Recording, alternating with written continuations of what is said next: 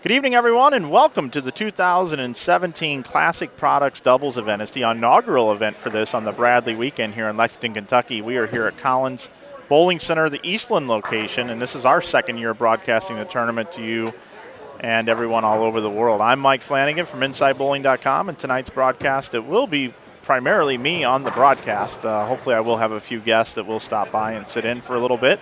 There's over 80 teams in the field. I have the list in front of me. But I think it's important, as they just got underway here, practice just ended, that we're going to take you out to the lanes. And I'm going to introduce you to our two featured pairs for the weekend for the very first time. Let's go out and take a look right now. You're looking at lanes 21 and 22 and lanes 27 and lanes 28. And tonight what you're watching is a doubles event. They are going to bowl 4 games tonight, and they will be moving one pair to the right after each and every game. And once that's completed, the top 8 teams are going to then go into a bracket that we will bring to you tonight. Yes, tonight we will bring you the bracket, and they will bowl 2 out of 3 Baker matches. And I'm hoping they use these lanes in front of me here. So we'll see how that goes. I'll bring you as much action as I possibly can here tonight. I can tell you who we do have in front of us here, as tonight's event is a special one, because Classic Products, who distributes bowling balls, bags, all the things to the pro shops, they wanted to be on board with the Bradley weekend, and they said, let's do a doubles tournament on Friday night. They put some money in the prize fund, and we got a real nice prize fund here tonight that they'll bring over to me here shortly. But this event is the first time, and we have over 80 teams here in the building in this 44-lane bowling center. They said they would take 88, which means there's 2 on each lane, 2 teams on each lane. And we're just underway. So let me tell you who we have on lanes 21 and 22. How about Billy Vincent and Ryan Butler on lane 21, along with Gene Almaria and Norman Worthy Jr. On lanes 22, we have Brett Shepard teaming up with Jimmy Cook, and that's Brett Shepard you see on the left side of your screen right there on the split screen on lane 22. That's Brett Shepard. And they're bowling with Mark Allen and Matt Allen. Down on lanes 27 and 28, we have Aaron McCarthy and Jody Westner, along with Aaron Lawrence and Graham Falk. And on lane 28, we have Randy Johnson with Bill Payanovsky and Denny Morrison, with a partner on my sheet that is to be announced. So I don't know who he's bowling with, but good luck to all of those folks that are bowling here tonight in the inaugural event here, the Classic Products Doubles. I want to welcome everybody into our chat this evening on YouTube. Come on in, the water's warm, everyone. Want to say hello to everyone in here, the Bowlers Show. Seawall says, Flanagan, get some help so you can bring us some more bowling. Folks are rooting for Jody and Aaron. Aaron McCarthy just recently came off of winning the Team USA team trials. She led. First time she's ever won that event, and boy, I saw her when she walked through the door, and she's still glowing from that event. So congratulations to her, well deserved, as Erin is a full-time nurse and bowls as much as she possibly can. You see her there on the right side of your screen. As a matter of fact, I'm going to bring you in full screen on lanes 27 and 28 after we see Jimmy Cook's delivery. And here we go, game 1 of 4, Aaron Lawrence. Very underrated, sneaky player in my opinion. I like Aaron's game a lot. Very, very simple. He's a young gentleman, but has a classic style, more of your stroker type style. I also do have scoreboards for you. I guess I could bring that up so you can keep it score at home as well. And here's Aaron McCarthy. She's little, but her bowling ball is not. That's a big ball she throws, and you see just how good she is. It'd be nice to see Aaron make it into the finals of the Bradley Open, take home a cool title here tonight with Jody Westner, her partner, coming into your screen now as well. There's Graham Falk, PBA champion Graham right there. And look, and Aaron Lawrence puts his fist right up into the air. That's pretty cool. Those guys, they come down. They probably carpooled, and they're kicking off the weekend right. This is a feel-good event tonight. Tomorrow's the big deal. Tomorrow's the Bradley Open, and the Bradley Open is always contested on a very, very demanding lane condition. I believe there was 1-300 last year. What I can tell you about the Bradley Open, though, is this particular weekend, the Bradley weekend, has been going on since 1979. One other really, really important thing happened in 1979, and I'll tell you what that is in just a moment. But before I do, Brandon Novak's won the last 2 years in a row. The last time someone's won back-to-back years was 1994 and 1995, and that was Tracy Lamberth from Hendersonville, Tennessee. One bowler has won this event 3 times, not consecutively, but 3 times. He won the tournament in 2013, he won the tournament in 2004, and he won the event back in 2000. And that gentleman's name is Tony Lambert. Tony Lambert's won this event 3 times, and he is going to be bowling this year. He could be a 4-time champion, first 4-time champion of this event. Of course, Brandon Novak could be the first person to win 3 years in a row. I alluded to why 1979 is such an important year. And that, folks, was the year I was born. Yours truly here in the booth. I was born in 1979, so it's very easy for me to determine how many years this tournament's been going on, as I will turn 38 this year, and this tournament turns 38 today. It's the Bradley Open weekend. So happy you're with us. Glad you're watching on YouTube. And don't forget, go subscribe to our YouTube channel so you get an instant notification when we do go live. And you can also go follow us on our social media outlets, as we'll be doing Twitter poll questions and things like that throughout the weekend.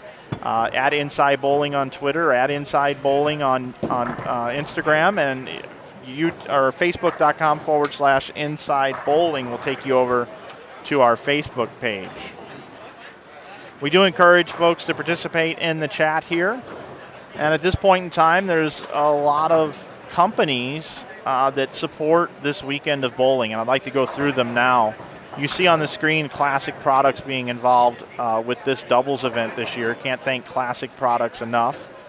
Want to thank Hammer Bowling. You see them down the bottom right-hand side of your screen. Dave Wadka and the folks at Ebonite International, the Hammer brand, now part of the Bradley Open for consecutive years, and couldn't be happier to be part of the event. If you head over to hammerbowling.com, you can take a look at the lineup of bowling products available that Hammer makes.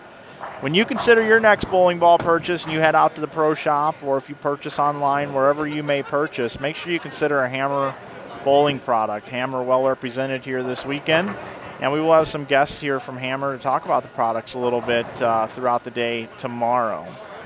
Also want to thank Logo Infusion for hopping on board this year with the Bradley. And everybody grab a pen. You can save 20% over at Logo Infusion, logoinfusion.com. 20% this weekend if you use the coupon code Bradley17, and that's Bradley with an L-E-Y, Bradley17, for your chance to save 20% over at logoinfusion.com. So thanks, Logo Infusion. Also want to thank Brooks Electric Company. They provide all the electric here, They ran all the electric for the Cosmic Bowling and things like that. Want to thank them. And they've also got bowlers in the field. I've seen them with their shirts on in the field. Also want to thank United American Supply, Buffalo Trace, Kentucky Straight Bourbon Whiskey, Fireball Whiskey, and, of course, New Center Consulting. If you're looking to upgrade your bowling center, New Center Consulting can help you out. The folks over there will be able to help you upgrade your bowling center at a very affordable rate.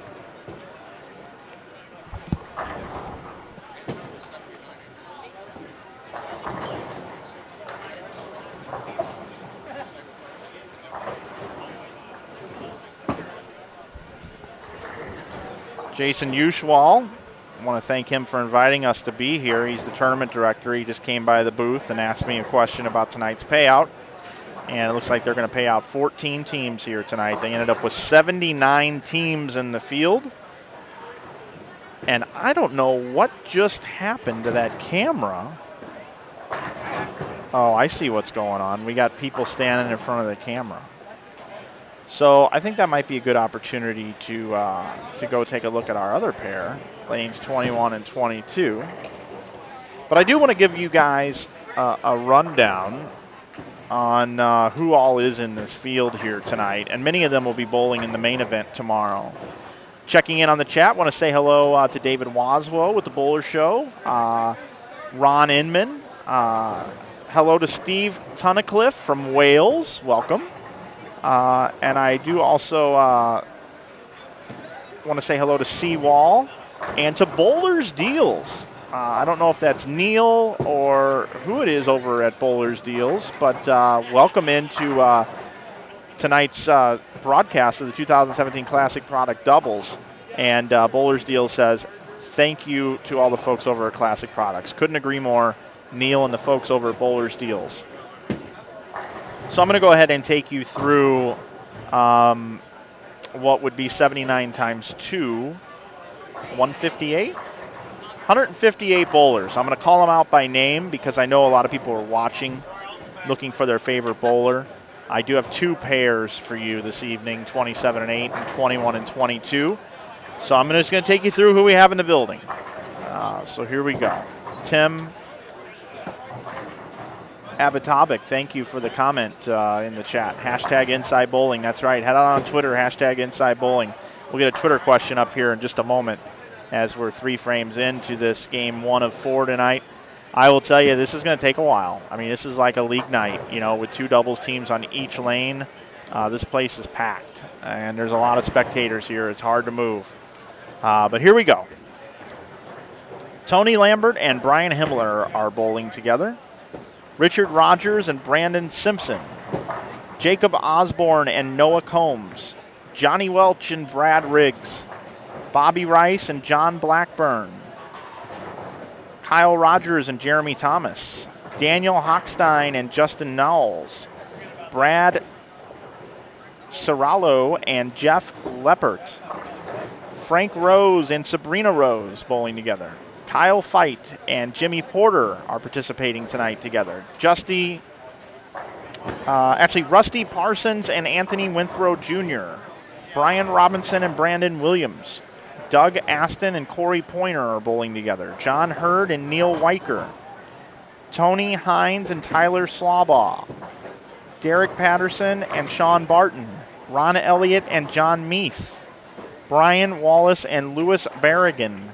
Alan Sparks, Melinda Craig. Wayne Lester and Josh Party.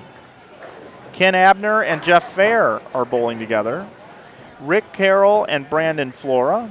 Jacob Yazell and Shane Dunsing. Vern Peterson. Boogie Nights. Vern Peterson and Brian Dennis bowling together. By the way, if Harvey Johnson is watching tonight, shout out to Harvey Johnson. I know that there's some folks from Team Harvey bowl in this event, Vern being one of them. Shout out to you, Harvey. Hope you're doing well tonight, my friend. Also bowling together, Bob Hale and Paul Ray, Chris Hester and Matt Sanders, Mike Mitchell and Dan Lush. My other sheet here, Donnie Philbeck and Rob Collins, Chris Vi and Matt O'Grady bowling together, Matt making the 14-hour drive down. Kyle Sherman and Brad Miller bowling together, Eric Daniels and Chris Smith, Aaron Rose and Daniel Binge, Randy Johnson and Bill Pianovsky, Denny Morrison and his partner to be determined, who we're watching right in front of us. As a matter of fact, I'll bring their pair back in as we do go to the split screen now.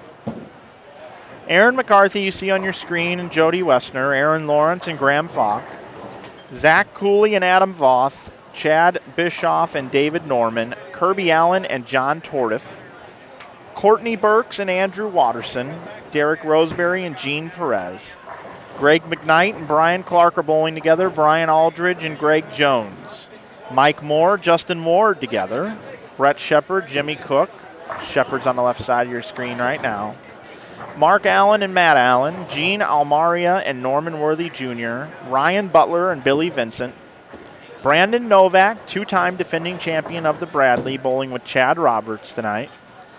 Kyle Troop and Jason Connor bowling together. Gary Spurgeon and Landon Yazell bowling together. John Sweezy and Mike Sims.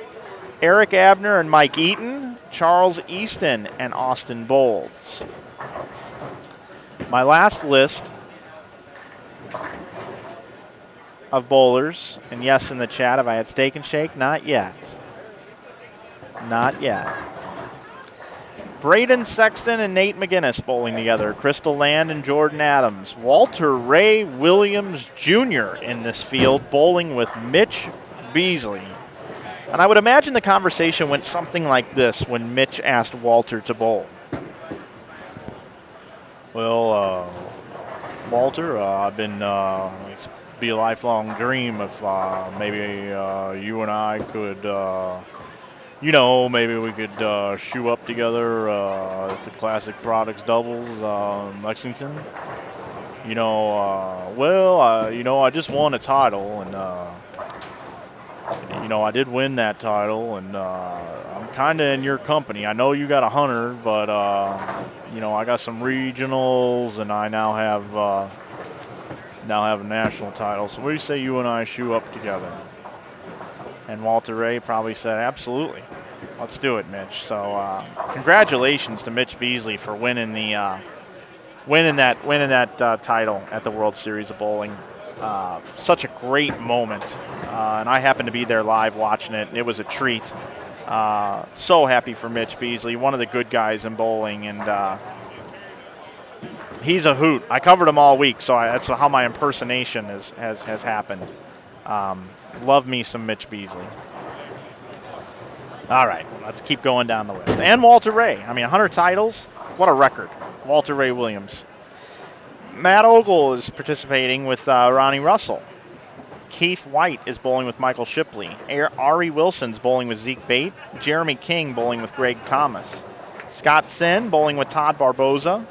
Kelly Countryman with Mike West. Dave Watka's bowling with J.R. Raymond. Norman Rusk is bowling with Tyler Bannett. Rick Hale and Ricky Fuller. Tom Kelly and Cody Morris. Dave McCann and Marvin Kelly. Rowdy Dunn and Charles Dunn. Brian Wallachek is bowling with Tom Smallwood. World champion Tom Smallwood.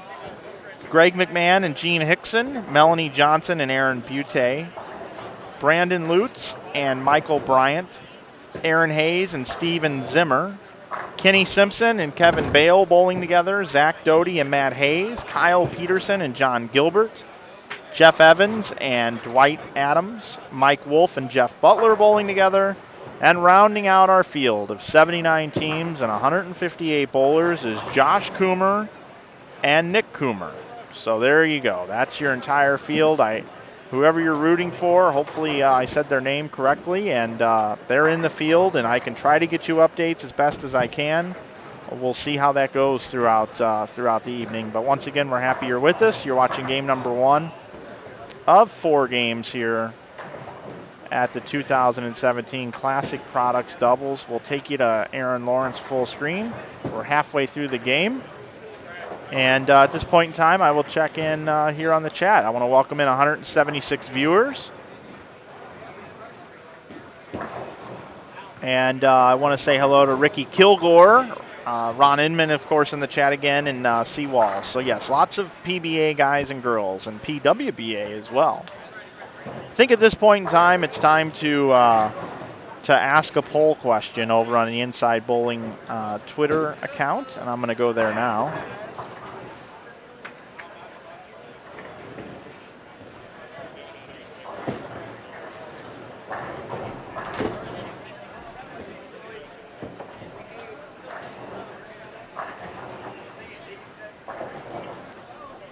Our first Twitter question, our poll question.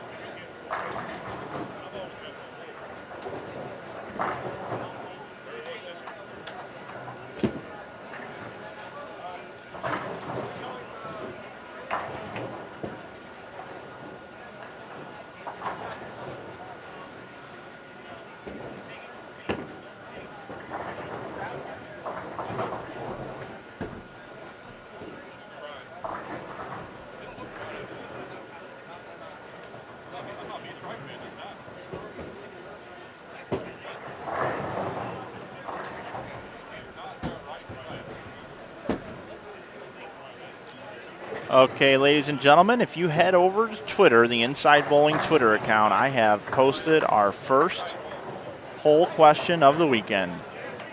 The Classic Doubles poll question number 1 is, which surface do you prefer on your bowling ball?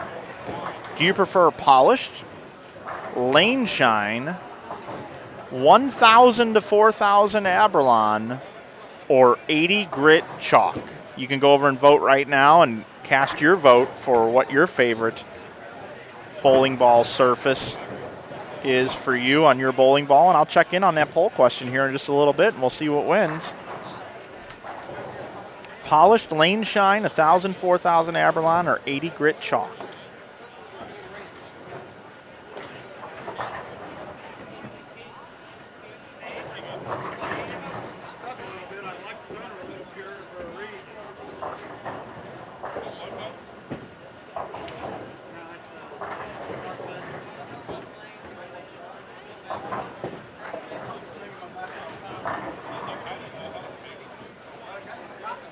Yeah, I'm from St. Louis, and here in the chat they're talking about the ice storm, and there is a really big ice storm right now in the St. Louis area. So I hope everybody out there, wherever you may be, I know Portland got dumped on with some ice storms last week, and just overall throughout the entire country, there's been some weird weather. Kimberly and I got about 3.5 feet of snow in Utah. Totally manageable, though. I'm not complaining, but there's been some pretty dangerous situations happening all throughout the land. And wherever you are tonight, if you have to go out and whatever it may be safe. And hopefully this weekend, watching some bowling, we'll be able to entertain you a little bit. If you have any questions for me, I'll try to keep up as best as I can. I'll be more than happy to discuss certain topics or things you may want to discuss, and try to get you some guests. I know tomorrow I'll have a lot of guests. I know Ronnie Russell's going to sit down for a little while. I know Dave Watka's going to spend a lot of time in the booth. I know Mike Wolf will sit down as well. I would like to have Walter Ray in the booth if he'd be willing. I've never had him on the air at one of our events, so I'd love to have Walter Ray in our booth and spend some time with Walter and talk about. I've never interviewed him, so that would be like on my wish list. That would be a real treat for me. And of course, a lot of the other friends out here and great bowlers at all different levels. You know, Brad Miller, Kyle Sherman type guys that have been on the air before, Jimmy Cook, and some new folks too that maybe I've never had in the booth before. Or I don't know that well. So if you have any ideas on who you'd like to have in the booth, maybe we can have some new folks in as well. So I clearly am not going to be able to just talk by myself the entire weekend. So I'm looking forward to having some guests come in. So it'd be fun to have Aaron and Jody in at the same time as well. Dennis Hacker is in Honolulu, and he's in the chat, checks in right now. Glad you made it safe to Honolulu, Mr. Hacker. And if you could do me a favor and just walk out on the beach and grab a Magic Hat number 9. I know you like Magic Hat number 9. And toast it up into the sky and chug the entire beer. Say that was for Flanagan. Dude on 29 is launching rockets, it says here in the chat. Let's go ahead and take a look at our poll question and see how that's coming in. I'm going to head over to Twitter right now and see what the votes look like. Looks as though right now 1,000 to 4,000 Aberlon leads at 50%, Polish is at 30%, Lane Shine at 0%, and 80 Grit Chalk has 20% of the votes. I didn't know that was such a popular option.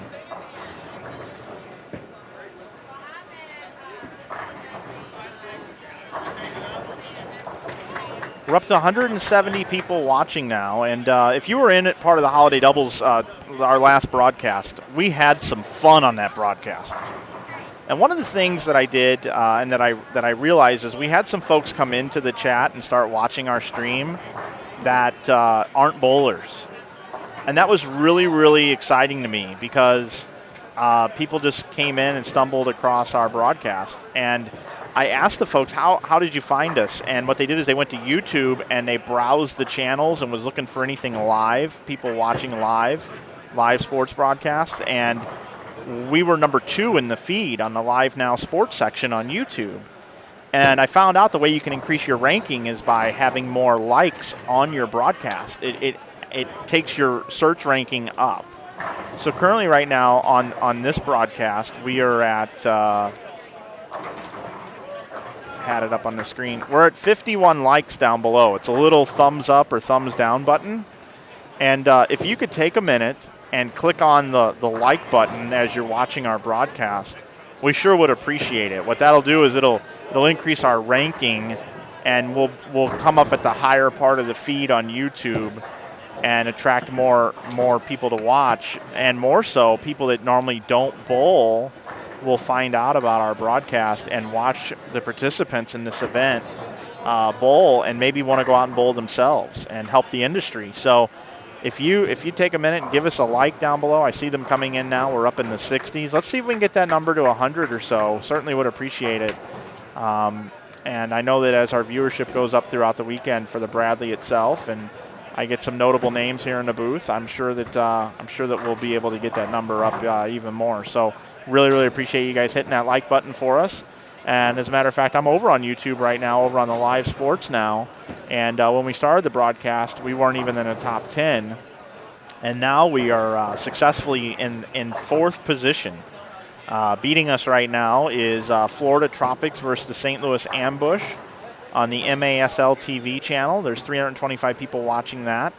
Right now, RPI Men's Hockey versus Harvard University has 273 people watching. Costa Rica versus El Salvador in the Copa Centro Americana, something or other, is live right now with 2,272 viewers. And we are currently 4th right now. We have 154 watching up to when I refreshed. So let's improve that ranking, and that's something we can do to support bowling together and support our channel and what we do. So thank you very much for doing that. We have Missy May says, get Novak in to explain his jacked up arm swing. Yeah, he does have a jacked up arm swing, but you want to know something? He does it the same way every time. And that's the key to bowling, to be consistent in however you do deliver the ball. Very, very important. I'm going to go check in on our other pair here, take you back down the lanes 21 and 22, just to the left of our booth, and check in on some scores there. It's going to be difficult for me to keep up with 150 plus players here at this event for any sort of 300 games or any sort of big time things that are happening out there, but I will certainly report what I can and do what I can for each of you out there that are watching.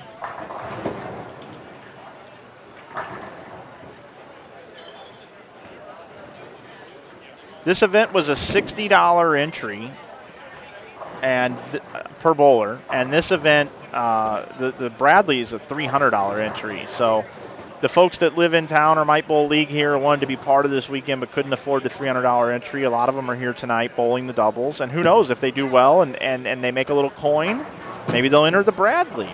Maybe they will. So tonight's pattern is a modified house condition, pretty high scoring. They haven't given me the pattern, but it's pretty high. Yeah, it's pretty high scoring. The ratio is high. I would guess 6 or 7 to 1, be my guess. I know some folks in the chat were talking about a sweet backup ball, and this young lady here does have a sweet backup ball. I would totally agree with that. As a matter of fact, let me see if I can see who that is. Lanes 21 and 22, according to my sheet I have here. Looks like that is Jean Almaria, I believe. That's who that is. So pretty wicked backup ball there. Looks pretty good, though. Look at that. And when the soccer ball goes down the lane, we say, "Go!"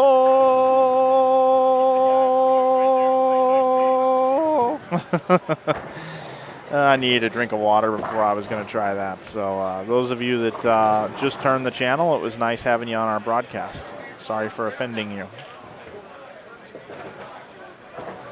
Yeah, Braden, I will be doing a game-by-game update as soon as they get me the scores after each game. I will do that as best as I can.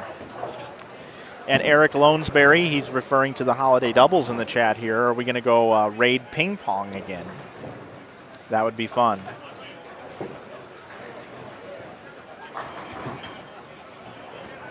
Yes, Drew, this is the first game, and how you can figure that out is by looking over on the right side of your screen down below, game 1 of 4. Cool, Bluegrass. Thanks for letting me know that is Gene Almaria.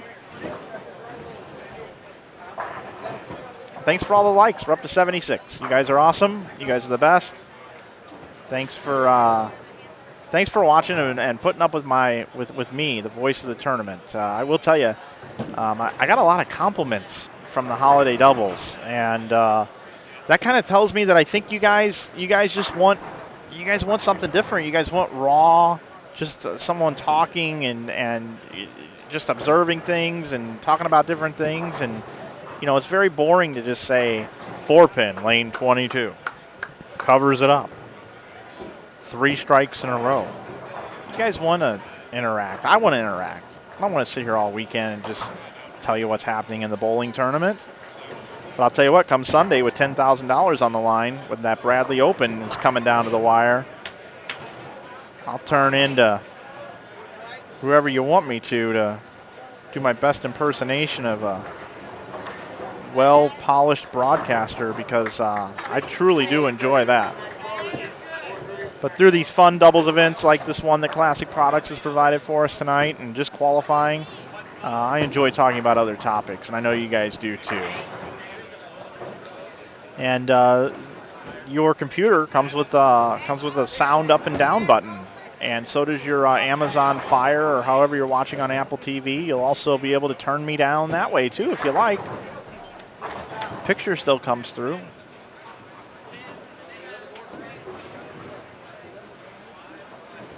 Yes, Ron Inman. Hashtag potential new bowlers coming into the broadcast. I could really confuse everybody that's a new bowler and be like, this weekend, I hope we don't see a lot of Greek churches or big fours. And the most tricky spare of the weekend could be the old bucket.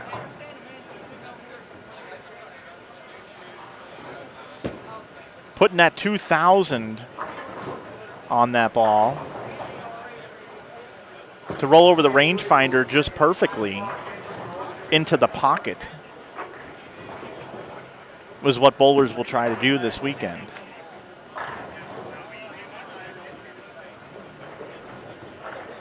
Those of you that are into bowling, you take our slang for granted.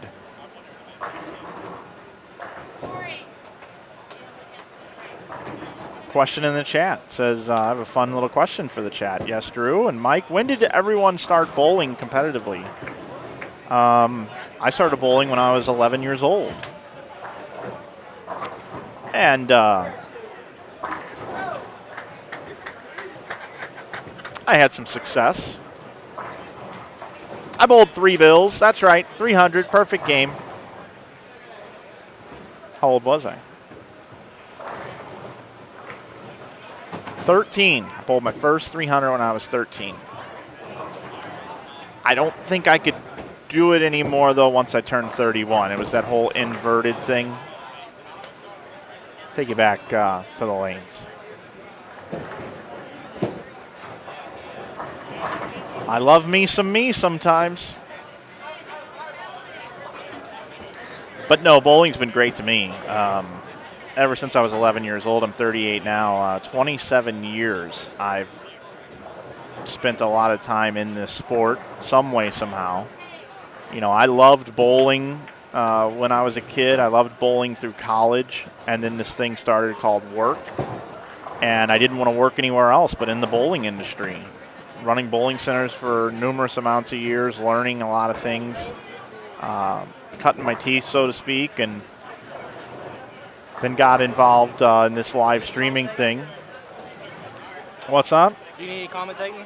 I do need commentating. Okay, I'm going to go bowl and then I'll be back. All right, Derek Roseberry's going to come sit in the booth between shots here in a minute. But this Inside Bowling and the live streaming, and I had an opportunity to do some work with the PBA, and everybody's been so kind to me, and got involved with some ball manufacturing stuff.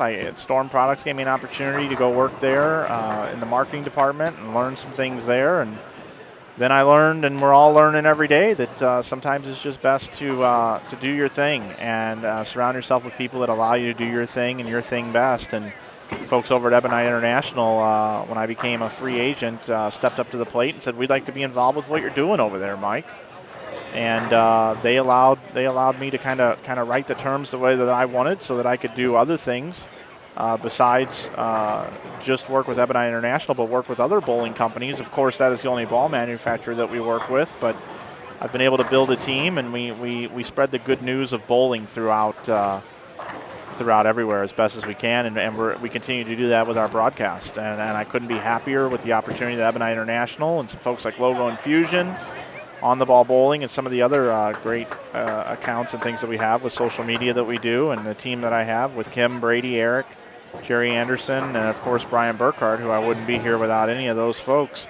Started bowling at 11 and met great people throughout the years. All my friends are bowlers, and that's pretty much that. So good question in the chat. Very, very good question. Got some folks in here saying I started bowling at 38. It's never too late to start. Started at 17 years old. First bowling ball was an Ebonite Maxim. That's what most people do, is they start with a polyester ball. And Erin McCarthy just threw a messenger. She doesn't throw messengers a lot, but there was just one. You just saw it. Real treat right here on your screen on Inside Bowling. 248 for Erin, looks like. Jody can bowl 224, her partner.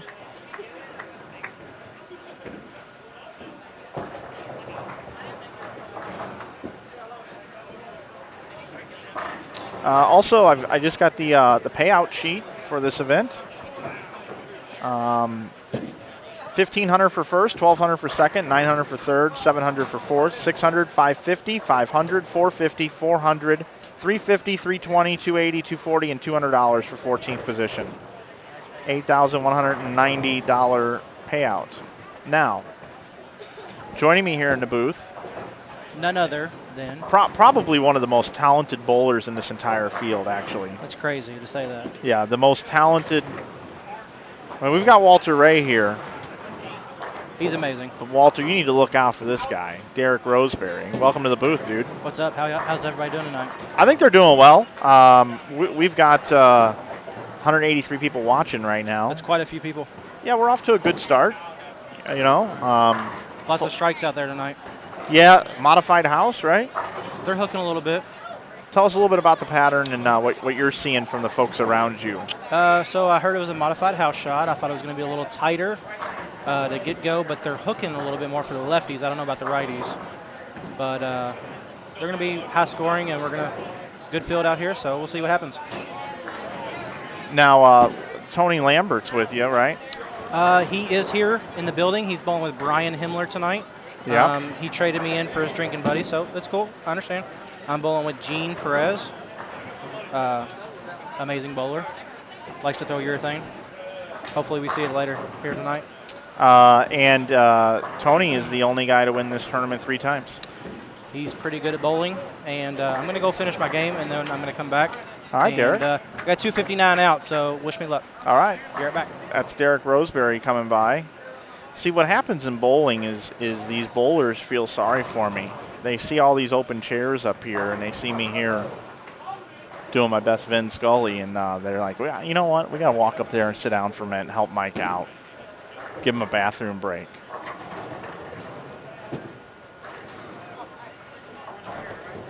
We got 81 likes down below on YouTube. We're up to 187 people watching now. Thank you very much. If you don't mind giving us a like down below, we would appreciate that. Also, I haven't asked for this yet, but could you please subscribe to our YouTube channel? If you're not subscribed, you really should. It doesn't take much time. You click a button. I hauled a whole bunch of stuff in here, set up all these cameras, and all you have to do is click a button.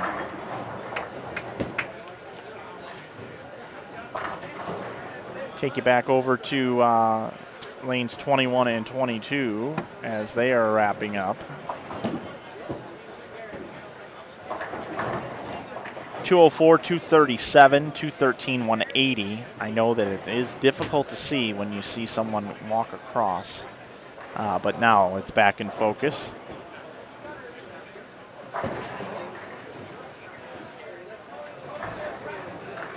Tom Hess says, who started the trend of getting in the booth when you're actually bowling? Well, Tom, it's been going on for a long time, but my favorite person that does that of all time is you, Tom. Tom Hess, you are my favorite to have in the booth. Not only are you my favorite, but you're the best. Tom, I love you with all my heart. And Tom, I'm glad you're watching tonight. Yes, Jimmy Cook. You know, Brett Shepard bowls 267, and I know that this gentleman here, this place is packed, by the way. Like, you see how the camera keeps getting caught up down here on the scoreboard? It's because you cannot really move in this place, and I'll grab my wireless in a minute and show you all what I'm talking about. 267 for Mr. Shepard. Jimmy Cook, I don't know what he has left because it only shows a few frames up there, but we'll see how many in a row he has. Look at that. He just pures it. Splits the 8-9. Well, hello again, everybody. Holy cow, it's Jimmy Cook, right? That's the closest I can get to Harry Carey. That was such a great commercial. And I say the Cubs because Tom Hess is a huge Cubs fan. And congratulations to your Cubbies, Mr. Hess, this year.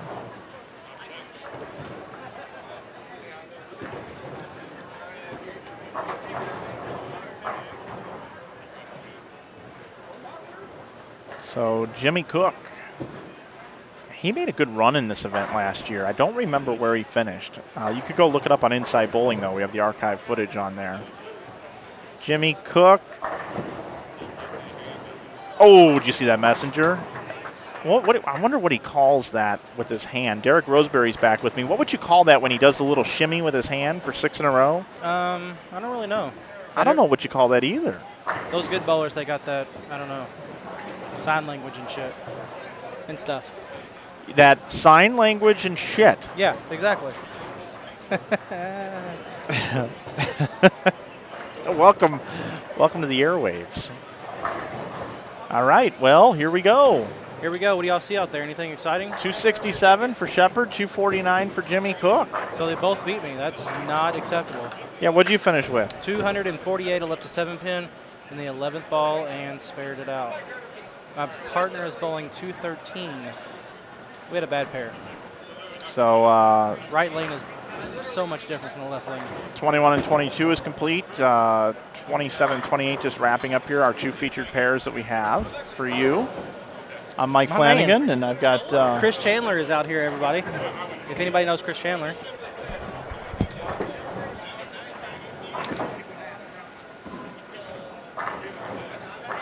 So I'll bring it back into the booth now as we get ready to go into game number 2. I'm Mike. This is Derek texting on his phone right now.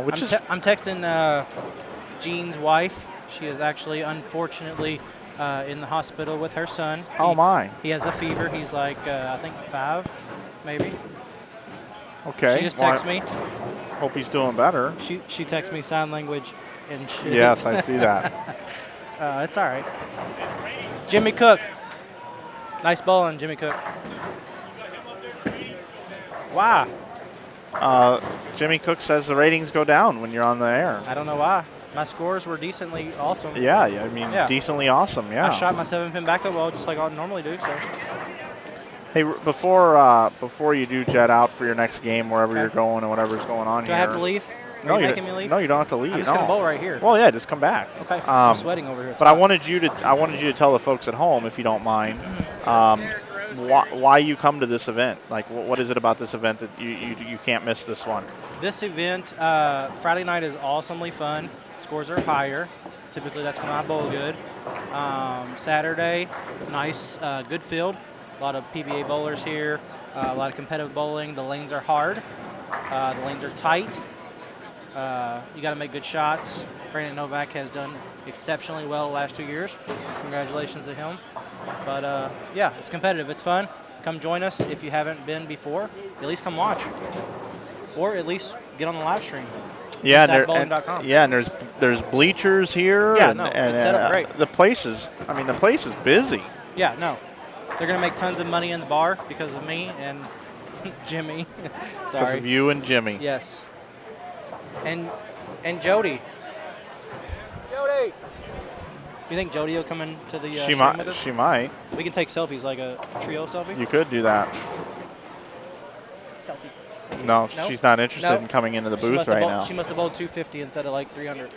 Selfie? Oh yeah, she's. She don't have her phone there. Here we go. Let's We're trying zoom to do a this selfie, out. 3 of us, me and you and Mike. Yeah, What do you think? let's do it. Let's do do it. it. Let's see if we can get some more.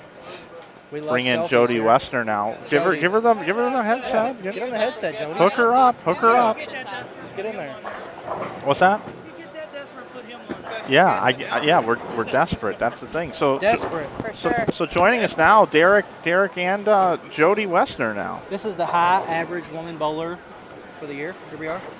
Chili. How'd we All do? right. That was pretty I think good, we right? did okay. Yeah. Jody, you and Aaron bowling another event together. We are. We're trying to do it again. We've done it a couple of times this year. Well, now we're into a new year, so. How did the we're first game go? She shot 248 and I shot 214, so I got to get better You all beat us by 1 total. because we're better than you. No, that's given. Does anybody know what Chris Fi's bowling? We're gambling. He was next to us. Is he on the bottom right or bottom left? Or Probably where all the strikes are. no, don't say that. Jody, you've got a workout. You've been working out a lot, and I've been seeing a lot of posts on Facebook about that. What's going on there? Why the commitment and like taking this into another gear? Well, I mean, you just keep getting older, so you gotta do what you stay gotta do. strong and keep up with the kids. So that's my way of doing it. It also helps me mentally. Makes me feel better. Congratulations on all that success. Thank you very much. Something to be proud of. I can tell you that Kimberly back home is working out like every day, and I'm trying to figure out how I'm going to get involved in doing this. I just can't bring myself to do it yet, so I have a lot of admiration for anyone that works out all the time. So that's awesome. Now Aaron is over here distracting bothering Aaron Jody. McCarthy just won Team USA. Yeah, I wonder if Aaron Wow. McCarthy realizes that she's screwing up the entire broadcast. Hey, Aaron, maybe Aaron would stand behind us and they'd still be able to see her on the screen because she's so short. We get lots of more viewers, I think. She just left. So, Jody, you bowling a full PWBA schedule this upcoming year? I am. You I are? am. Yes, I am. Number 1 supporter right here. Number 1 support. You're my number 1 fan. So are you gearing up for that then with these other types of events? You bowled the Holiday Doubles, you're bowling this. What other events are coming up that you'll be bowling? Ohio Queens is coming up in a couple of weeks, and there's a couple of local tournaments that are not on house shots, so that'll help prep me a little bit. And I'm also bowling the Boom Doubles with George Gohagen III. Okay. Oh, you traded me in? Well, you didn't ask, so. But yeah, so I'm getting ready to do that. Owens Corning has been fantastic, letting me bowl all the events. So I'm really looking forward to getting out there and getting back on the lanes and competing against the women again. That's awesome. Harvey Johnson's in the chat as well. Can we lose? Harvey's hanging out in the chat tonight. Harvey, feeling better, Harvey, I hope. what's up? Yeah. My man. He's in the chat, and he told us that 205. George is bowling in New Orleans this weekend. So He doesn't like us very much. I don't know. Maybe he doesn't want to bowl against all the good bowlers, so Too he's much, down in New too Orleans. much oil, maybe, George. There's some good bowlers down there, I would say. Yeah, love that you, GG, probably is. All right. Well, thanks, Jody, for spending a couple minutes Thanks with Glad for you us. could see having us. me. You can come back at any time. Selfies. Selfies. Yeah. Yeah. We like selfies. You can come back I'm anytime gonna you go bowl a like. strike and then I'll be back. Is that okay? Yep. All right. Like All right, us. guys. Thanks. Thanks. Yeah. All right, so we just had some guests here in the booth. We need to kick it over to game number 2. I think I have bowling underway, 27 and 28. Not much going on there, but we do have action over on 21 and 22 as we come into game number 2. Also, yes, folks in the chat, I'm going to type this in right now. To save 20%, Logo Infusion, great sponsor. Logo Infusion coupon code Bradley 17 saves you 20%. Type it in the chat. Get John Hammond to get in the booth. He was right behind me, Mike. John? Are you John? No, who's John? Who's John Hammond? Who's John Hammond? You know who John Hammond is? No? I don't know. They're asking for him in the booth. Said he was standing behind me. You were standing behind me. You're not John Hammond. All right, I'll find out who John Hammond is. I'll get him in the booth. David Billingsley. Okay. All right. Just trying to get a little caught up here. Nick Pate. Jody might be the oldest person who ever sat in the booth with a smiley face or a winky face. I think it is. Nick Pate, congratulations on making Team USA, Mr. Team USA Captain America guy. Congratulations. You deserve it. Glad to see you got selected. That was pretty cool.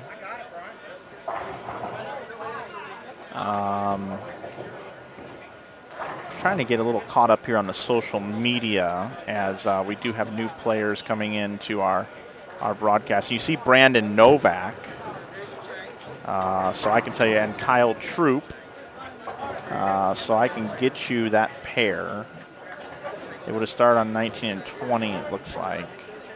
Brandon Novak, Chad Roberts, Kyle Troop, Jason Connor, Gary Spurgeon, Landon Yazell, John Sweezy, and Mike Sims. Front and center for you. There's Novak. Made a TV show at the World Series of Bowling, and he's won the Bradley Open the last 2 years if you're just joining us. I'm Mike Flanagan from InsideBowling.com. I want to thank Classic Products for tonight's sponsorship of this event, and also all the great sponsors here for this weekend of bowling here at the Bradley Open weekend. Ace Mitchell also involved with sponsoring tomorrow's event. Thanks to all the distributors out there that are part of selling bowling products to the pro shops and putting them in the hands of the great consumers out there. Logo Infusion, you save 20% this weekend with coupon code Bradley17.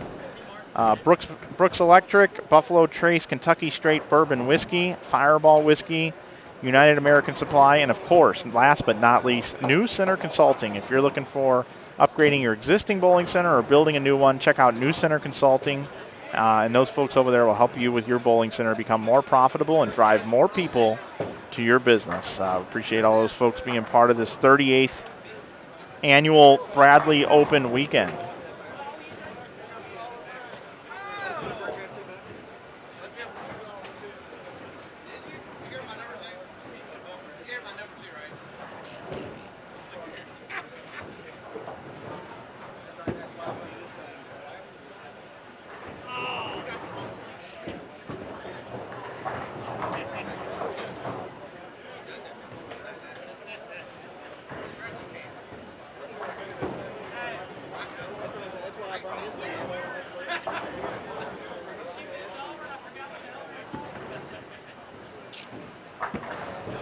Heading over on Twitter, we do have a poll question tonight. I want to check in on our poll question. We have 40 votes. The poll question is, which surface do you prefer on your bowling ball? Polished, lane shine, 1,000 to 4,000 Aberlon, or 80 grit chalk? Currently right now with 50% of the votes, 1,000 to 4,000 Aberlon leads. Polished is second at 25%, lane shine third at 18%, and 80 grit chalk is in fourth with 7%. You can vote over at Inside Bowling on Twitter. Also give us a follow. Would appreciate a follow. Chad Sidor at Inside Bowling, 500 maroon 3M with a very light polish on top. Hazy final finish, preferably on a strong, solid cover stock.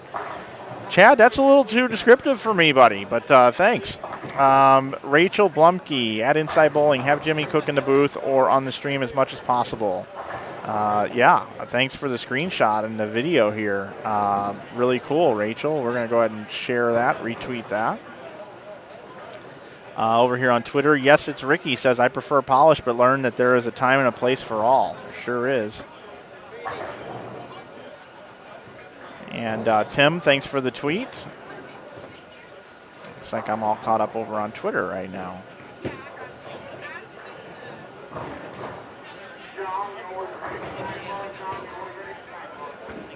We're up to 188 viewers. We certainly do appreciate it, everybody.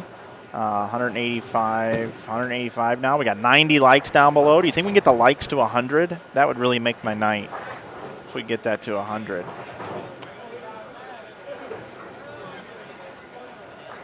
Kyle Troop, what happened to the afro? I think it still goes out. I think he's got it. What has he got tonight? Yeah, he's just got it. He's got it contained. We'll have to ask him. Yeah, hey, Sean, it looks like I'm going to be involved with your group for nationals. I don't know if you heard that or not, but it looks like I'm going to be spending a little bit of time with you. I also do have another pair for you. Yeah.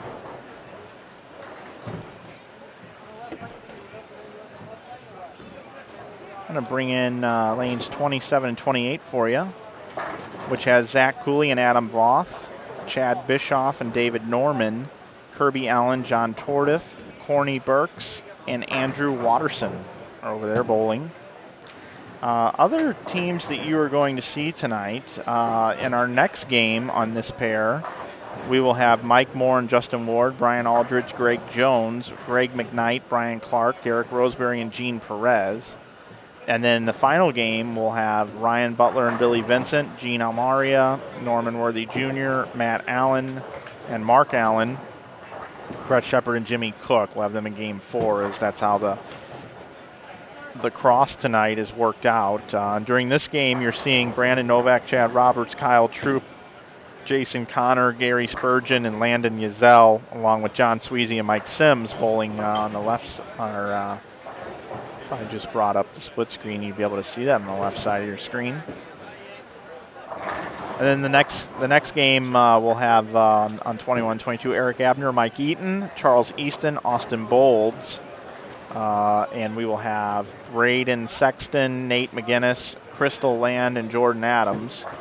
And then in game number 4, we're going to have Walter Ray and Mitch Beasley, Matt Ogle and Ronnie Russell, Keith White and Michael Shipley, and Ari Wilson and Zeke Bates. So that's going to be pretty exciting, game number 4. Be a great opportunity to have Walter Ray on our webcast. So we're looking forward to that. Ronnie Russell as well, and the rest of the fine folks that are out here competing. And this is, as I've been saying, the 2017 Classic Products Doubles. Tom Hess says, what days do you bowl nationals, Mike? I haven't bowled in 2 years, and that's shame on me. I've just been really busy. But currently right now, it looks like I have an opportunity to go with Ben Tubbin and some folks from Plaza Lanes. And I think it's like Monday, Tuesday we're going to bowl. And I'm going to grab my phone and look at my calendar. Looks like that is March. I want to say it's either 6th and 7th or 13th and 14th. I don't remember. I don't have my calendar at home with me. But it's right around that time. It's one of those two.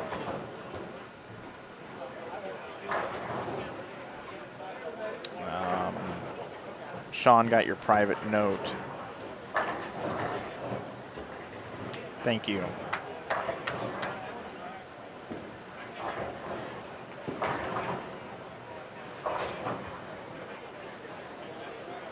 Looking forward to it. Looking forward to it.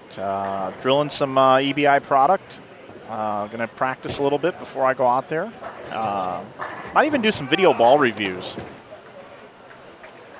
If people don't mind watching me bowl. A fun fact. It's really funny. I'm very lucky. I get very lucky.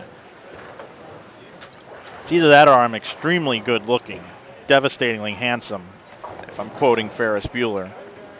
But there was a ball video that I worked on with the first ball manufacturer that I worked with. And that particular ball video, I was featured in it at bowling with the ball.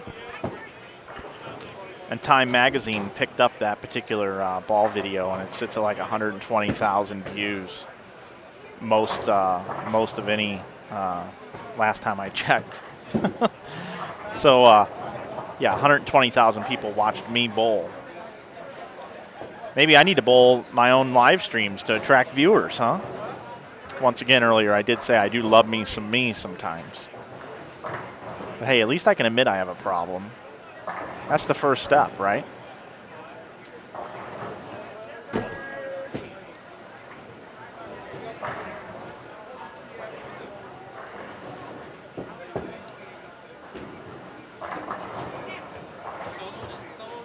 Yeah, Brett Shepard, I am solo this week.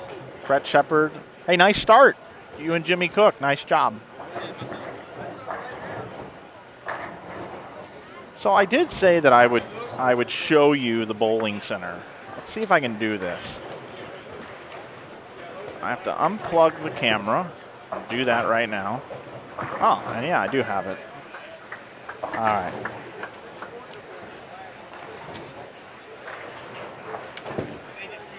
Bear with me, folks. Bear with me. I am going to get this over here. I think I'll just start in the booth with my tripod. Let's see what I can't do here. Here it is. Okay. So here we are. This is my wireless camera in my hand. And as you can see, I have my picture-in-picture or my split screen queued up. And I hit that button right there, and then it'll come over to here, and that's what you'll see on YouTube. But right now you're watching this camera. And I just want to show you what we have going on here right now. All right. Lots of people having some beers, having a good time out here. And you can see, I mean, we've got bleachers. Look at all the people out there. I'm going to try to zoom in a little bit. But it's kind of tough to move in here. Lots of folks. There's Brett Shepard making a cameo. And there's Mitch Beasley. You see him down there. There's Gary Spurgeon with that cool jersey he's got on. Don't forget, logo Infusion. You can save 20% this weekend with coupon code Bradley17. There's Derek Roseberry. He was in the booth with us. Yeah, he leaves a 7th, and he's going to blame that one on me. Definitely going to blame it on me. And then as we scroll over here, I'll zoom out. But, you know, a lot of folks here. I mean, there's a lot of people here in the bowling center. A lot of people. And here is our backdrop. And now you're all probably extremely dizzy. But just wanted to show you. There's Walter Ray, actually. There's Walter Ray out there competing in his pink jersey this evening. Mitch Beasley. Try to get him in the booth sometime this weekend. So there's J.R. Raymond. So a lot of bowlers here.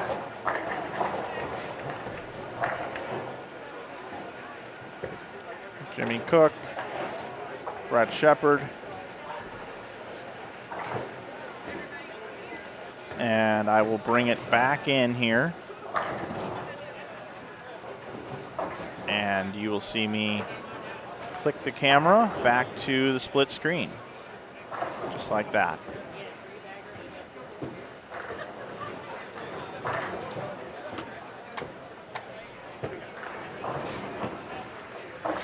So there you go.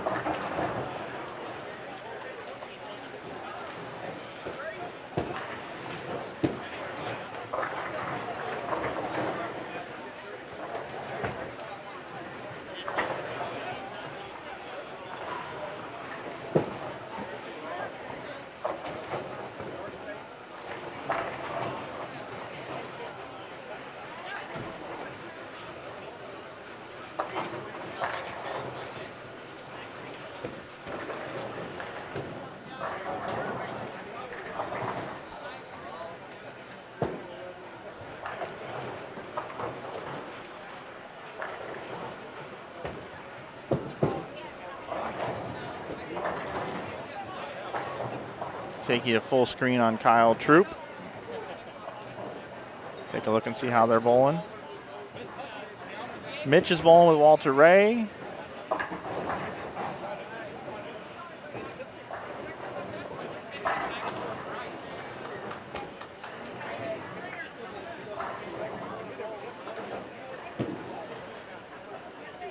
How's the stream coming in, everybody? I didn't do a speed test here. I mean, I did a speed test, but I didn't do a test stream earlier today. Does it look clear for everybody? All 187 of you that are watching right now? Everything looking okay out there?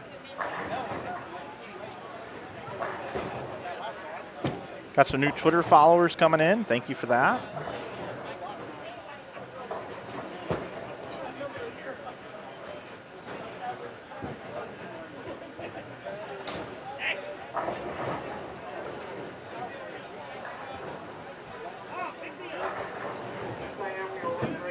I'm going over to YouTube now. I'm looking to see the sports feed. I want to see where we're at in the live streams rankings.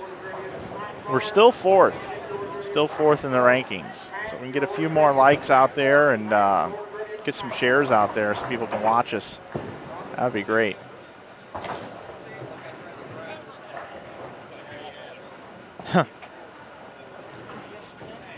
I have a question here in the chat.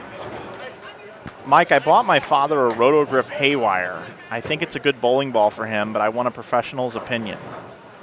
So there's a lot of things wrong with this question. First of all, you think I'm a professional and you want my opinion. No, I'm just kidding. I will tell you this. All of the manufacturers out there making bowling products right now are doing a better job today than they did yesterday. And I will never, on our airwaves, talk negatively about anything in bowling because I just don't believe in it. There's a lot of hard people working for Brunswick, for Storm, for Ebonite International and their brands, Motive. Everybody's working hard to make the very best bowling equipment they possibly can. And the stuff that is available today is way better than it was before. What I can tell you is my personal preference, my opinion, is being involved with Ebonite International and getting to see the products come out and having 4 brands. You can tweak an arsenal with Ebonite International's products better than any other company, in my opinion. It's my opinion. And once again, you can have success with all companies' bowling balls, no doubt about it.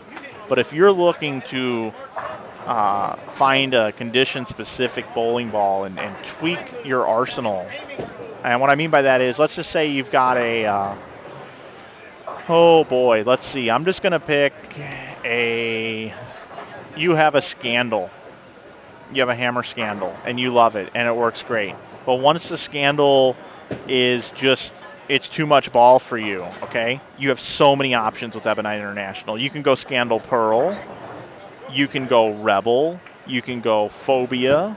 And that's just in the hammer line. But then you can jump ship and go over to, like, Track. And you could get, like, a Paradox, which is going to be still strong but a little bit weaker, but a great complement to that Scandal.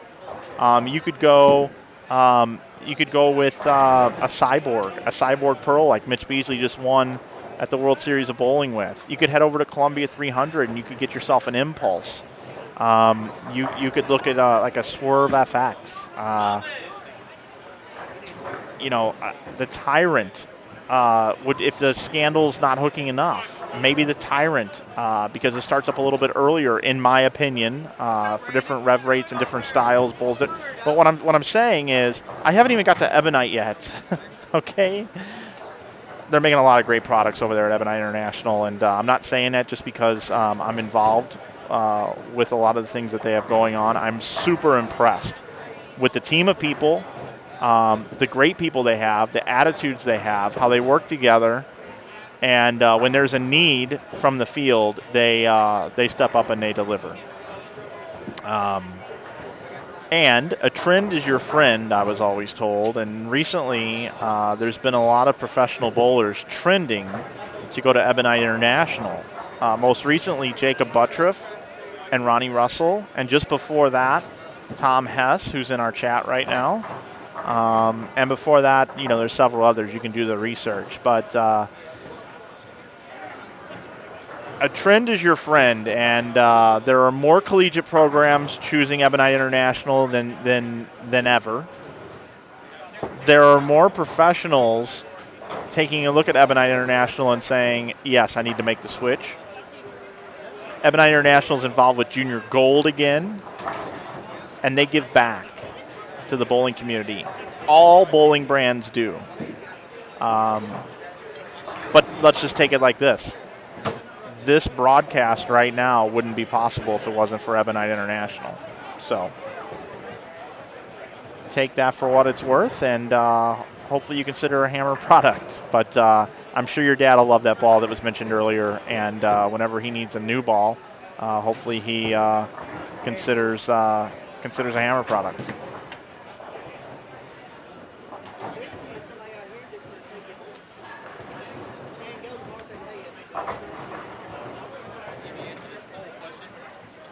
What's that? The poll question? Yeah. Our stream is down right now, and I don't know why. I wonder if this is working. I don't know why our stream went down.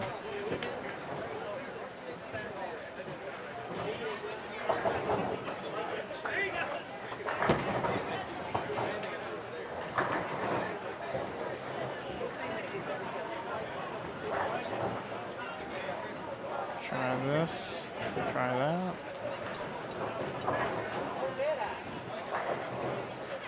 Okay, let's see.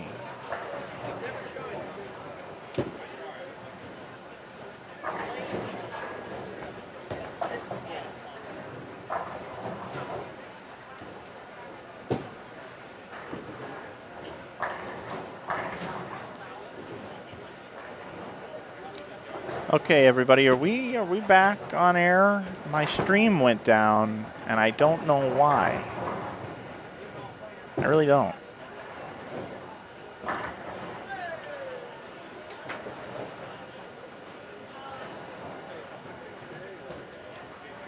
Can everybody tell me that we're back? I would appreciate that. If you would, please. Looks like we are. Everything that I see, we are back. So that's good. Maybe you didn't experience any difficulty, but my screen said that we were not streaming. So hopefully, folks, we are back. We are down to 135 people watching, so our stream definitely went down. Yeah, something happened. I don't know. Something here in this building. Maybe, I don't know what it is. I'll keep an eye on it, though. I was,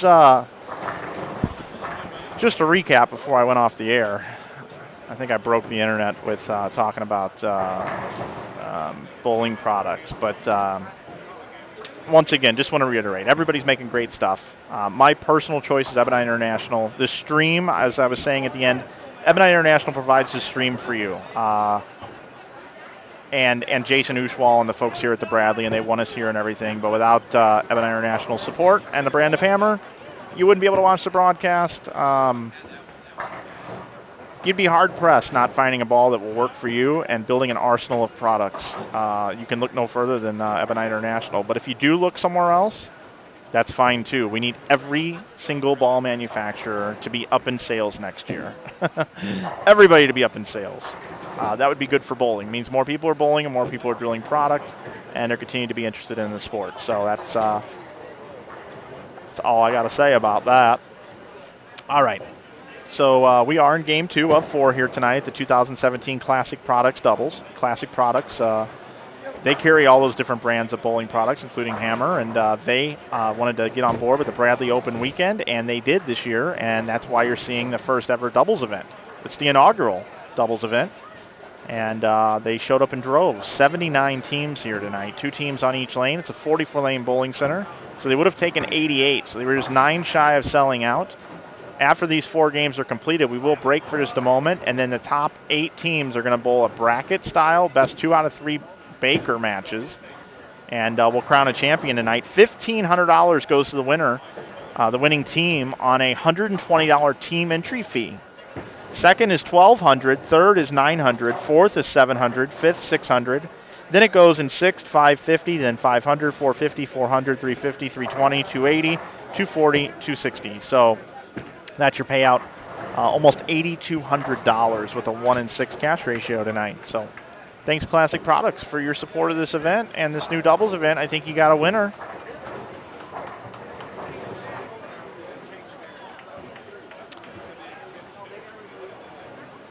Back up to 185 watching. Thanks for that. If you guys want to see what what happens when your stream goes down to your analytics, if any of you invest in the stock market, I'm going to show you right now what happens. This is bad. This is this is bad. This is really bad when this happens. Let's see. I'll show this to you just for fun. That's what happens over there on the right when your stream goes down.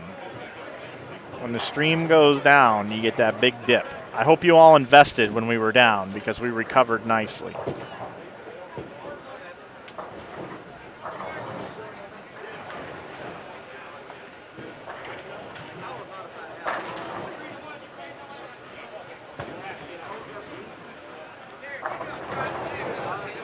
Tell me in the chat, do you guys like the behind the scenes stuff, or do you like when I just stick to bowling? Let me know. Let me know what you think.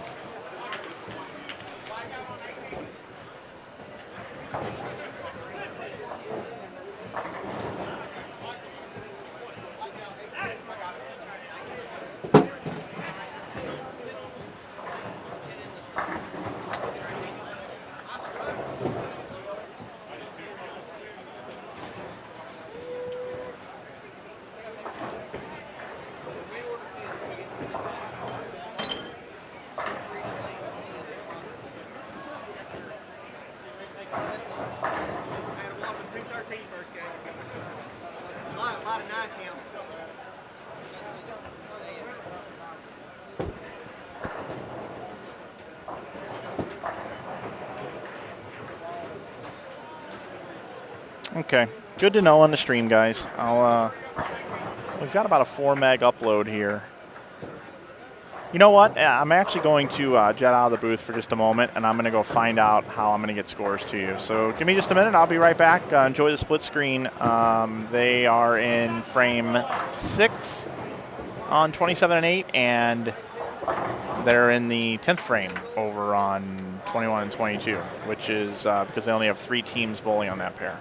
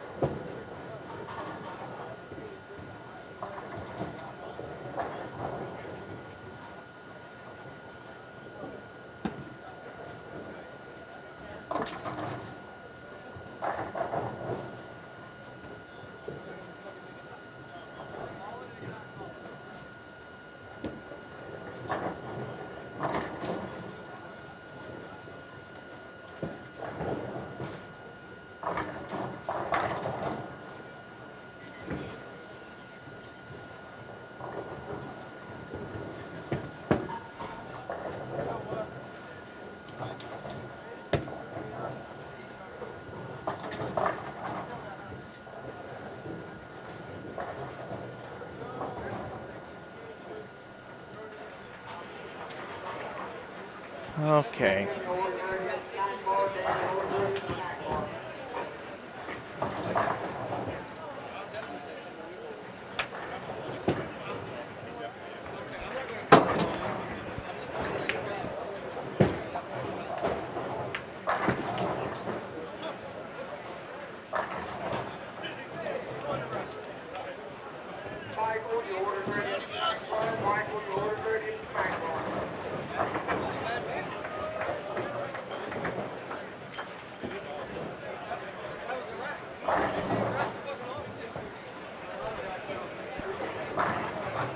Okay. Hopefully things are okay, folks. I just talked to the tournament office about standings, and I'm working on on getting standings to everyone so that you'll know what's going on with that.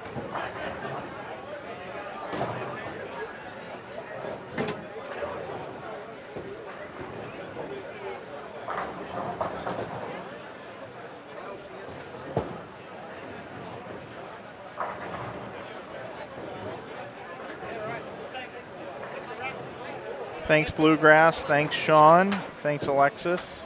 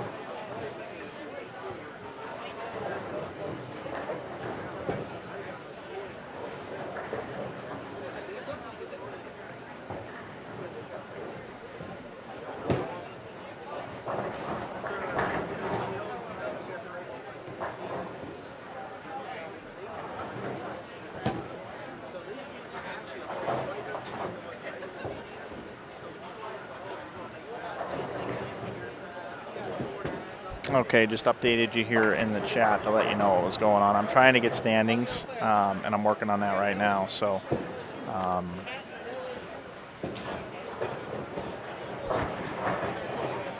Harvey, you don't have any sound at all? You don't hear any sound?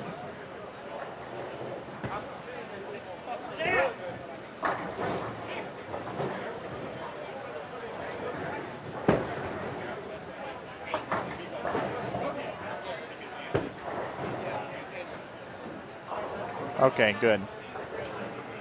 Yeah, we just changed our stream quality to a lower amount. So that's what happened. So let me move you over to the pair that we have bowling here, 27 and 28.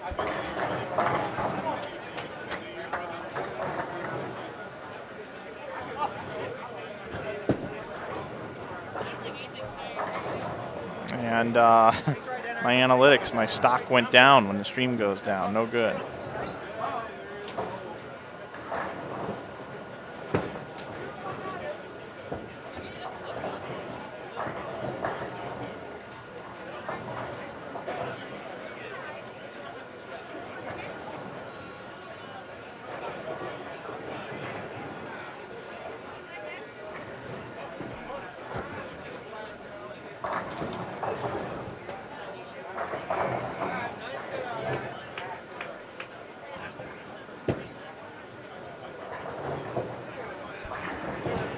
Hi, Eddie, and yes, our sentiments the same. Also to Harvey, man.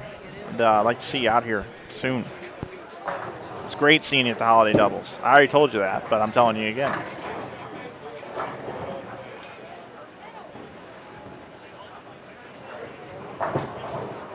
The Birdman could fly high in Lexington. Get out of St. Louis, Eddie. It's frozen over. Come join us. Brett and Jimmy are right in front of me on lanes 23 and 24. They have not completed their game yet. They're in the 9th frame. And I don't know this, I'm not sure which lane they're on, but I think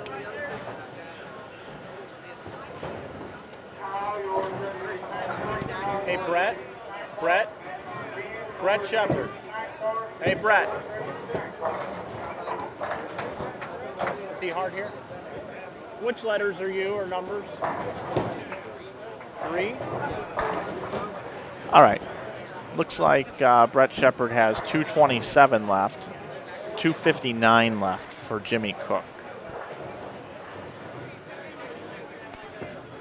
It's an update on those two.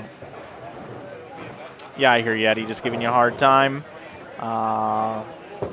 Looks like Aaron left a solid 9 on lane 29. Cold and raining. Alexis Grimm, let me go over to InsideBowling.com and the event information tab and see it. Yep, they uploaded. Hey, if you're looking for standings, everybody, we've got them for you now. 2 minutes ago, what you do is you go over to InsideBowling.com, and up at the top of the screen there's a link, live streaming in progress. And you can also get to that link if you go to InsideBowling.tv. And then you go down below on the screen, and there's an event information tab. It's a blue button if it's your first time joining us. And you go down there, and you can see the scores. So I'll go through them right now after game number 1. Wayne Lester and Josh Party lead at they bowled 533 is what they bowled for 2 bowlers, which is 133 over. 300 and 233 for them. I'm assuming Wayne Lester had to 300. Brett Shepard and Jimmy Cook are in second at 516. Rick Carroll and Brandon Flora are in third at 503. I keep wanting to say plus.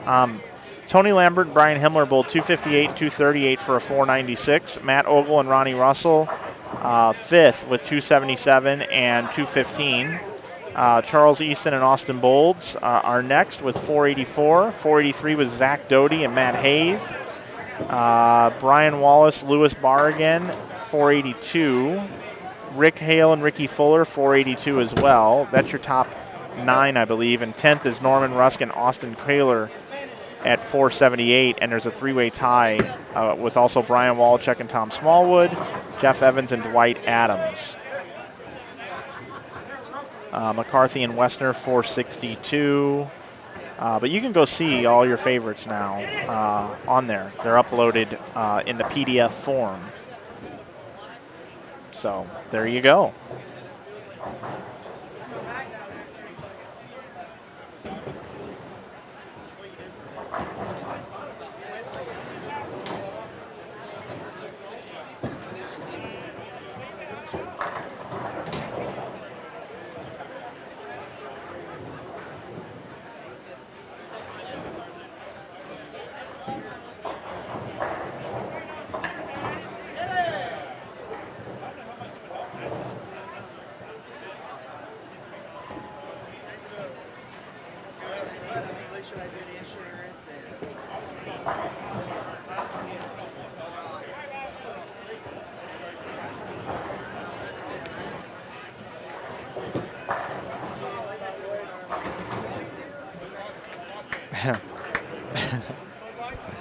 I'm having fun here reading the chat.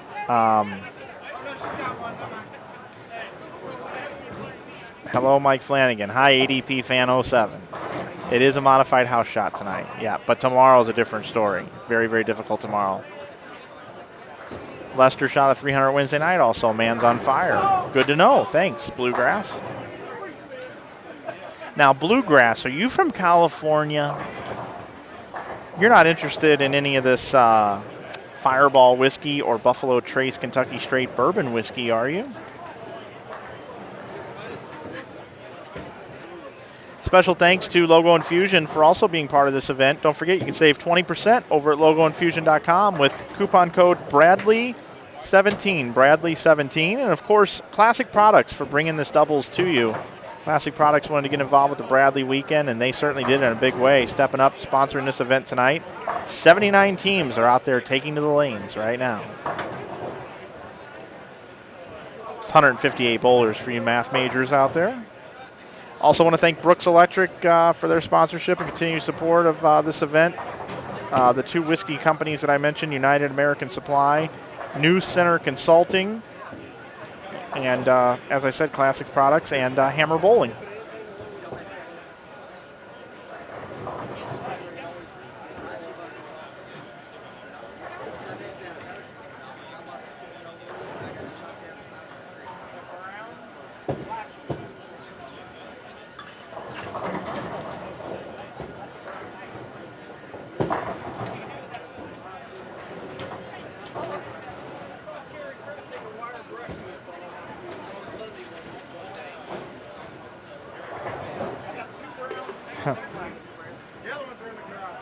Jim Brown says Buffalo Trace on the rocks is quality.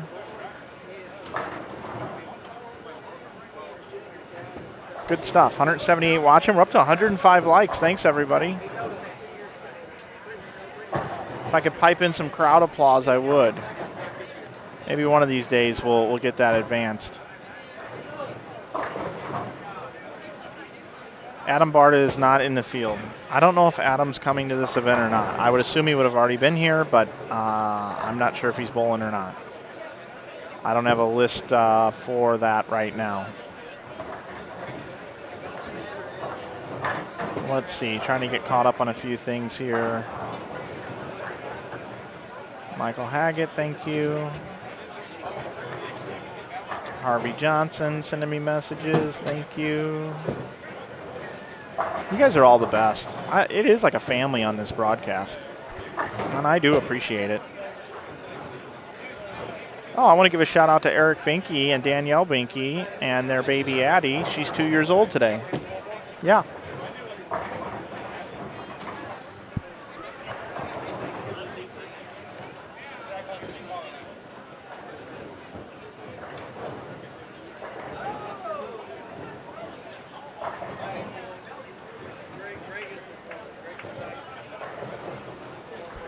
All right. Finishing up game number 2 here. 9th frame over here on lanes 27, 28. And now I want to bring it into the booth for just a moment. Ladies and gentlemen, if you watched last year, you got to meet Jason Uschwal, and now Jason is here joining me in the booth now. Welcome back, and we're happy to be back. Appreciate it. Love having you guys back. It's always a pleasure. Yeah, for sure. And, man, I don't remember this event last year. No, we made a little bit of a change. We had the singles last year. Didn't look like it was gaining as much participation as we would have wanted to. Decided to do the doubles, and it's been a phenomenal turnout. A lot of great support. Yeah, for sure. We've got 158 players out there bowling, and it's very difficult for me to keep up with all the scores. We did have a 300 the first game. Yep. And from what I understand, that gentleman bowled 300 Wednesday night as well. He did. While I was shooting 176, he shot 300, so it was great. Yeah, and we're just kind of starting to get things kind of kicked into gear here.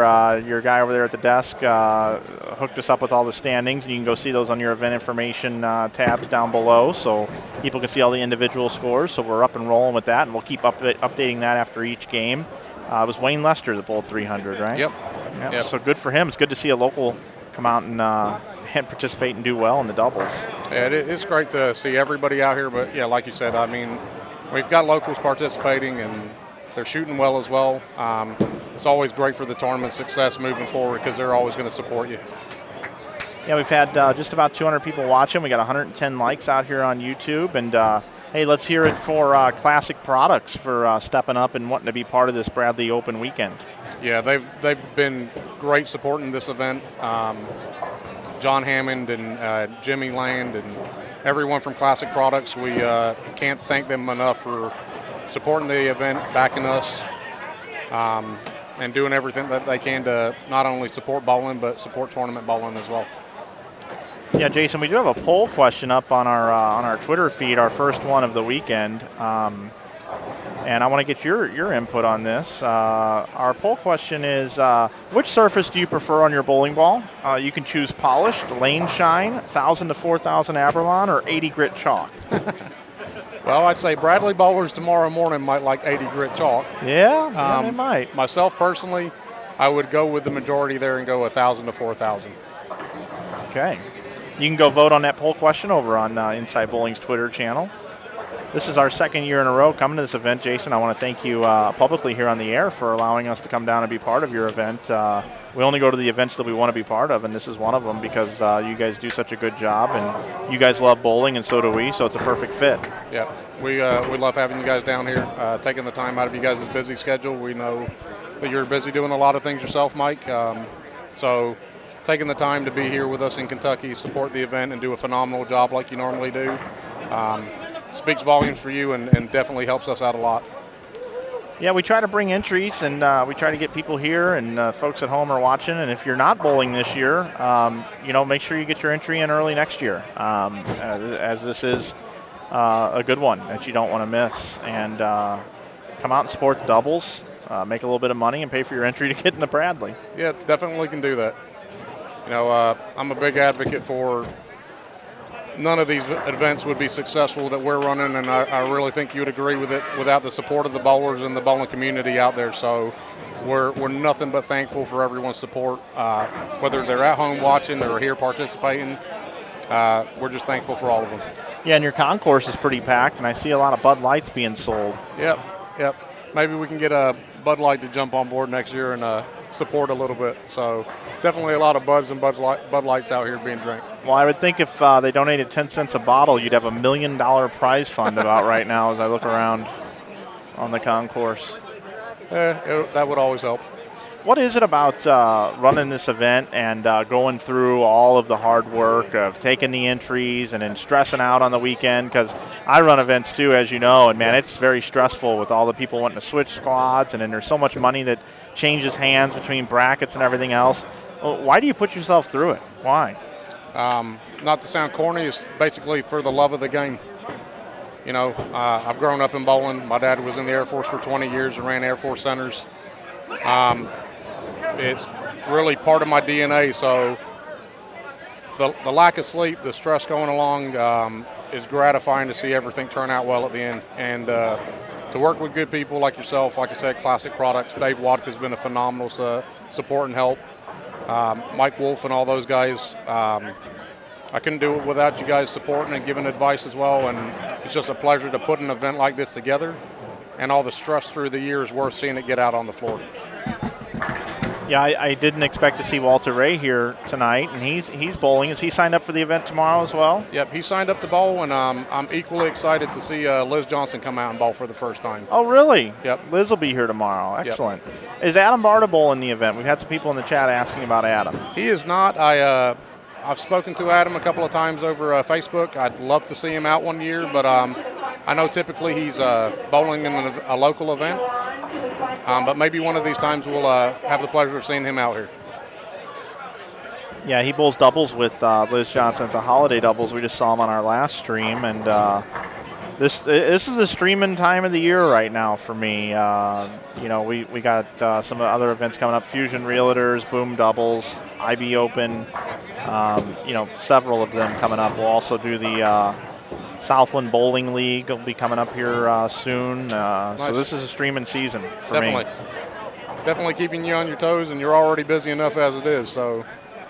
Yeah, I am. I certainly try to spend as much time doing as many different things as we can.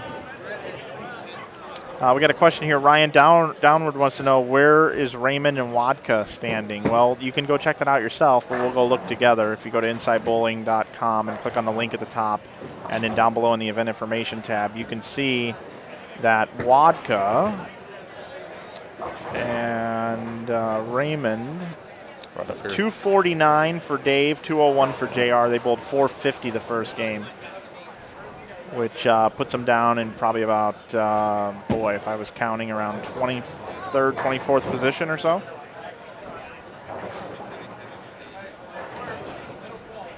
So if you do, when you do leave the booth and go up to the desk, if you could get your guy up there to add a column that shows what position everybody's in, Yeah. then I don't have to count. Not a problem. as we dial in our relationship again this year. I think it's great that we can look at all the individual scores. This is great. Yeah, we're making a couple of tweaks on there. I mean, first year with the doubles, we'll get those all updated. Obviously, make it a little bit easier with the numbers out there for everyone to see where everyone's standing. But again, pretty happy with almost 160 people out here bowling tonight. Yeah, and then the big event, the harder lane condition, starts tomorrow. 10,000 for first. Do you think Brandon Novak will be able to win for the third year in a row? Yeah, I can't count against Brandon. Back-to-back champs over the last 2 seasons.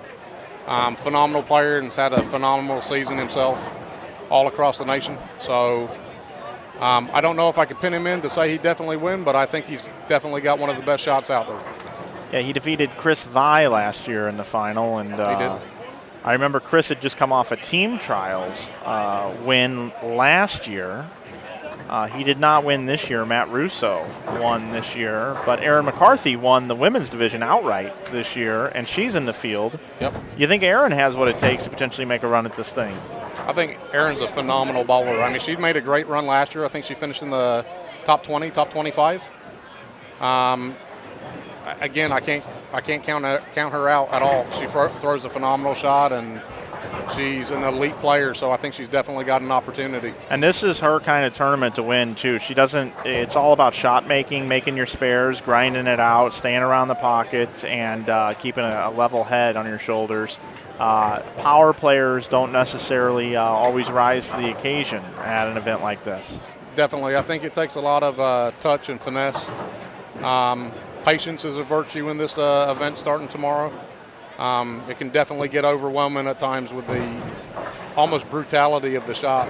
So definitely patience will play in.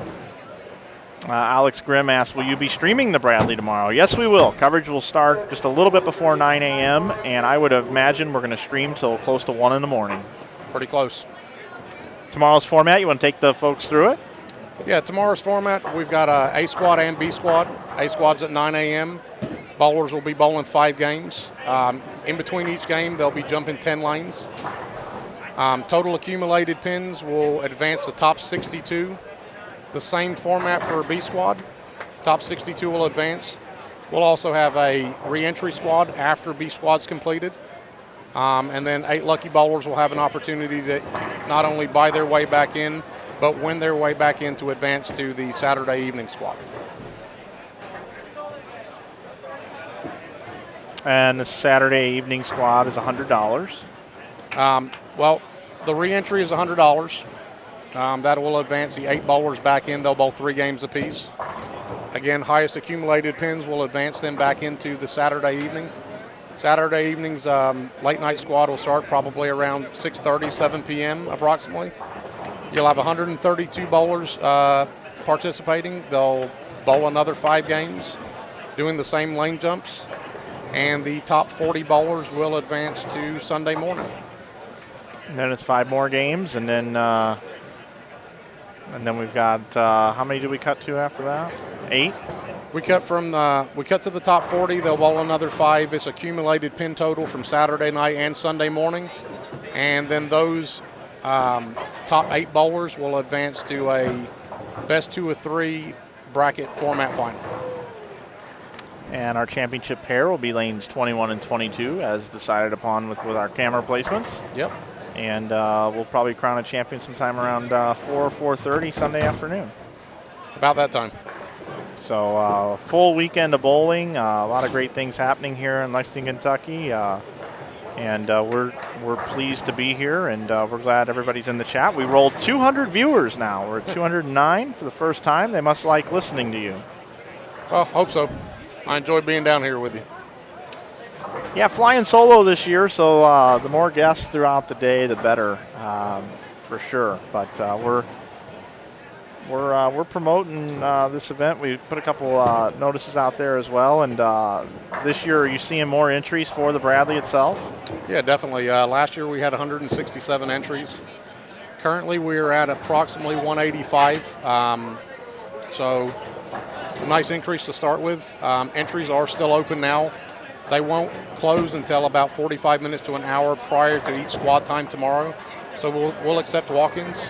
Hopefully we'll hit that 200 number. That would be great.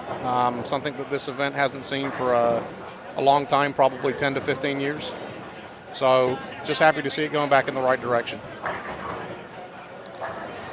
Yeah, and we've got some awesome viewers here watching us online. I will tell you, there are times I get sick of streaming. And after doing this for 6 years, the first year or two, it's like, I can't believe I'm doing this. Now it feels a little bit more like work. But the minute I sit down and I start interacting with the folks in the chat, it makes me feel like this is why I do this. And what they're trying to do in the chat here is they're trying to get our amount of likes up. Right. We're at 115 right now. And Drew says, come on, guys, let's get to 150 likes. Well, we can do it. So we do appreciate people doing that. And since the last time I was here, I'll show you this as we look at our desktop up here. Do you know that when you're on YouTube, you can select down here in this Browse Channels area? I'm doing this on the screen here. You can do it at home. And you click on the sports, and you go into the sports network. Okay. And then you go down below, and you can look at live now sports, like live sports action. Awesome. And right now we're 4th in the ranking. That's on YouTube. pretty sweet. Yeah, it is really cool. So that's why they're talking about in the chat. Try to get the likes up. Because then the more engagement there is, the more you'll get moved up the ranking here. So currently right now we're 4th. So we are ahead of billiards this evening. The Extreme Pool Challenge. And here's what that is. So they're live streaming pool over here right now. Kind of cool. Definitely. So highly suggest people checking out all the different YouTube things that are going on all the time. And definitely like everybody we have here in the chat. We do have some new bowlers that have come in while we've been talking with Jason. We are in game number 3 now over on lanes 21 and 22, and we're just about to start game number 3 over on lanes 27 and 28. And these bowlers that we do have here in front of us is, I know I see Charles Easton there. Charles Easton, Austin Bolds, Eric Abner, Mike Eaton, Brandon Sexton, Nate McGinnis, Crystal Land, and Jordan Adams. And if you look over to the left side of your screen on this pair, you will get a chance to see Mitch Beasley, new PBA national champion, bowling with Walter Ray Williams. You'll also see Matt Ogle and Ronnie Russell, Keith White, Michael Shipley, Ari Wilson, and Zeke Bate. And those 4 teams, 8 bowlers, will be on this pair the 4th game. So that'll be a real treat to watch. Definitely some pretty neat viewing there to watch all those guys bowl. You think there's ever going to be a day with streaming where you'll be able to stream every pair and the internet connection will be good enough to be able to put all that bandwidth out? You think that'll ever happen? I think that's maybe a better question for smarter guys like yourself with this kind of stuff. Yeah. I would hope so, but... Wouldn't that be wild? You can just pick wherever you want to go. Yeah, select the lane that you want to watch this evening with who's participating. I want to give a shout out to Missy May. She's been super encouraging and appreciative of tonight's stream. So definitely thank you, Missy, for being in there. I think I know who that is. So we are way more exciting than billiards. Although when they knock those balls around off all those different rails and they jump shot and do all these goofy things, I do get entertained by billiards sometimes. I'm more of a darts fan myself. Oh, are you? Well, what's your game of choice? In general? Yeah, in darts, yeah. Well, I like any form of darts, really. I grew up overseas in England, so 501, 301, or... Cricket? No, not the biggest fan of that. See? I knew I'd get you with something. I kind of like darts, too. It's a true story. And I'm not trying to name drop here, although I am totally awesome and the coolest person on earth. But, I was going over to Pete Weber's house, and he and Tracy loved to play darts out on the back patio. And I got to play a couple times with Jeff Reed, John Brocklin, my girlfriend Kim. We'd go over there a couple times for just to hang out. And Pete plays darts, and he's obviously hand-eye coordination. I mean, the guy is an animal. So I don't really play darts or anything. So I go over there. I totally get my you-know-what kicked several times. I've never been back since I've improved, but Kim and I had such a good time doing it. We went on Craigslist and found like a dart store that closed, and these people were selling it out of the back of their car. So I went and bought a dart board and a whole bunch of, what are the little things you put on the end? The flights? Oh, the flights, yeah. The flights. And so I've got it hanging up downstairs. And when I take my dog outside to go to the restroom, we have a deck that oversees a patio. And I've got 6 darts out there year-round, and I'm out there and I'm just shooting darts, just practicing. And I'm going to tell you, I've gotten a lot better. My dart game has gone up. So maybe one of these days you and I could team up in doubles and take some money from some people. I'd give it a go. It'd be fun. That would be fun. I like playing with the metal tips, but I'm sure you've got some good plastic tips, and maybe a plastic dartboard here. We can go in the bar and school some people. I've actually got the metal tips in the bar. Oh, you do? Yeah. Oh, well, then it's game on. I need a little bit of, I like a medium weight dart. I don't like the real heavy ones or the real light ones. I like a medium weighted dart. Not the short ones either. I like the long ones. I've always thrown the heavier ones myself. Yeah, well, it's because you got a little more muscle mass than I do, I think. I don't know if I'd call this muscle.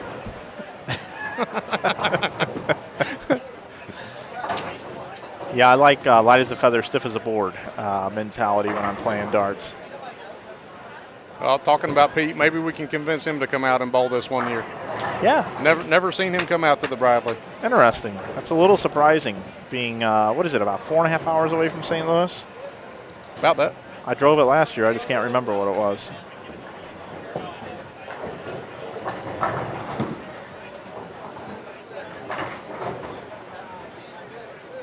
Talking with the tournament director and the person that is in charge of the Bradley weekend, Jason Ushwal, up here in the booth with me. I am Mike Flanagan, and we thank you for watching tonight's broadcast. It is the 2017 Classic Products Doubles, and Classic Products, they help pro shops be successful by being the middleman between manufacturers and the pro shops by housing all the products, and pro shops can order product from them that then gets passed on to you, the bowlers. So Classic Products, without distributors like them, bowling wouldn't be possible to get new equipment and things. So thanks, Classic, for being part of this.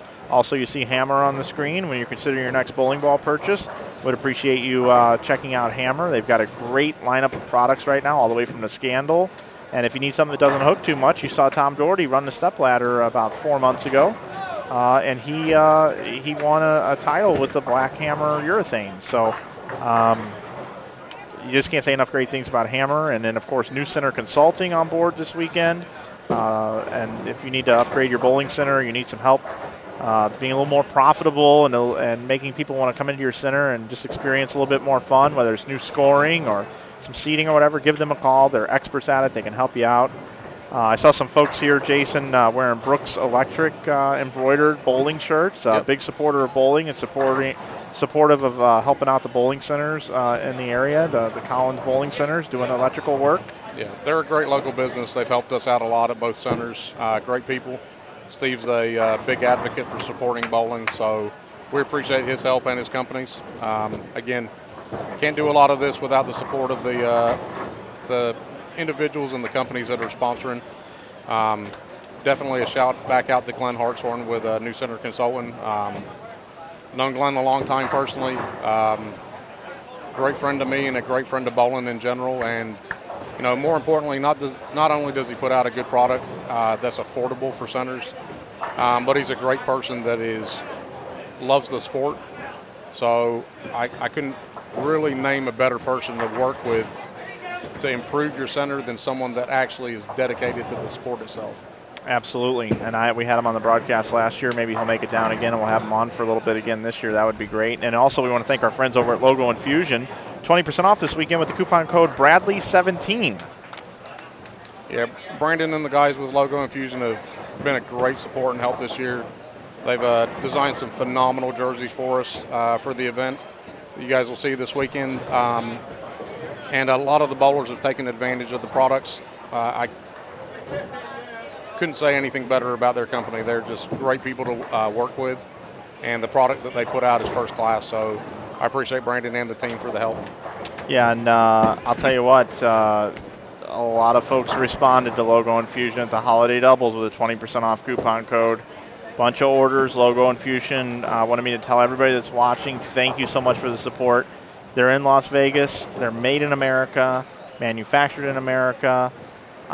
They all love bowling there as well. Ken Keegan started K&K Bowling Services, owned pro shops, branched into the die sub market, and now Logo Infusion is the preferred supplier of Team USA, and the exclusive supplier. Junior Gold also sponsored Junior Gold, involved with the TMBA. So talk about a company that just gives back to bowling.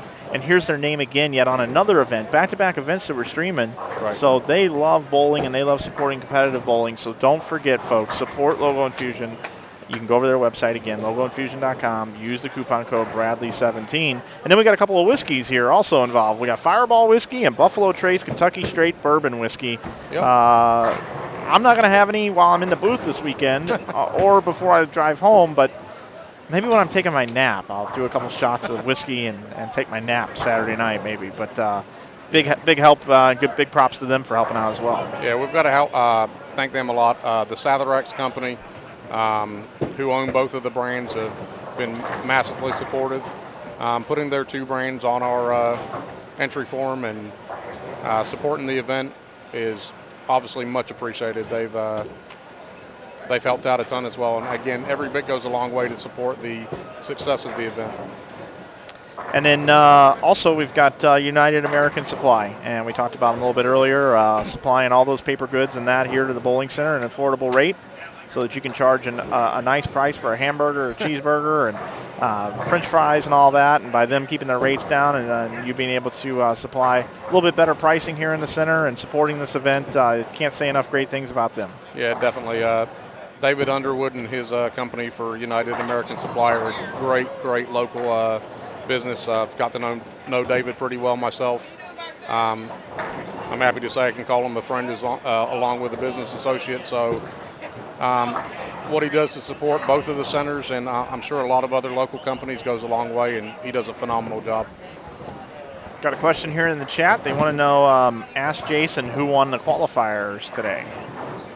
A lot of different qualifiers today. Honestly, I don't know if I've got them all memorized, but Kyle Troop won one of the qualifiers, Matt O'Grady, DeMarcus Flowers, Chris Vi won one of the last ones up there. There's a couple people I'm missing, and I apologize, guys. But I can definitely get a list together, and we can let everyone know who won the 6 to 8 qualifiers that we had earlier. First time running those this year compared to years in the past. And they went over pretty well. It's given everyone that last opportunity to come in and qualify. And uniquely, they were qualifying on the 2017 Bradley Open pattern. So okay, all of those bowlers got a little sneak peek into what they're looking forward to tomorrow.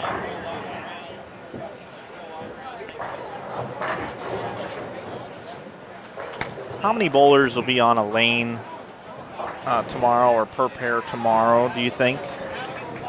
Hard to say at this point. I think we'll probably end up with close to 5 on a pair. 5 on a pair, maybe some with 4 on a pair. We're on the verge of probably having about 100 per squad. So that's what it'll probably round out at. Maybe 5 per pair on most, and with a couple splits with 4 per pair. Some folks are wondering who's the lefty that's strapping in on 27 and 28, and that right there is Derek Roseberry, if that's who you're speaking to. He actually joined me in the booth a little bit towards the end of game number 1. So that's Derek Roseberry right there, if that's who we're asking about. If it's another lefty, I apologize, but that's who that is. And if you would like, I can take you through one more time who all is over on that pair of lanes. Should be right over here. They do have one other lefty on that pair, which I think is Gene Perez, if I'm yeah, not mistaken. And that's Derek's partner, actually. Derek Roseberry and Gene Perez, Greg McKnight and Brian Clark, Brian Aldridge and Greg Jones, Mike Moore and Justin Ward. Right. Well, Mike, I'm going to cut out for a little bit. I appreciate you guys having me. I appreciate you coming by, and you are welcome to stop in and give us information about what's going on throughout the entire event, sir. Your role leaving here, your goal for everybody at home and for me, is to make sure that doubles after 2 gets updated as soon as they're available for us. We will get that covered. Before I leave, I've got to give you a shout out yourself, Mike. I mean, you've been a phenomenal supporter for me for the event. Always available for someone to talk to and bounce ideas off of. So I genuinely appreciate the help. Like I said, I see you as a friend in the business, and I can't thank you enough for the wholehearted support and helping this event grow. So, you bet your bippy. I appreciate it, man.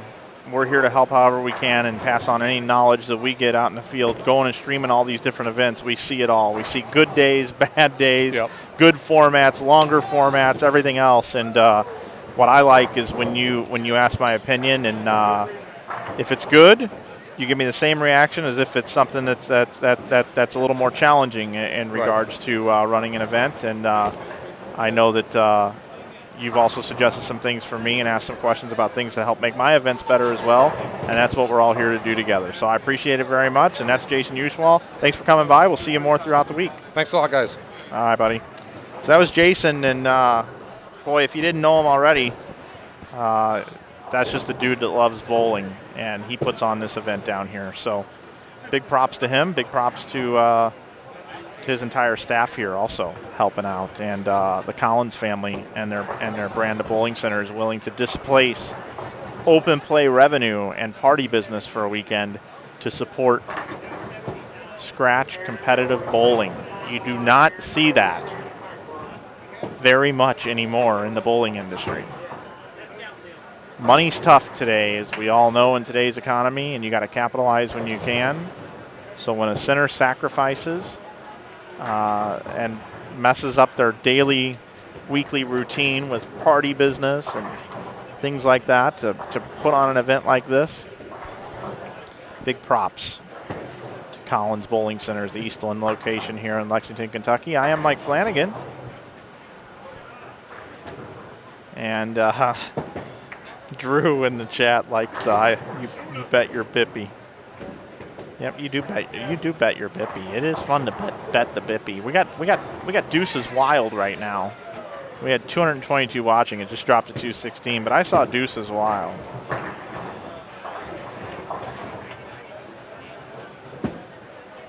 Oh, we do have 1 thumbs down now. Wow.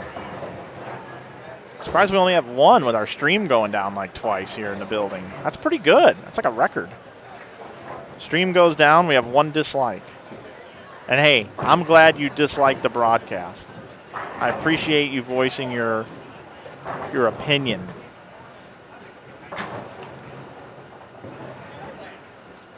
If we had all likes, we'd have no room for improvement. We'd be pristine.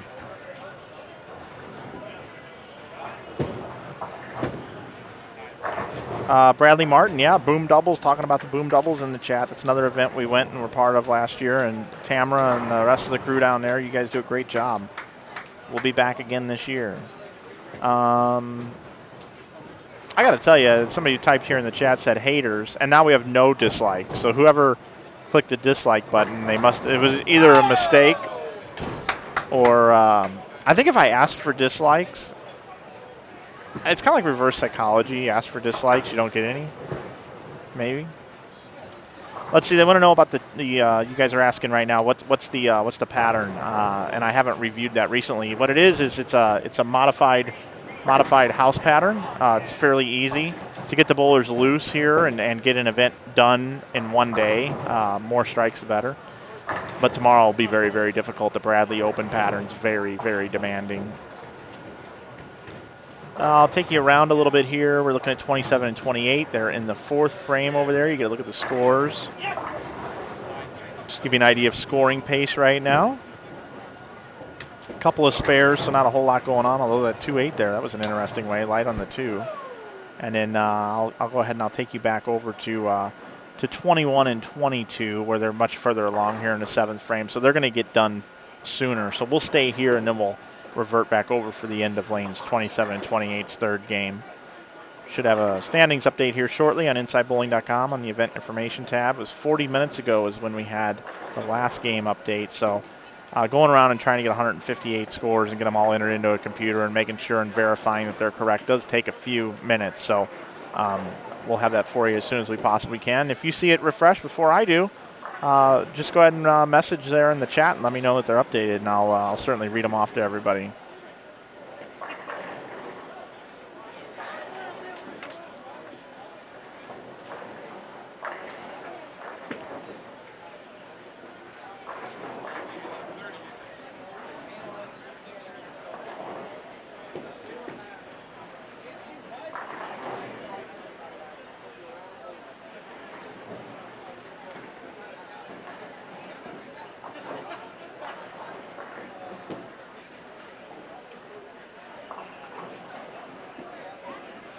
Oh, wait a minute. Wait a minute. It just refreshed. Got a standings update after game number 2. Here we go. Wayne Lester and Josh Party still lead. They're at 1,003, but now they're tied with Kyle Sherman and Brad Miller. Kyle Sherman bowled 299, 244 for Brad Miller. Matt Ogle, Ronnie Russell now in third. They're at 975. They bowled 237 and 246 to go along with their 277 and 215. Charles Easton and Austin Bolds, who you're actually watching right now. They are in 4th position at 973, 247, 242. Brett Shepard, Jimmy Cook are in 5th position. They bowled 216 and 235. They're at 967. Then it's Tony Lambert and Brian Himmler at 945. John Hurd and Neil Weicker at 941. They bowled a big game last game. After opening up with 183 and 214, they came back and said, hey, take this, everybody, 289 and 255. Chris Hester and Matt Sanders next. They both bowled a pair of 240s in game number 2 to get to 941. They're tied with Hurd and Weicker. And Vi and Matt O'Grady, 210 and 266 the last game, takes them to 939 as their number. You can see the rest of the standings on InsideBowling.com on the event information tab. Doubles after 2 is what it says. Those are updated, ready to go. Check it out right now. InsideBowling.com. I'll take you guys into a little sneak peek of kind of some stuff that's going on with our brand, Inside Bowling. And it really is a brand. 6 years ago it was nothing. I'm really proud of the brand that it's become, but I will tell you, I'm very opinionated about how other people should do things right or wrong. And I've taken a close look here over the holidays at what we're doing, and I think people are confused. What is Inside Bowling? And I got to button that up. And how can I possibly give somebody else advice about how to do something when Inside Bowling isn't buttoned up or explained properly? So because of your support and everybody's support out there, I really got to button this thing up and do some more stuff with Inside Bowling. So I'm going to tell you about that coming up maybe towards the end of this game when we switch over to the other pair. I'm anxious to share some of it with you and get some feedback here in the chat.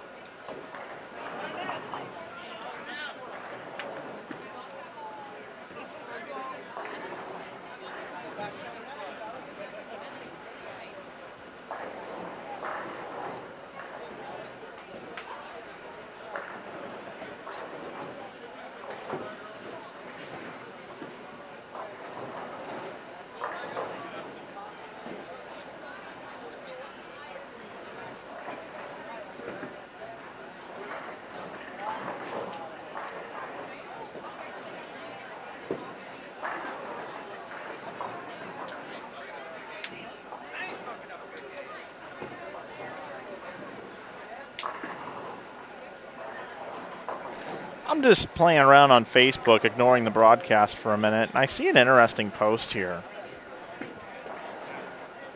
It says, Jeff Ussery writes it. He says, you know what you never see anymore?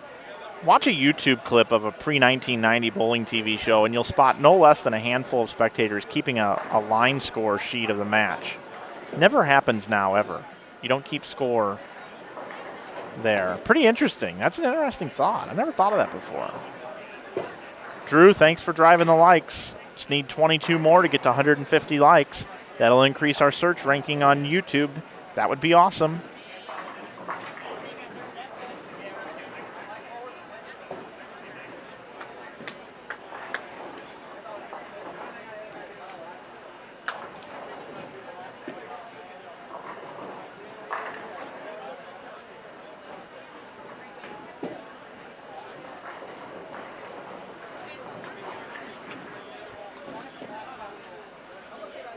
Yeah, Deep Thoughts. Anybody used to watch that on Saturday Night Live? Deep Thoughts by Jack Handy.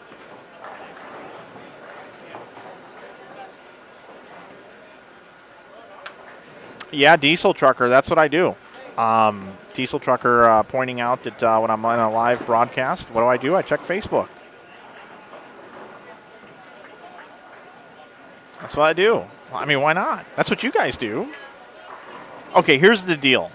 How many of you in the chat are doing nothing but watching bowling? I mean, nothing else. I bet you got other browsers open. You're looking around, seeing what your friend's doing on Facebook, going over to Twitter and taking our poll. I see you over there. Why can't I?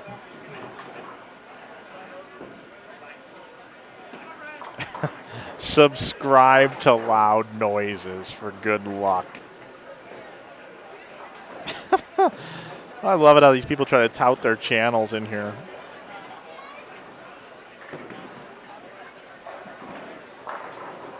That's right. Oh, here we go. All right, oh boy.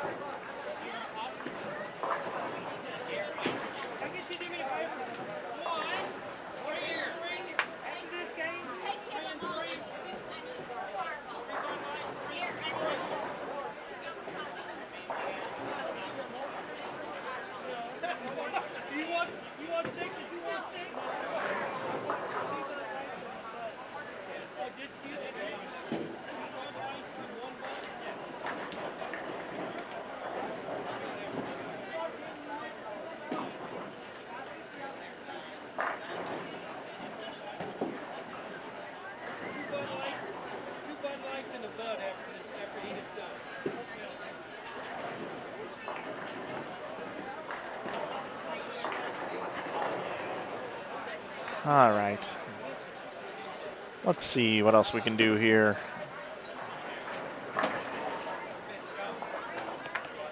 It's Charles Easton's a bowler. This guy wins like everything in, I think, the Michigan area. It's an Ebonite staffer. I know that much.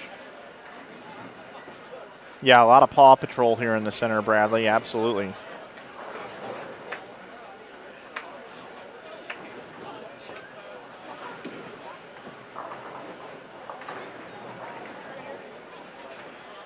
I want to talk about a tweet yesterday.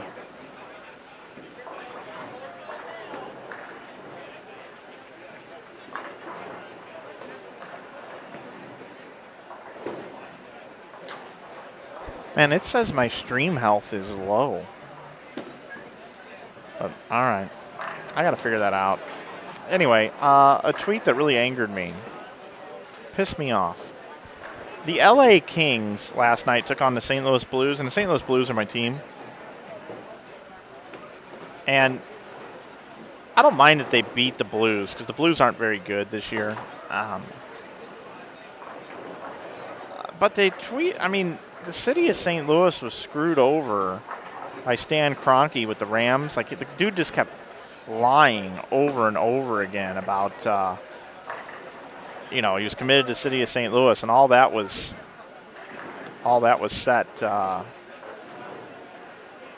set up years in advance. Jeff Fisher admitted it just the other day on ESPN Radio when he got fired. But what made me angry, and I'm trying to find this tweet right now, that the Los Angeles Kings tweeted out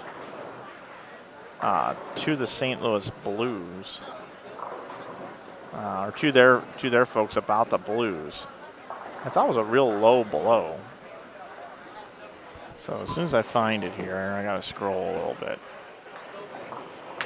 The Blues got beat by the Kings bad too, but I got to find this tweet. Kings tweet Blues. Let's do that. Here it is. All right. So the Kings are beating the Blues, and the Kings tweet this out. They go, Los Angeles now leads St. Louis 2-0, both in this game and in professional football teams. Really? Really?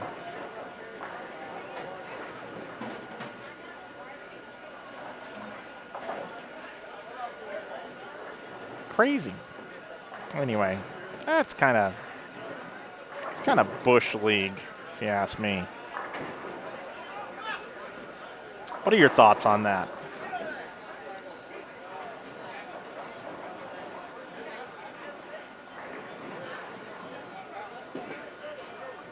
I heard about the loss at dinner last night a little bit, yeah.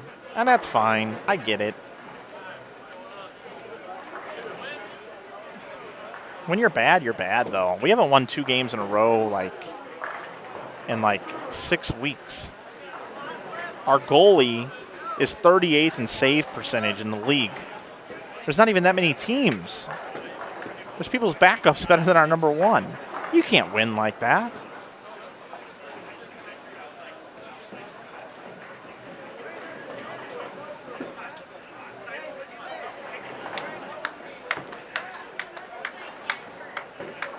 What's happening on the left side of the camera? Well, Ari Wilson has 113 in the 6th, now with a strike, and because I just talked about him, he left a Greek church. Mitch Beasley has got 128 in the 7th, and he just 4-pinned. Walter Ray has 134 in the 7th with a spare in the 8th. That's what's going on over there right now. That's what I'm seeing.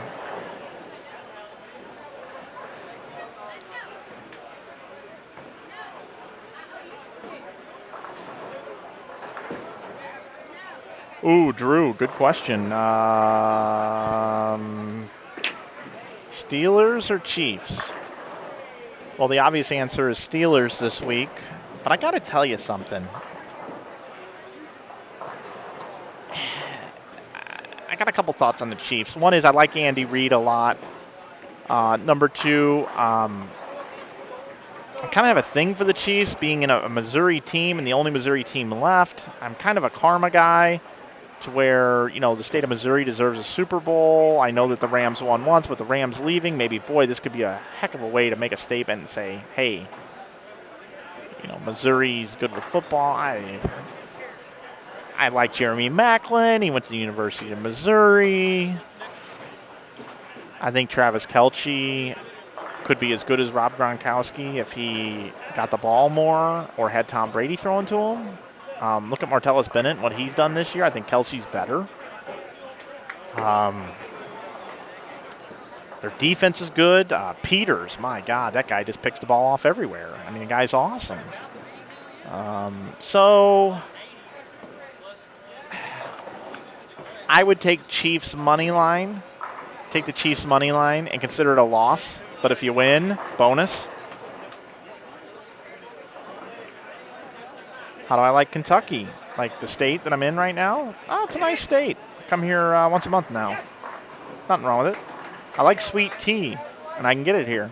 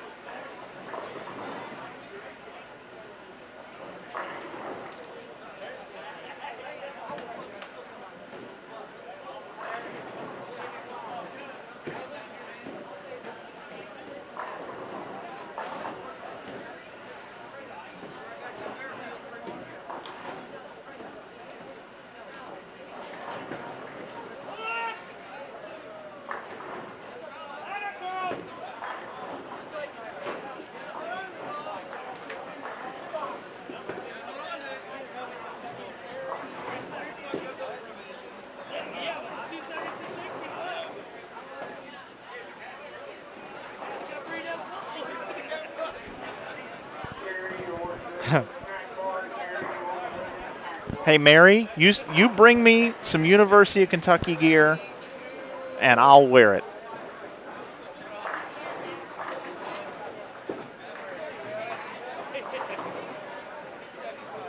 You know, the mayor was going to give me a key to the city while I was here, but I don't have time to go pick it up.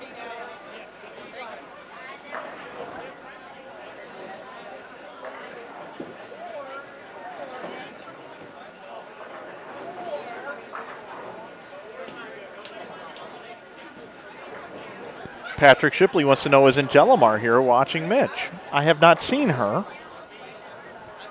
but they're going to be moving closer over to my booth, but I don't believe that I see her at the moment. What a great moment that was on TV when Mitch won, and Angelimar was all into it and all excited. Really cool.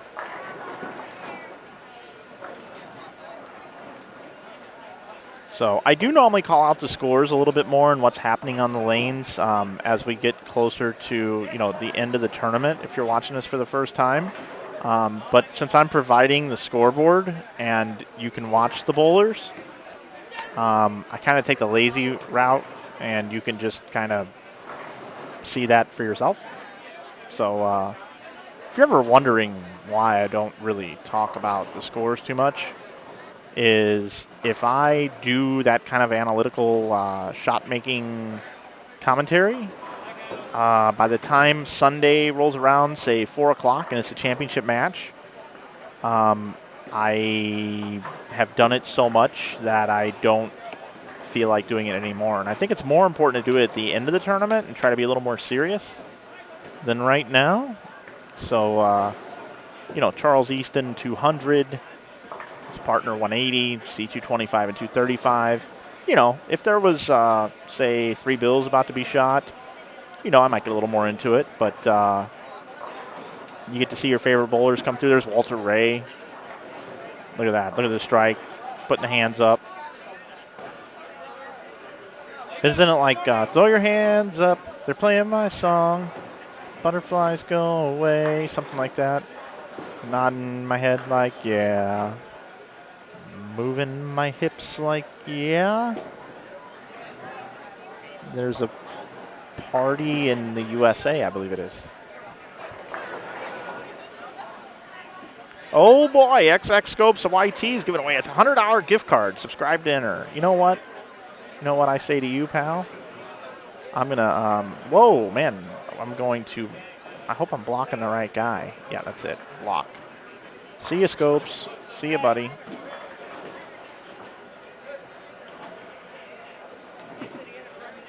Yeah, I think that's how it goes. I'll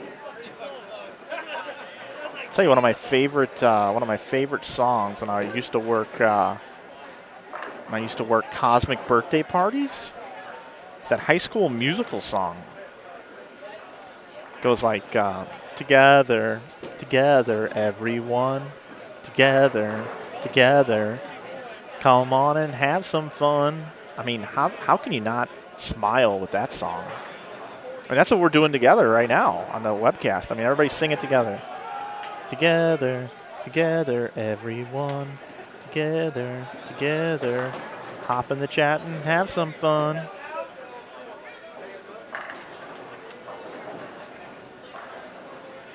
Thanks, everyone, for the support. Oh, hey, Kyle Troop. Yeah. Yeah. Well, wait. Come on over. Bring that over here. Bring that over here. Come sit down. Come sit. Yep, bring it over. Kyle Troop grabbed our microphone. Evidently, the battery went out, so just have a seat. Yeah, just for a second. Yeah, just nothing major. Nothing major. Yeah. All right, real quick, we'll just bring it into the booth. Kyle's trying to bowl, but hey, Kyle, it's been a while since we've seen you on the broadcast. Good to see you, man. Good to see you. Might have been the last time. Might have been presenting you a check with 10 grand. I don't remember. Yeah, I believe it was. Yeah, we need to do that more often. Yeah, it's good to see you, man. Yeah, it feels good to be here. You know, it's a big tournament. Yeah, it's a good one too. More entries this year, and then this deal here. I mean, this is old time bowling here. Oh yeah, definitely. Yeah, not so much tonight. You know, we we're all did right. a little chuck and pray, trying to learn how to bowl on a house shot a little bit. But everybody can have a good time though. Oh yeah. You know, people are drinking beers, stuff like that. This is the pro-am. Yeah, it has a pro-am feel. Mm-hmm. People were asking in the chat one question for you. How come your hair's not all froed out and everything? And have you had it cut, or is this just a different way to style it? I actually cut it pretty good. You know, there's no more fro for a while. Yeah, and why is that?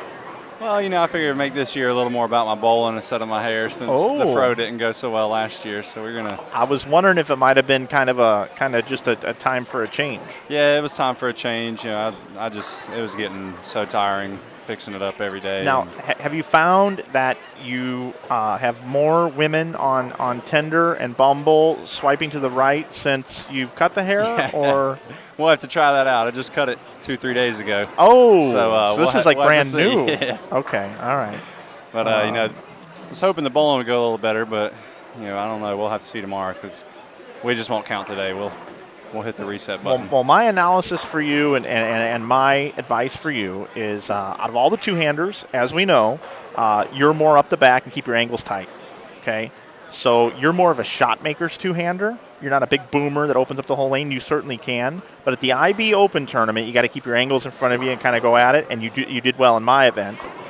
And this event is very, very similar to the way they put the pattern down. So I think you've got a good chance. If we were handicapping this and we had a big board on who you could bet on, I'd put you at 4-1 to win the tournament. All right. I'll put you to that. I'd like to see you get another big win on our airwaves. All right, I'll try my best. And you can come by and talk to us anytime throughout the weekend because I'm flying solo. So if you're just hopping around and you're not bowling and you're watching other people bowl and you want to sit down, we'd love to talk to you. Sounds good. Feels good. I can put the headset on a lot easier now, too. That's right. Bowl good the rest of the night, All right. man. All right, that's Kyle Troop. Always love having guests come by. Should have probably switched the camera over to bowling, but I apologize for that. But we'll go back out there onto the lanes 27 and 28, and we'll wrap up the game. That's funny. What is Tinder? Laughing out loud. Good job, guys, on the live stream. Thanks, Danny Collins. Oh, absolutely, Danny. Yes, we had you in the booth, I believe, last year. Danny Collins, part of the Collins family that owns the bowling center. Excellent bowling center here at Eastland, and thanks for hosting it. We were talking about that earlier. I don't know if you were with us, but Danny Collins, thanks for coming into the chat. And, yes, definitely come sit in this booth. We'd love to talk to you tomorrow. Lee Bedoris. Lee only works the holiday doubles event. No Turek? Nope. Matt Turek. He's taking some time for himself. He's going and doing cool stuff. He's using some of his vacation days to enjoy the world. So I don't know how much we're going to see of Matt moving forward. If he wants to be here, he could be here. And I think a little time off once in a while is a good thing for people. So I wish, and no hard feelings. Everything's great. Hopefully we'll have Matt should definitely be at the IB Open. Hopefully he goes to the Boom Doubles too. Kyle's it harder to adjust on house shot than a pro shot. For these guys, it is. Yes, I'll answer on his behalf. What time we stream tomorrow? 9 a.m. So it looks like we're all caught up. So we are still in game number 3 here as we finish up. Lanes 21 and 22 got done early because there are some pairs that only have 3 teams, and earlier that pair had 3 teams.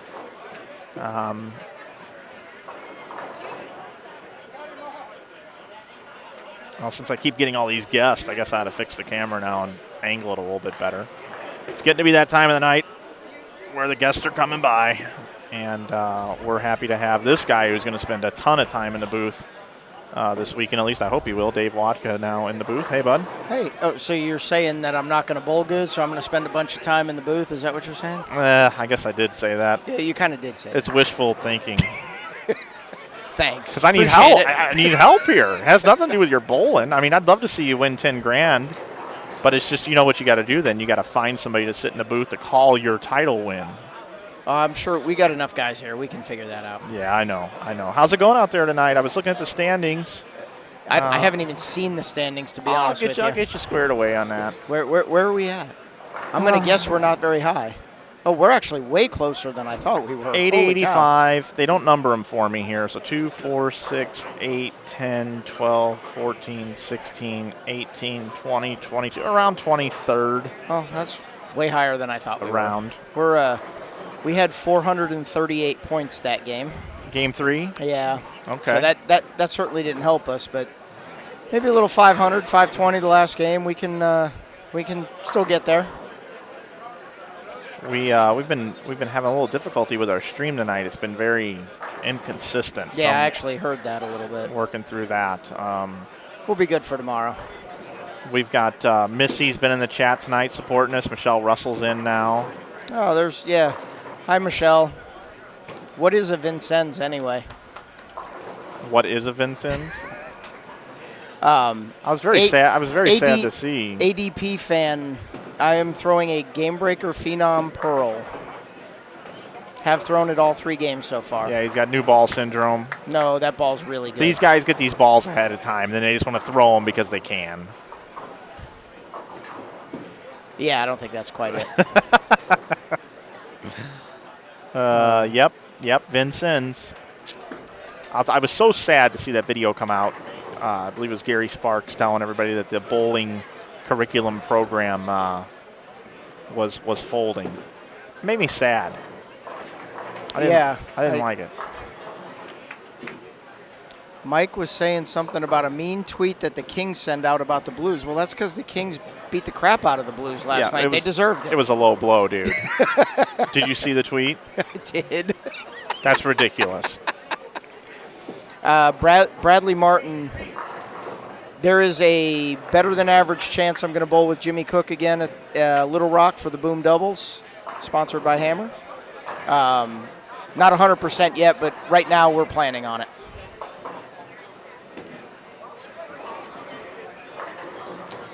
So I'm going to go down and bowl. Dave's going to take over the broadcast since everybody in here seems to know Dave and wants to talk to Dave. So, awesome. What's your high game so far? I had 249 points the first game tonight. I'll shoot you a 260 or so out there. Yeah, I'll take my chances on my own. Oh, boy. Oh, boy. Although my partner told me he's improving every game because he has 201, 202, and 213. Perfect. And I've gone down every game because I've had 240, 230, 220. So, have you told Mr. Raymond that, see, I'm not that bad of a bowler since I work in the industry and I can bowl better than you, and now that you've worked in the industry for a full year, where's your game gone, buddy? Oh, he's been practicing a lot. I know his videos have been practicing a lot.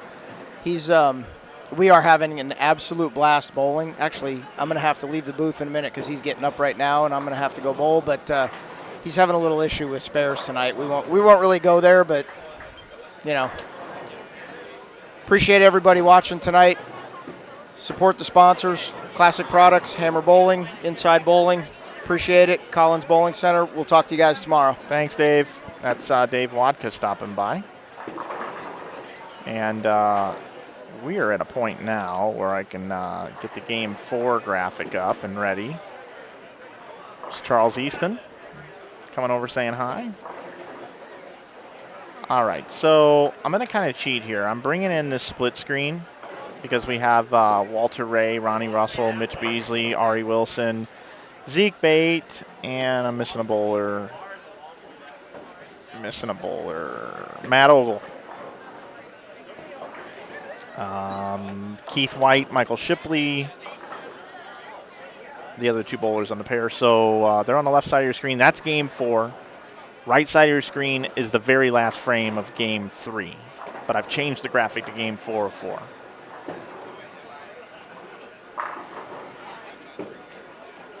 Patrick, we'll get to that question when Dave's in the booth tomorrow, so ask it again then.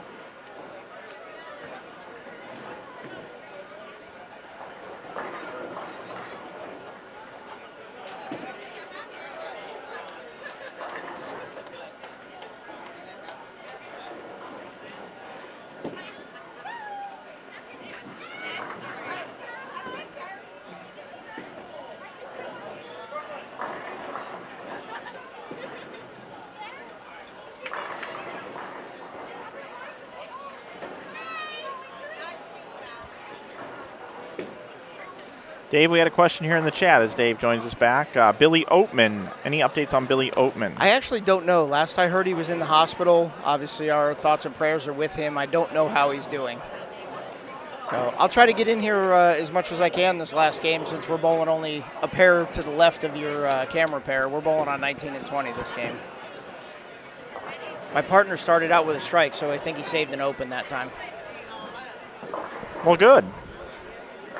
We have a pretty cool pair here on lanes 21 and 22 with having Ronnie Russell, new big sign for EBI, and Matt Ogle and Mitch, who just won a PBA national title, and Yeah, that's the good bowler pair. And Walter Ray Williams Jr. There's a lot of good bowlers on that pair. Congratulations to Walter on winning 100 titles. Can you fathom that? PBA title 100 titles. That's amazing. I think when I think Walter Ray, I think Richard Petty. Yeah. In racing. Absolutely. Just amazing. 100 titles is unfathomable. Ronnie Russell signed with EBI January 1st.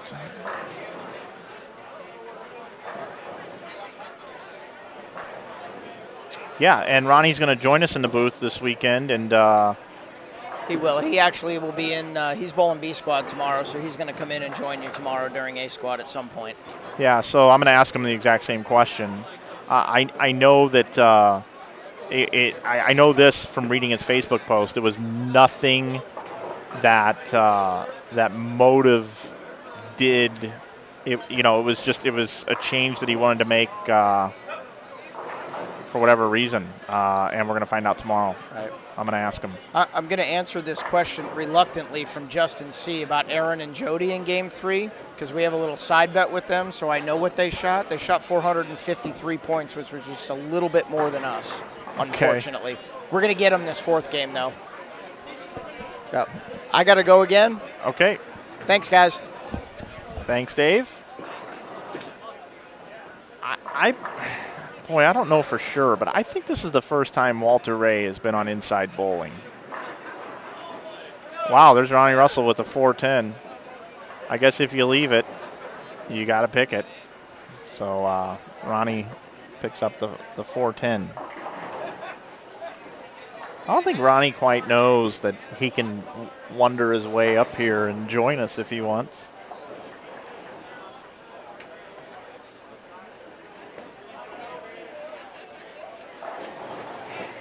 Maybe I'll try to get him to come up here. Maybe Michelle can send him a text and say, "Hey, Ronnie, Flanagan would like to have you stop in the booth while you're bowling tonight and inconvenience you." That's what I'd really like.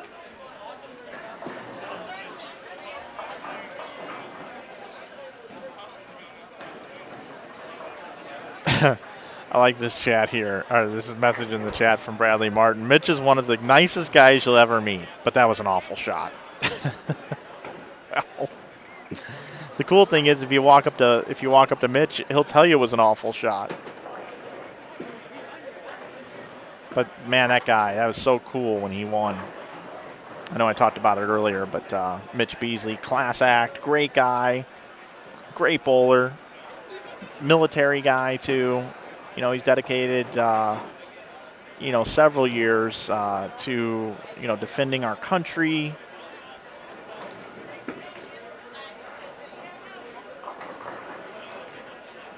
If you watch Mitch Beasley in the roll-off last year here, he tied for the last spot with Zeke Bate, and now here they are. They're actually crossing together. I actually forgot about that.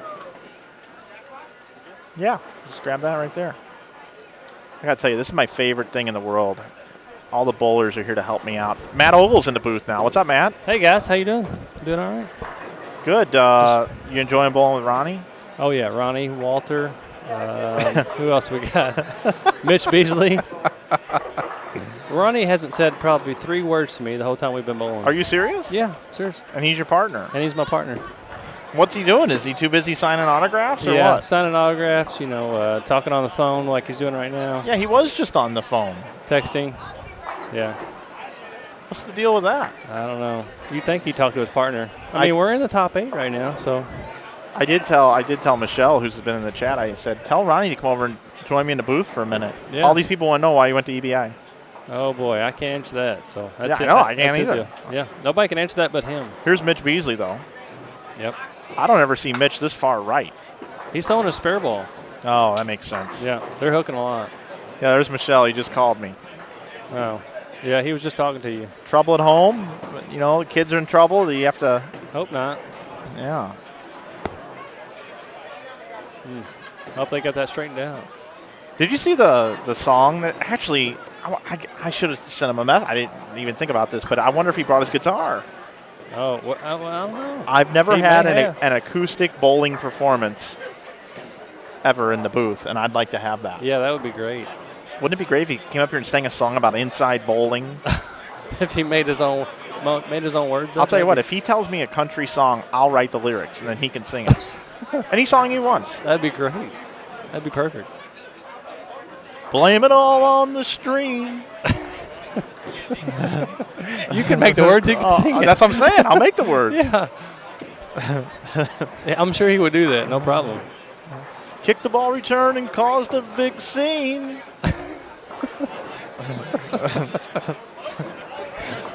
Yeah, that's it. We're ready to go.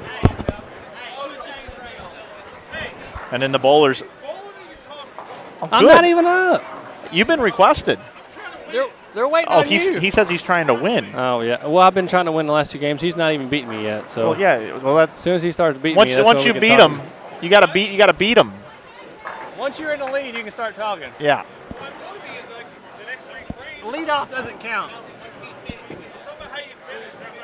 Okay. Well, he's losing right now, so. That's right.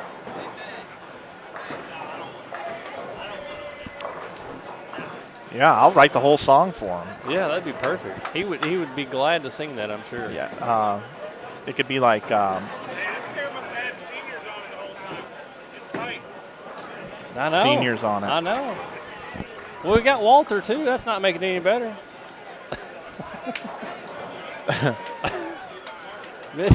Mitch is almost a senior, I think. So what's the scoring pace? Is it Here, a lot? here, I'll show you. You got it? Okay. Yeah, I got it. All right. That's what we got so far. So is this after two? Right? After two Okay, games. Okay. So 1,003. Yeah. It's 250. Then 975, 973. You're quick with that numbers. 250. Well, if you bowled league and you bowled a 4-game set, you'd Even. bowl 1,000. You'd be 100 over. Yeah. 200. I'm not a numbers guy. Derek Roseberry now in the chat. Oh boy. Matt, how you bowling? He's here. I've got What do you got? what do I have? Are you on there? 277. I've got 514 at the turn. And would you bowl 3rd game? I'm still bowling, man. Where at? Oh you're no, not. This is no. game 4. You're already done, bro. I had 2-0. So 720. Good bowling. I had 210. 720. Nice bowling. I probably beat you though. You did beat me. Yeah. See, I beat a left-hander. I drank more My than partner you. just left the 2-7. That's not good. He's gonna make it. You think he's gonna hit it on the right side or Well, left that's side? what do you I think? left on the. That's what I left on the first frame, and I made it. So hopefully he makes it. What do you think? Left side or right side? Oh, left side for sure. If he doesn't make it on the left side, it's going to be 2 around the 7. Or no, he's probably gonna miss it to the left if he misses it too. You think If he misses he's it. going to miss this? I don't know, but Wadka's giving him advice on how to pick it. Is he? I think Oh, he Wadka's. is. I think Wadka's telling him, "Hey, Ronnie." Just miss it. Is he telling him, hey, you didn't have an 8-pin or something? Yeah, yeah, absolutely. That would be great. He's probably joking with him. Re-rack. What song are you gonna sing first tonight? Ronnie just took a lot of time on that. We're making our own song. I told you Oh, you wouldn't that's make it to the spin. left. Okay, I got to go, guys. All right. All right, see you later. I'm going to switch seats now. Matt Ogle is out of here. Stop, Matt Ogle. Get out of here. Switching over seats. Now Roseberry's here. Me and my partner are not bowling good. I'm not very happy about it. Okay. Just throwing it out there. I'm going to bring in the split screen. 2 down, 3 up. We're good. Yeah, you're 3 now. I'm 3. Just make sure you put that. No, don't do that because then I'll be all confused. I'll be There we turning go. up 2 and it's the wrong one because you There got we them go. all mixed. But All Matt right. Ogle on the left side of your screen is the guy that was just in the booth. He's bowling Ronnie Russell. He's with DV8. Been throwing them for probably 3 or 4 years. Yeah, he has. Pretty good on any pattern except for cheetah.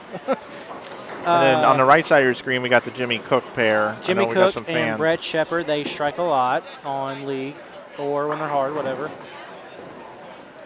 Matt Ogle hooks it a lot and gets 7-ish, 8-ish. Nice. Let's clap for him. Jimmy Cook, 10 pin. How you bowling tonight, Mike Flanagan? How am I bowling? Yeah. I'm bowling pretty good. All right. Have you missed any spares tonight? No, I haven't. I haven't gotten a lot. Of pins or Yeah, just I haven't got much out there right now. what's leading out here? Do we have any I'm leaders? still searching. I don't have any standings here. You got to look online. My standings are not good. Oh, here's standings. What is that? After game 2, 1,003. Nice 300 by somebody. What is that? 200 over? Oh wow. No, Whoa. that's 100 over because it's just 4 scores. No, it's 200 over. There's a 300. Oh yeah. I'm sorry. You're right. Yes. 200 over after 2 games. We're 100. We're like way down here. Holy cow. We're not even on the screen. That's bad bowling-ish. Wow. What'd you guys shoot? About 90 something over for 2. Well, you should be right in here. Derek Roseberry, Gene There we Perez, are. right there. Oh, so we're not that far back. What do they take? Top 5? They're paying 14. 2, 3, 4, 5. Oh, we're only 50 behind after 2, so we're good. It goes to an 8-thing bracket actually. What'd you have game 3? Game 3, I had a 240. He had a 210, so we had 60 over. We're probably 50 behind. It's okay. 550 coming. 550 coming. You heard it here first. 550 coming. All right. Vodka and Fireball. Exactly. 550 coming.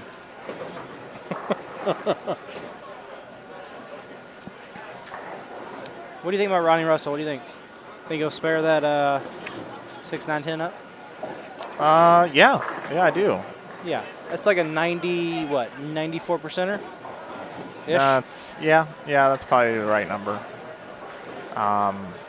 You got to risk 5,000 to win 100. And spare. Nice. What do you think about tomorrow's games? Couple NFL games. Oh yeah, Playoffs. 2 NFL games. Yeah, give them to me. What do we Who's got? playing tomorrow? I don't New know. England? New England's probably like minus 15-ish. Yeah, I think they opened it like 16 or something. Yeah, But then it went down. yeah. And then we have, he has it pulled up on the screen. All right. All right, tomorrow Seattle and Atlanta. Okay. Atlanta's laying 4.5 at home against Seattle. I think they ship Seattle tomorrow personally. On the turf, it's probably going to go over 51.5, I would think. Could. Just because the turf, they run so much faster on the turf than the grass. Large dose of Deontay Freeman. Yeah, second half it's gonna be scoring fest. And then Houston at New England, and Houston's getting 15.5. Houston might not score, so it's gonna be like what, 27 to 10-ish. I'll tell you what I say. I'll tell you what I would do. I would do a teaser tomorrow. Teaser, 2-teamer. Yeah, right? two team teaser. Seahawks plus 11.5. Ish. I'd do no. I would do a. I would do a. I'm not up yet. 6-pointer. Okay. I'd do a 6-pointer Okay. with Falcons? Atlanta at home. Okay, plus 1.5. Yeah. I can't believe you're going to tease through zeros. And though. I would take Houston plus 21.5. Ooh, that's risky. You have Brock Osweiler as your quarterback. Yep. Yeah. Yep. Do you know who the New England Patriots have on their team? They're pretty good. Yep. And then do me a favor and let's run over the defense. Okay. All right. So how much would you play that for? Just $1? Yeah, I'm not in love with the plays. Like, Yeah. I'm not. I'm going to go bowl, and then I'm going to come back and let you know how my bowling went. All right. What do you think? Sounds good. What's the odds on a strike? Here we go. 68%? Pretty high. No, Pretty okay. high. 84%, I would think. Yep. I struck on the first frame. Walter Ray playing the twig. 10-pin. Bear back. All right. Roseberry has left the booth. He is headed off to lanes 29 and 30. They are only in the second frame.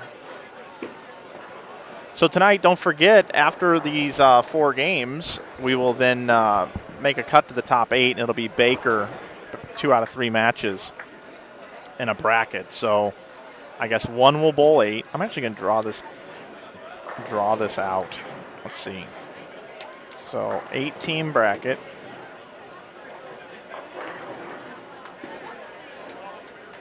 And then goes there. I'm going to draw this bracket for you guys. So I'm guessing 1 and 8 up here. And I think 2 and 7 goes there. And then 3 and 6 and 4 and 5 seeds.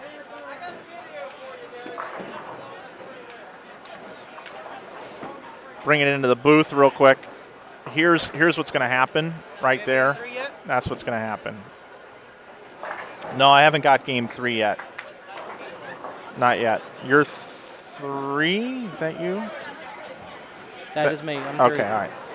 I just doubled. My partner left something. 6-pin. So this is what happens. There's going to be a bracket. I like it. How many teams? 8. Oh, we were what after second game? Hold on, we're way in this. 8. I like 8 better than 5. Yeah, let's see. Roseberry and Perez. After 2, we're 50, 60, 70, 18th. 18th after 2. What, do you got to get to 8th? Okay. Yeah. Chris Fine, Matt O'Grady, they beat us every game, so that's not good. Should have standings after 3 here very, very soon. Okay. 18th, I've got to get to 8th. I like it. Better than 5th. Wait, wow. Yep. I'm going to bowl at least a 278 this game. You're going to bowl 278? Yes, I would bet a Christmas present on that I didn't get this year after bowling 300. Okay. I had no backup ball, 7 pins on that game. Ronnie with a strike there. There's no doubt about that one. Here's Zeke Bate looking for the first 5. Where's Zeke at? I don't even see Zeke. What pair is he on? He's okay. Black shirt.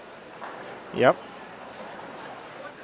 Talked about earlier, he rolled off against Mitch Beasley at about 1:30 in the morning on Saturday night last year in the Bradley. Very nice shot. He won the roll-off, and then he's matched up with him today. He and Ari Wilson there together. I know Harvey was watching. Harvey, nice shot. What's up, Harvey? 5-bagger. That's impressive. Some people have really traveled in far. I see somebody in the chat talking about Matt O'Grady being here, and yeah, Matt O'Grady is here. Matt O'Grady is bowling better than me, and I'm not very happy about it. He owes me some allowance. Hopefully we can get it.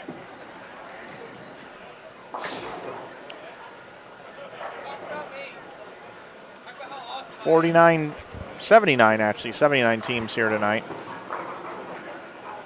So last year there was like, what, 40 or 50 singles? This is good to have 80 doubles teams. That's pretty good. Yeah, it's really good. Yeah. That's like, what, 250% more people. You admiring all the stuff? I have the slowest bowling pair. We're so many frames behind right now. We're at 142 likes on YouTube. We'd love to see that number get to 150. Roseberry's gone. He just left me.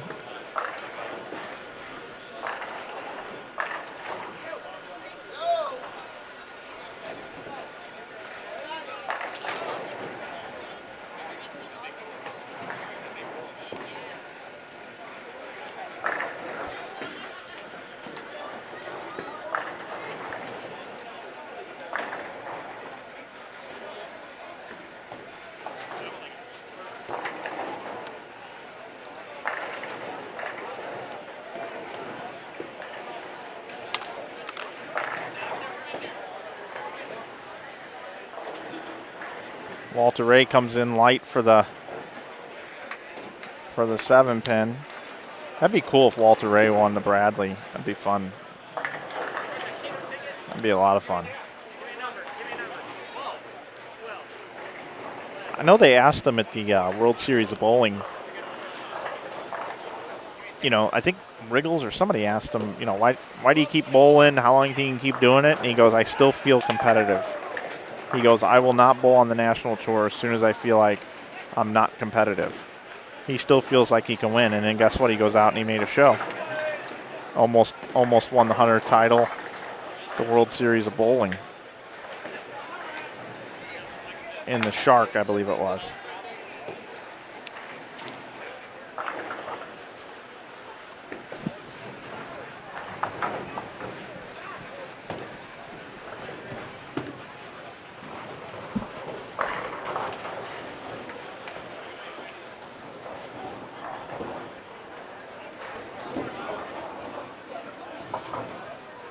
We are at 149 likes. We got to 150 and then somebody changed it. 149.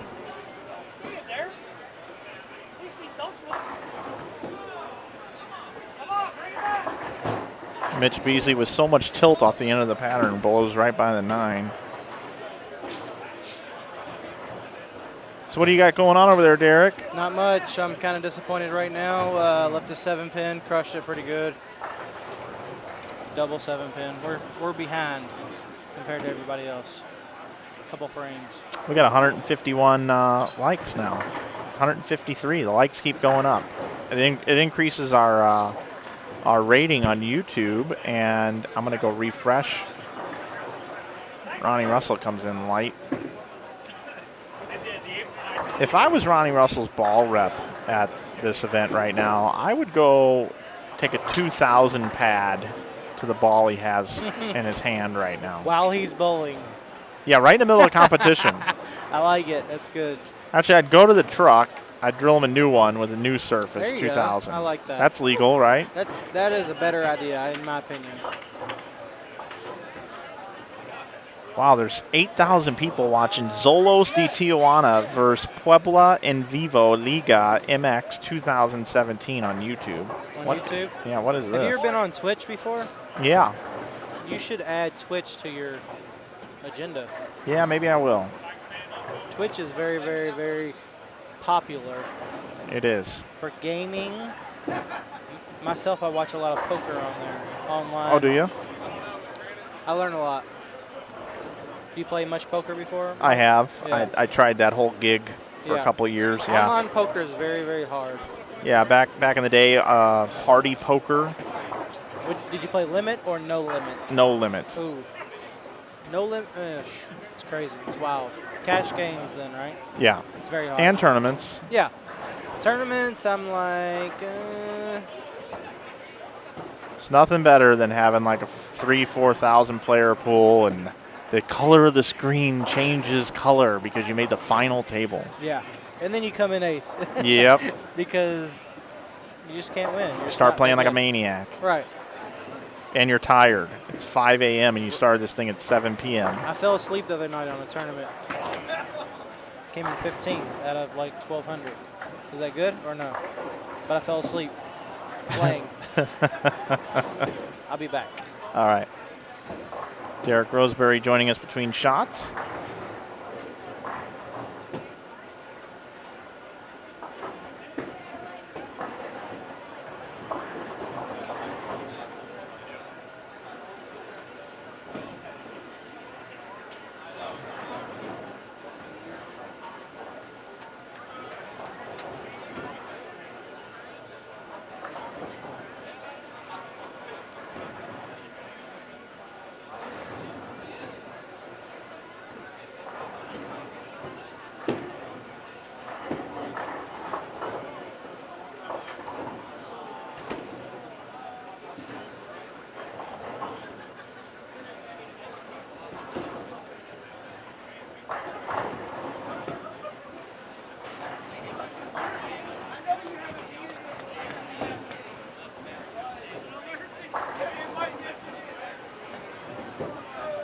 Derek threw a strike over on 29, so he's going to come back to the booth in a good mood.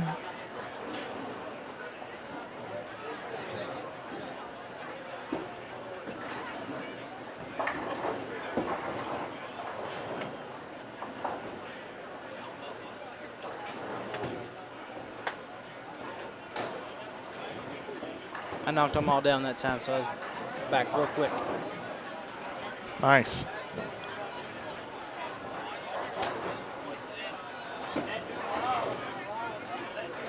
What's up, Mike Flanagan? I saw you throw a strike over there. I got lucky. Yo, my partner. Do you know Gene Perez? That's my partner. He follows me on social media. He's amazingly great with the urethane ball. Like if it's a urethane tournament, he wins. Just don't even bowl. So if it feels like a urethane plastic tournament, then we'd be like really good. But it's not. Could be though. We should switch it next year. Urethane and plastic only. Urethane and plastic only. What's the worst that could happen? That'd be hard tomorrow. No, that would be amazing tomorrow. Oh. You know, let me give you a little female. Oh, here we go. Let me give you a little female aspect. Oh. Because you know what? I don't think you really give the female aspect the right deserve of credit that they deserve. Well, you don't want my input, Mr. Roseberry, but We don't want her if you input look right at the now. top 3 female who are in the field, let's talk about them. Melanie, okay. Melanie, and who else? And we're at Melanie. So there's three Melanies right now bowling. 3 Melanies. What do you think about the On the Melanies? ball, consistent. And the Well, whole Zeke pitch Zeke is had the not front very 6 little and just 7-10. Maybe he'll pick it up. It's very hard because, you know, you throw it a little harder, this floats a little bit on 7-10. You know?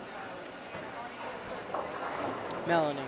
You're taking this from somebody who's really smashing fireball. Fireball. What's going on? We're talking about fireball over here. Yeah. You like fireball, Mike? I don't do shots usually. No, I'm just saying, you know, you all are so focused on the guys. Let's talk about the females. Tell me where you're going to draw the more females in. Put grab a mic. Let's talk. No, I'm serious. Oh, Tell me where let's go. you're gonna Let's draw. go. All right, here we are with All right, here we go. Beth Roundtree here with half a game to go. Yeah, And welcome to the booth. Beth just sat down and is giving us some hot takes here up here in the booth. This is Mike Flanagan, by the way. I'm Derek Roseberry. Yeah, I've met you. I've seen you. Beth Roundtree, Yeah. Frederick. Yeah. Oh, Yeah. Beth Roundtree Frederick. Ooh. No, well, no. I gotta go bowl real quick. All right, so yeah. I'll be right back. Well, I'm going to critique every ball that you throw, so I love you too. I'm just saying, you know, Okay. let's talk about the females in the squad tonight. Yeah, we had one in the booth a little while ago. We did. Do you know who that was? Surprised me. I'm sorry. I was too busy down there Jody watching my son. Wessner. Exactly. And Aaron McCarthy also was taking selfies in the booth. Taking selfies in the booth. Yeah. So I'm going to throw my perspective into the women's. Let's do it. Let's do it. So my top 3, well, let's go the top 2, female in the squad. Melanie. I mean, Melanie is throwing the ball in the however pitch. Melanie. A little bit of carry issue. But give me, what is she currently? Let's see if there's an update after game number 3. There could be at this point. Yes, there is. Let's see. Where is Melanie? You know, but you got to remember, I mean, it takes a lot of a woman's standpoint Okay. to come out here and compete against the men nowadays. I know. So you got to give the credit where the credit is due. And if the credit is due, it's due in the women's perspective. So go ahead and tell me. Melanie Johnson is bowled 234, 234, 207. And Her partner Aaron is bowled 214, 157, 205. They sit at 51 over in 40th position right now. let's talk about the women that's in the field currently. Hold on. Hold that thought 1 second.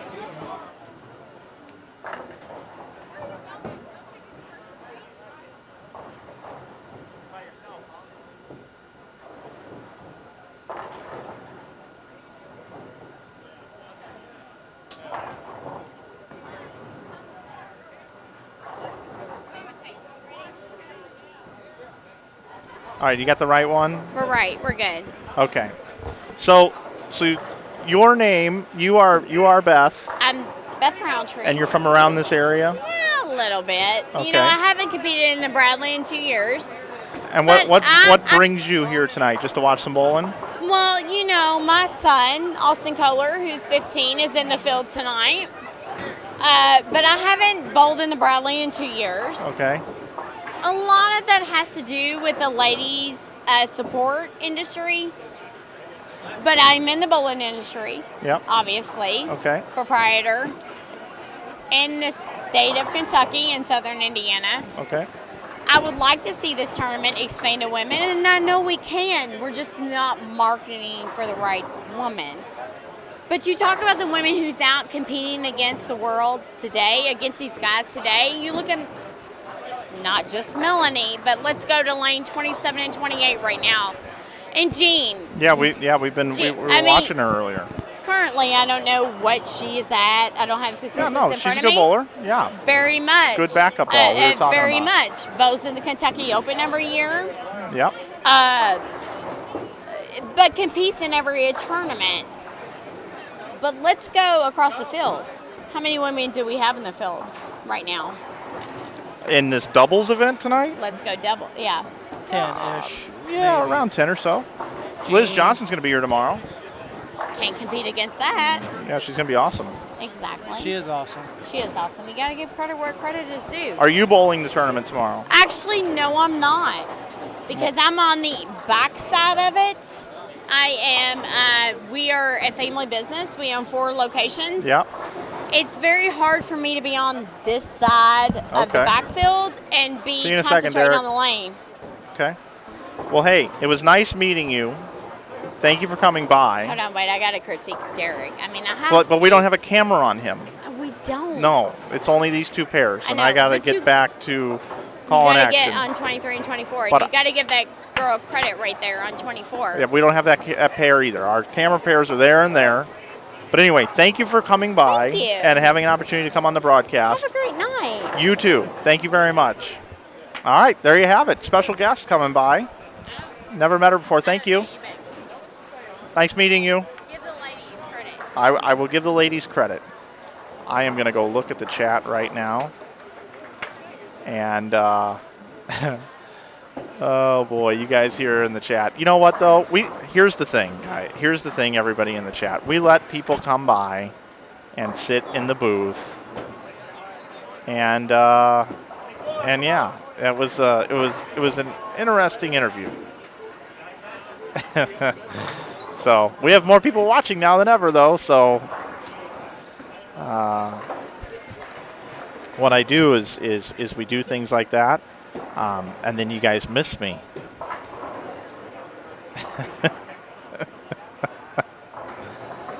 Yeah, diesel trucker. Yeah, Wedgie only cares about the ladies.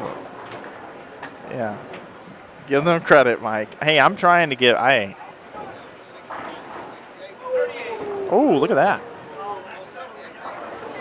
Bada boom. How cool is that to cross with Walter Ray and Mitch Beasley tonight? Pretty awesome if you ask me. Derek Roseberry is back. How'd that go? I think you're this one now. No, I'm definitely 3. Oh, are you? Yes, I am. Oh, 3. there you go. How did that go? I don't know, man. But Man. But here's the thing. Anybody that comes into the booth and starts doing things, I'm just going to put them on the air for a minute. No, I like it. It's You good. know? We have a Game 3 update because Yes, my we do. team is way behind, I Yep, feel like. game three. Oh, my.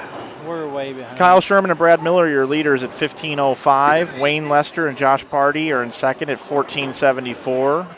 Charles Easton and Austin Holy Bolts are cow. in third at 14:33. Oval and Russell are in fourth Ryan Butler and Billy Vincent are 5th. Chris Vi and Matt O'Grady are 6th. Jeff 6th. Evans, Dwight Adams are 7th. And Jacob Yazell and Shane Dunsing round out your top 8. 17th. We're in 17th. We got to get to 8th. You're 60 out.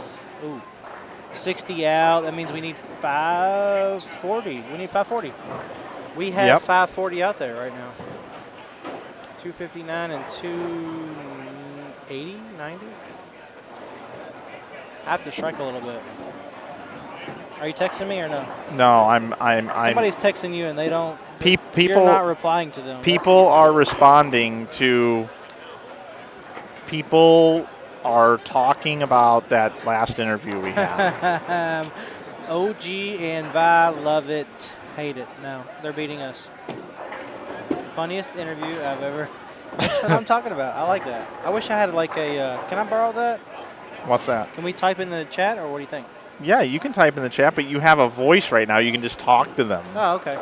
Unless there's something that you want to type in that you'd rather not say on the air. No, absolutely not. I'm good. Oh, and Jellamar Beasley's in the chat. People were just asking a little while ago whether you were here or not. Probably wants to watch Mitch Beasley, I would assume, right? Hi, and Jellamar. Yeah, Hey. and Mitch is on the screen right now. Oh. Perry Crowell. This is why I watch your live streams. Hi, Perry. Hey, girl. We have a side bet on my pair. I need to win that. Here I am. Yeah, I There know. you are. I know, Steve. I know. I'm working on it. Steve McBurn. I just gave credit to Angelamar for being in the chat. Yeah, no, absolutely. She's all in there. Have you guys ever seen? I want to ask the people in the chat. Have you ever seen the movie Ladies Man? That's not me. Don't even No, go it, there. no, it was written after me. No, I believe that. Absolutely. But they said we'd like a black gentleman to play Mike Flanagan. Jimmy Cook is striking right now. He has a double. It's not very good for when they're walled up. Jimmy Cook has a double. I'm gonna go bowl. If I strike, I get a double. All right, Derek Roseberry's going to go What bowl. are the odds? What are the odds? What do you think? That you're going to double? I have 248, 195, 248. What do you think? 74%. That I strike? Yep. That's terrible. I got the over. I'll be right Okay, back. all right. I got the over. I don't know how you have the over on a strike, but I guess you'd have over 9.5. Yes, I am. It's funny.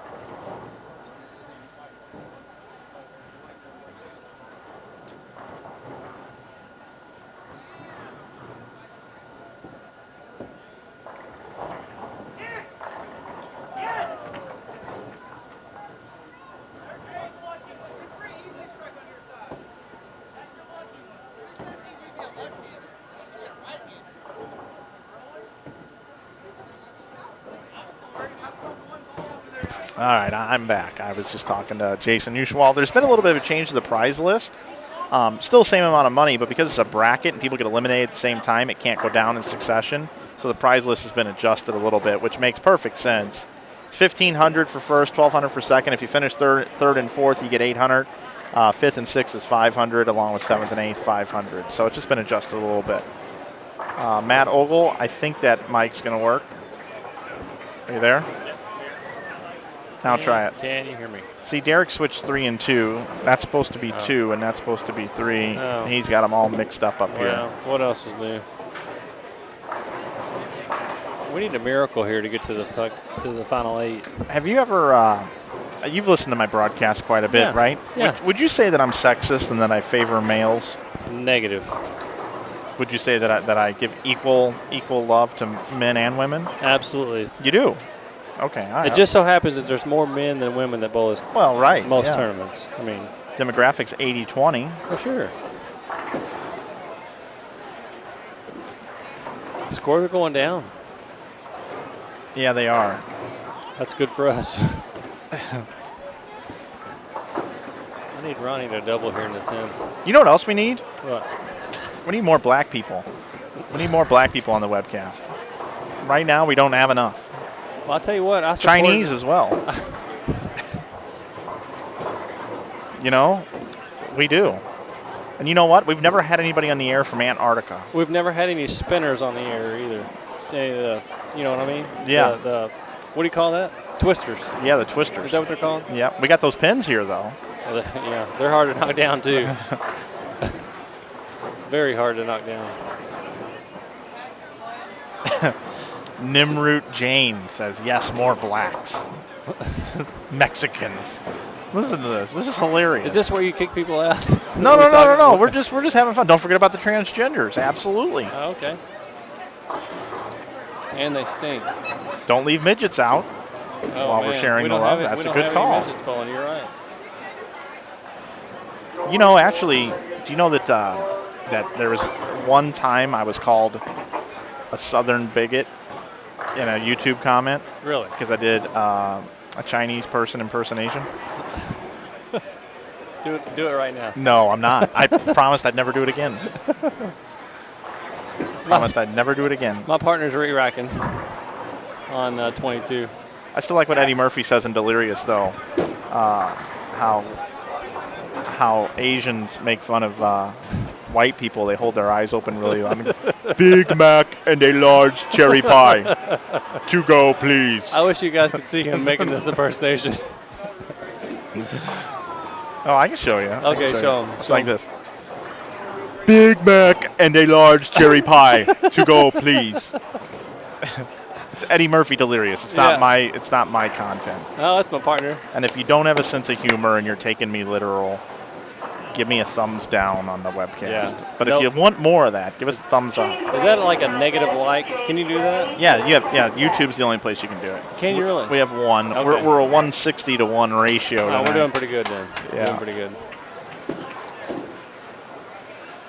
Derek's getting ready to shoot oh, maybe not. I was going to say he's shooting a 4-pin. How's he going to shoot it? We got people in the It's not him. The chat is hilarious right now. Much more credit is due to the men. I feel like you're starting to leave them out.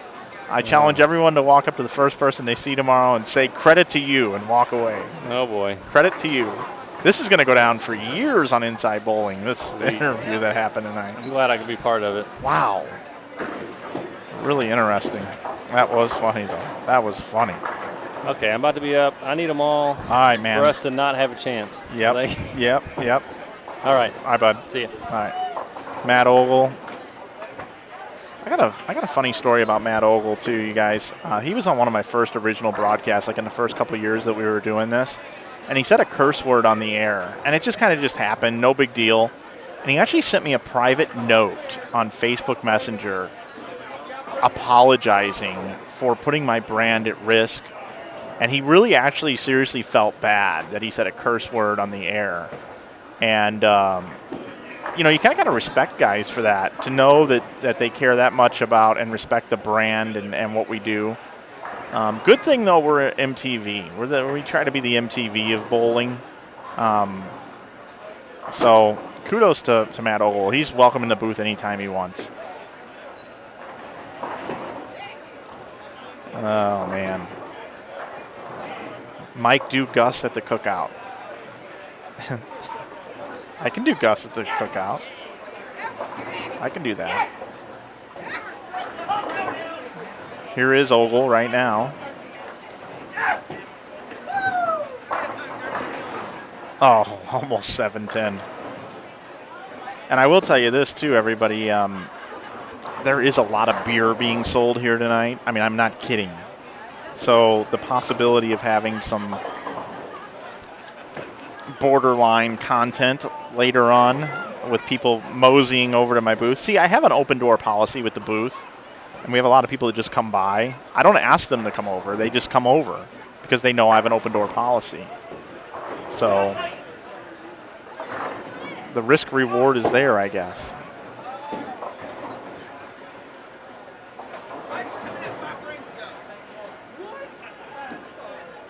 Ric Flair's in that. Yeah, I hear the woo too. Woo! Yeah, I know about Charlie. Go get me half a tree. You want a fire? You want a fire? Roll Charlie around a little bit. Roll him around. Now that's a fire. You see my Uncle Gus and my Aunt Bunny. Bunny fell down the steps. Bunny fell down the steps. It's my house, Eddie. And if you don't like it, yeah, Eddie Murphy Delirious, one of my all-time favorite things to watch.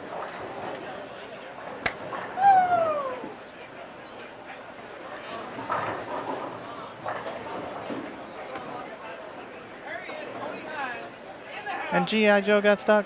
And G.I. Joe got stuck in the water. Bloop, bloop.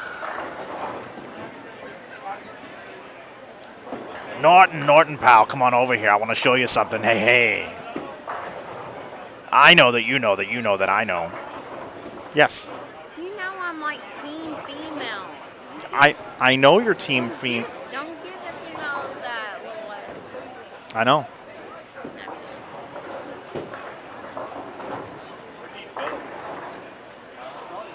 that's gonna build your female. Oh, I know. You're totally building my female fan base. I'm serious. No, I know. No, I know. Give female where credit is due because you want to build your females up for next year. I know. Just give it mine. Yes. See, they know you're back. Whatever. Yeah, right there. Oh, no, she's back. Beth, yeah, guess who's back? Back again. So who's on this lane next? And now they want me to go compliment a dude right now. I'll compliment a dude right now. I know, but that's what, you know. You were a big hit. They're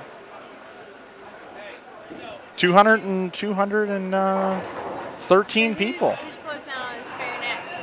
What's that? Is this the end of this pair? This is the end of game number 4 here. They're finishing up, and then we'll go over there. How you doing, brother? Good, good. I'm all about complimenting a dude right now. Look, right there. There's a compliment for you. Beth was the best interview so far. I'll give you some compliments. You ready? Yeah, You ready? yeah. Let's go. What, here? I'm going to be going off the air here in a minute. No, I'm just saying.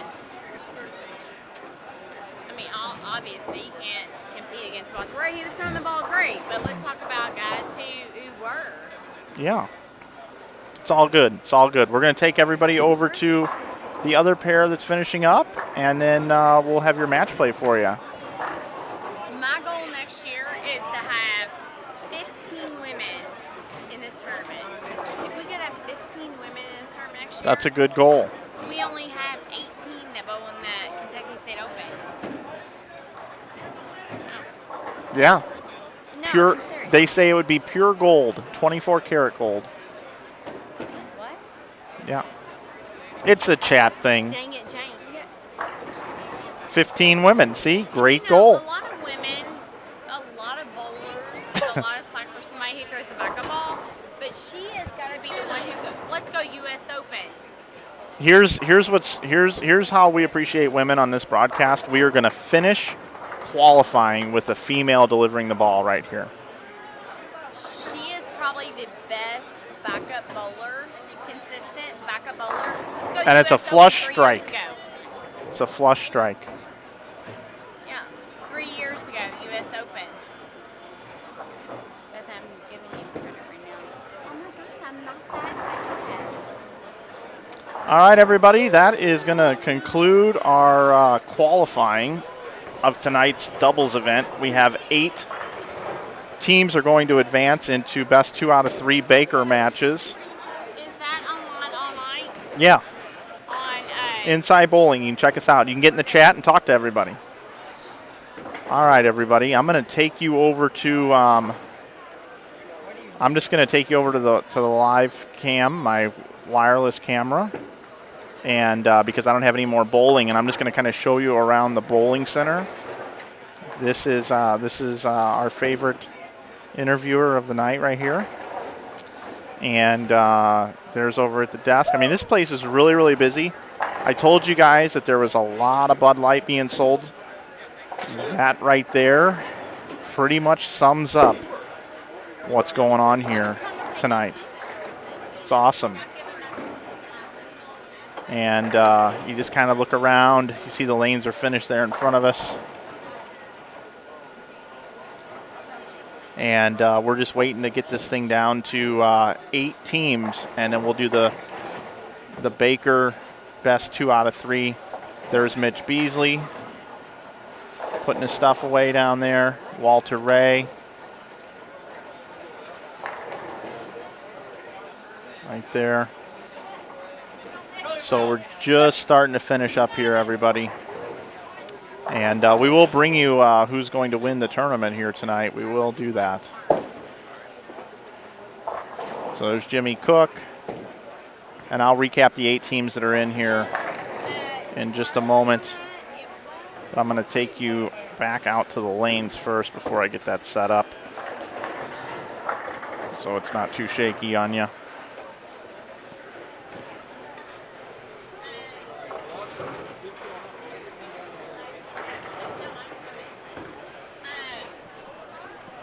Mike, are you back tomorrow? I'm back tomorrow.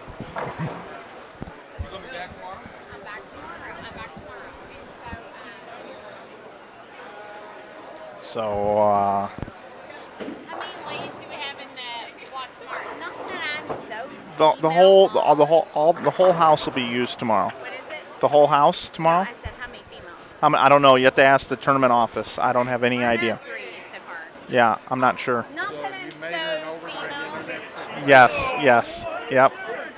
Overnight internet sensation this evening. It's funny because I used to work for Channel 32, so he's trying to be a smartass right now. All right, everybody.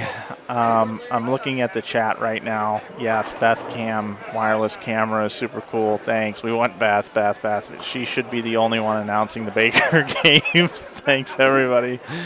Oh, boy. Yeah, I know, everybody. I don't even know. Jimmy Cook, want to come up here? You want to come sit up here? Can you sit here for a minute? No, you're good?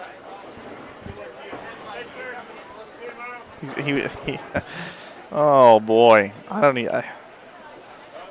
What a night! All right, buddy. Tomorrow. All right, Jimmy Cook's going to join us tomorrow. So I really need to just get away from the stream now, everybody, because I need to go talk to the tournament office over here and make sure they're going to use lanes so that I can stream it to you. Because if they're like over there, or whatever, then it creates all this havoc. So I probably need to just step away for a few. But I've had a great time tonight with all of you, and I'm looking forward to these Baker matches. This should be a lot of fun. It's 10:56. Is that accurate? Yes, my time is updated. 10:56 Eastern time. So I guess about 11:30, 11:20. We're going to get going with this. There's some people still in the 8th frame down there. So then three games of Baker times 4. Is that right? This is like 1 a.m. tonight, probably. We got here like 1 a.m. I don't even know. Dave Wodka is sitting here now. We had 434 points. Let's see what Dave has to say. Hi, Dave. Hi, Mike. Oh, okay, let's fix this. He's got a headset on. You can't hear him because Roseberry screwed the whole thing up. All right, put that one over here, that one over there. So confusing. And I'm going to ask Dave the question of the night. Now you should be okay. Hi. Yeah, see, now everything's fixed. So it was Roseberry that messed this all up? That particular deal, yes. Good God. But here's the thing, all right? Here's what I want to know is do I discriminate against women when I'm broadcasting? Am I pro male or am I equal? What would you guess? I don't think you're pro anybody. I think you're pro Mike Flanagan. And pro InsideBowling and pro Hammer Products. Well, Bradley Martin says you need to go tell a woman that she's great. Missy, you're wonderful. we had a special guest tonight in the booth. Who was that? Her name was Beth, and she was supporting the bowling center this evening. Okay. And she came up into the booth area, and she wanted to make sure that I was covering female bowlers and giving them the credit that they deserve. Okay. And I just put her on the air to have some fun, and we had a good time. And the people in the chat thought it was the best interview in the history of bowling when she was up here. I'm reading this, and apparently I can't top that one. Yeah, it was something. Yeah, great line supporting the bowling center. Hi, Perry. Thanks for listening tonight. Yeah, and very persistent about it as well, Bluegrass says, yes.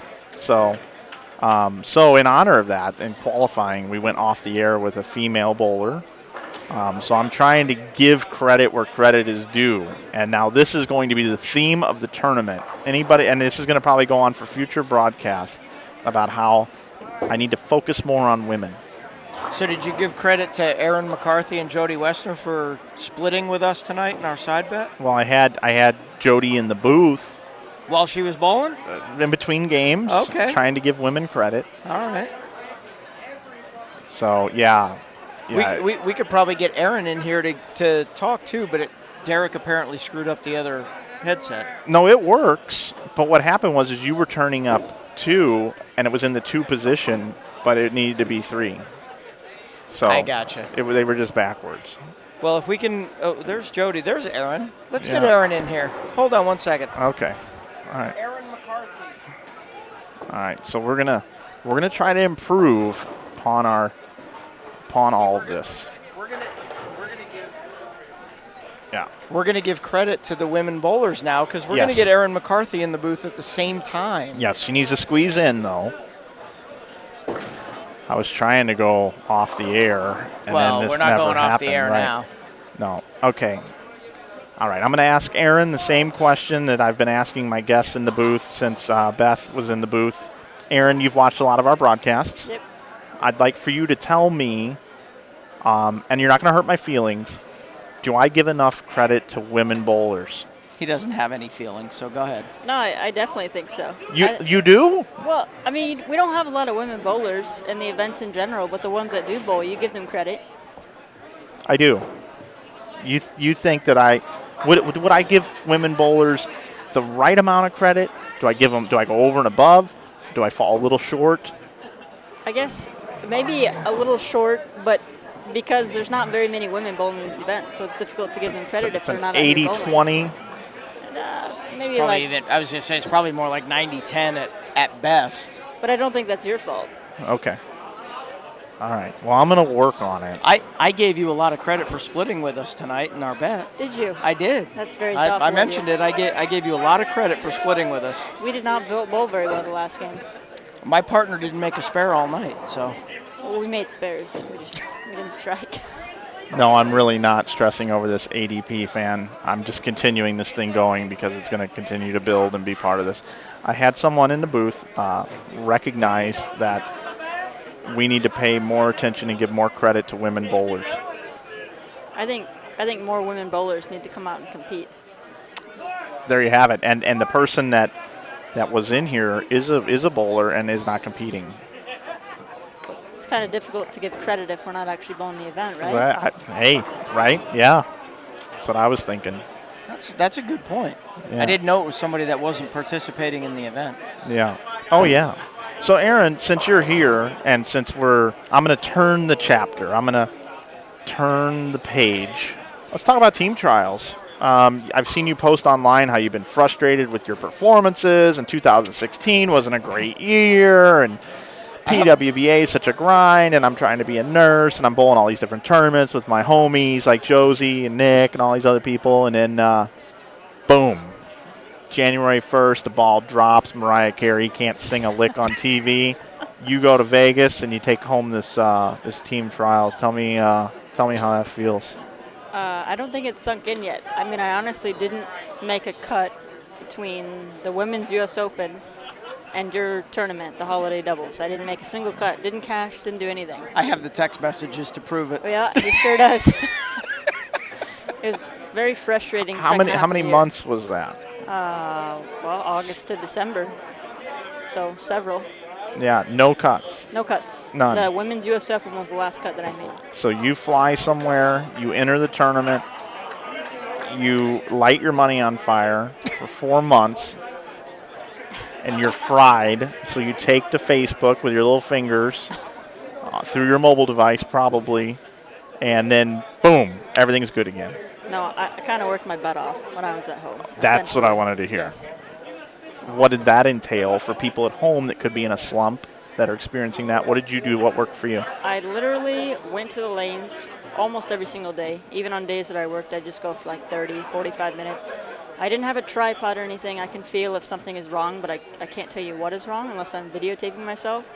So I took a selfie stick, and I hooked it up to something in the middle of the lane so that I could see myself. And I just repeated shots or tried anyways. So you actually have a selfie stick? I do have a selfie Awesome. stick. I have a Joby Gorilla Pod, but it's actually using our camera right now. I'd love to show the folks at It's home. right there. But yeah. It wasn't quite tall enough for me. I was going to buy a tripod, but realized I could only get my footwork. I got a tripod for Christmas. And this is a carbon fiber tripod, which, by the way, some hammer balls come with carbon fiber and the cover stock scandals.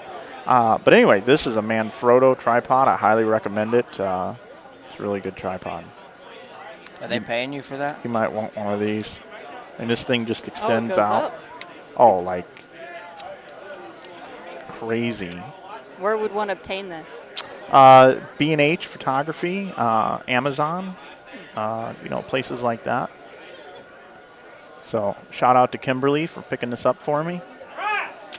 But I do want to show you a safety precaution with tripods is when you go to put them back, if you're ever holding them like upside down, you don't ever want your fingers to be like here when you undo the tripod, because it will pinch your fingers and cause a cut. So what you want to do is you want to turn it like this and then push it in, and you will be safe. Have you cut yourself before? Back in the day. Year one. Yeah. So that might be a good thing before tomorrow, so you can throw it a little slower. I think my turtling is going to be just fine for ball speed tomorrow. So there you go. All right, guys. Well, we've got this cut coming up. Are you going to stay in call action? Are you going to the hotel, sleep? What are you doing? I'm bowling A squad. Are you bowling A squad? No, I'm bowling B squad. Whatever. What are you doing? No, I don't You're think I'm going leaving, to right? stick around. Well, I might stick around a little bit. This is Okay. kind of fun. All right. The chat is getting good. The chat is good. As a matter of fact, you comfortable with staying here? Sure. Because I'm going to leave for a minute. Oh, great. I've been in here the whole night. I want to get up and stretch my legs. This is your gig. Use the restroom. I This was is your ready. I gig. was trying to go off the air so I could have a few minutes. Well, Then you sit down, and then let's get Aaron in here because I need to give women credit. well, we had to give women. I credit. know. Look, I it's- think you look- give women credit. So look, I'm it's- leaving. It's Muffin Cam. Yeah, I'm leaving. Somebody just posted Muffin Cam. Perfect. He's leaving us. Apparently, he's leaving. Here's the preview of what's about to happen. Great. Yeah, it's an 8-person bracket. We can see that. We got our 8-team bracket, and neither one of us is in it. Nope, However, we did split our bet. we did. I cannot believe we didn't win. I can. I cannot. Your partner missed the head pin to the left. He did miss the head pin to the left tonight. That's kind of funny. I think this is on a house shot or a modified house shot. He left the 139. It's okay. My It partner, happens. My partner missed to the right, so It happens. something like that. Well, my partner missed the head pin to the right also. So he had it both ways tonight. Mine did too. Mine did Okay. too. I did miss it once tonight. I can't say I didn't. I I did have a 5-count washout on the house shot tonight. I was all over the head pin. Oh, here we go. Here we go. Dave versus Aaron fight. Oh boy. Well, that's not good. I'll give Nah, a shout out to nah. Perry. Hi Perry. Oh. Yeah, Perry's been on there for a little while since I sat down. Oh. Dylan, yeah, those modified house shots, I'm telling you, they're tough. especially when your bowling balls are not in the current city. Well, yeah, you have your own issues there. Plus we had like 13 people on every pair tonight, and they broke down awfully quick. And by the third game, our entire pair was in the left gutter. No, I don't think we got that far left, but Hashtag where's Jody? Where is Jody? I could venture a guess, but I'm going to leave that off air. I could guess as well. Bradley Martin wants to know if you got the smoke out of your clothes from Tulsa. Oh, yes, I did. Okay. I think I have a refund coming for that, actually. I cannot believe Flanagan just left us here because I don't know how to work any of these things. Neither do I. So I just know how to read. If we just get up and leave, it's just going to be dead air. It is. It's going to lose viewers. Right Yeah. before the bracket, which he left us a blank paper with. Yeah, blank paper of a bracket, 8-team bracket, because apparently we don't know how that works. We have no idea where they're actually going to bowl that. For the record, that's actually not my flip phone. It was someone on my pair. She just thought it'd be funny to take a picture. Drew 27251, Andy Young. Not sure I know that one.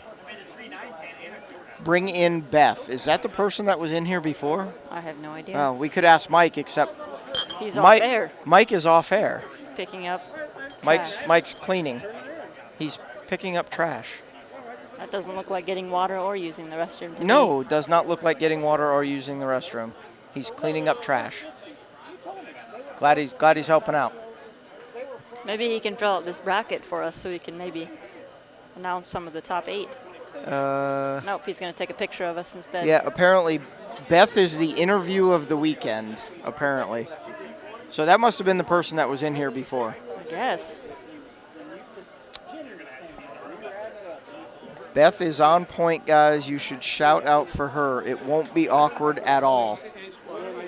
And Mocha 0334's got the Kiss reference with Beth, I hear you calling. Oh boy. See, I just dated myself actually knowing that. Tisk tisk. Yeah. Well. And now we're getting the whole lyrics. All right, we can stop that now. I think he's texting in front of us. Yeah, I Is he know. texting? He's standing in front of us laughing at us because we don't know how to work this stuff. Hammer Instagram story. So head on over to the Hammer Instagram and check out our story because we got all kinds of things going on from the Bradley. You think it's a picture of us? I'm guessing it's some sort of picture of us right now.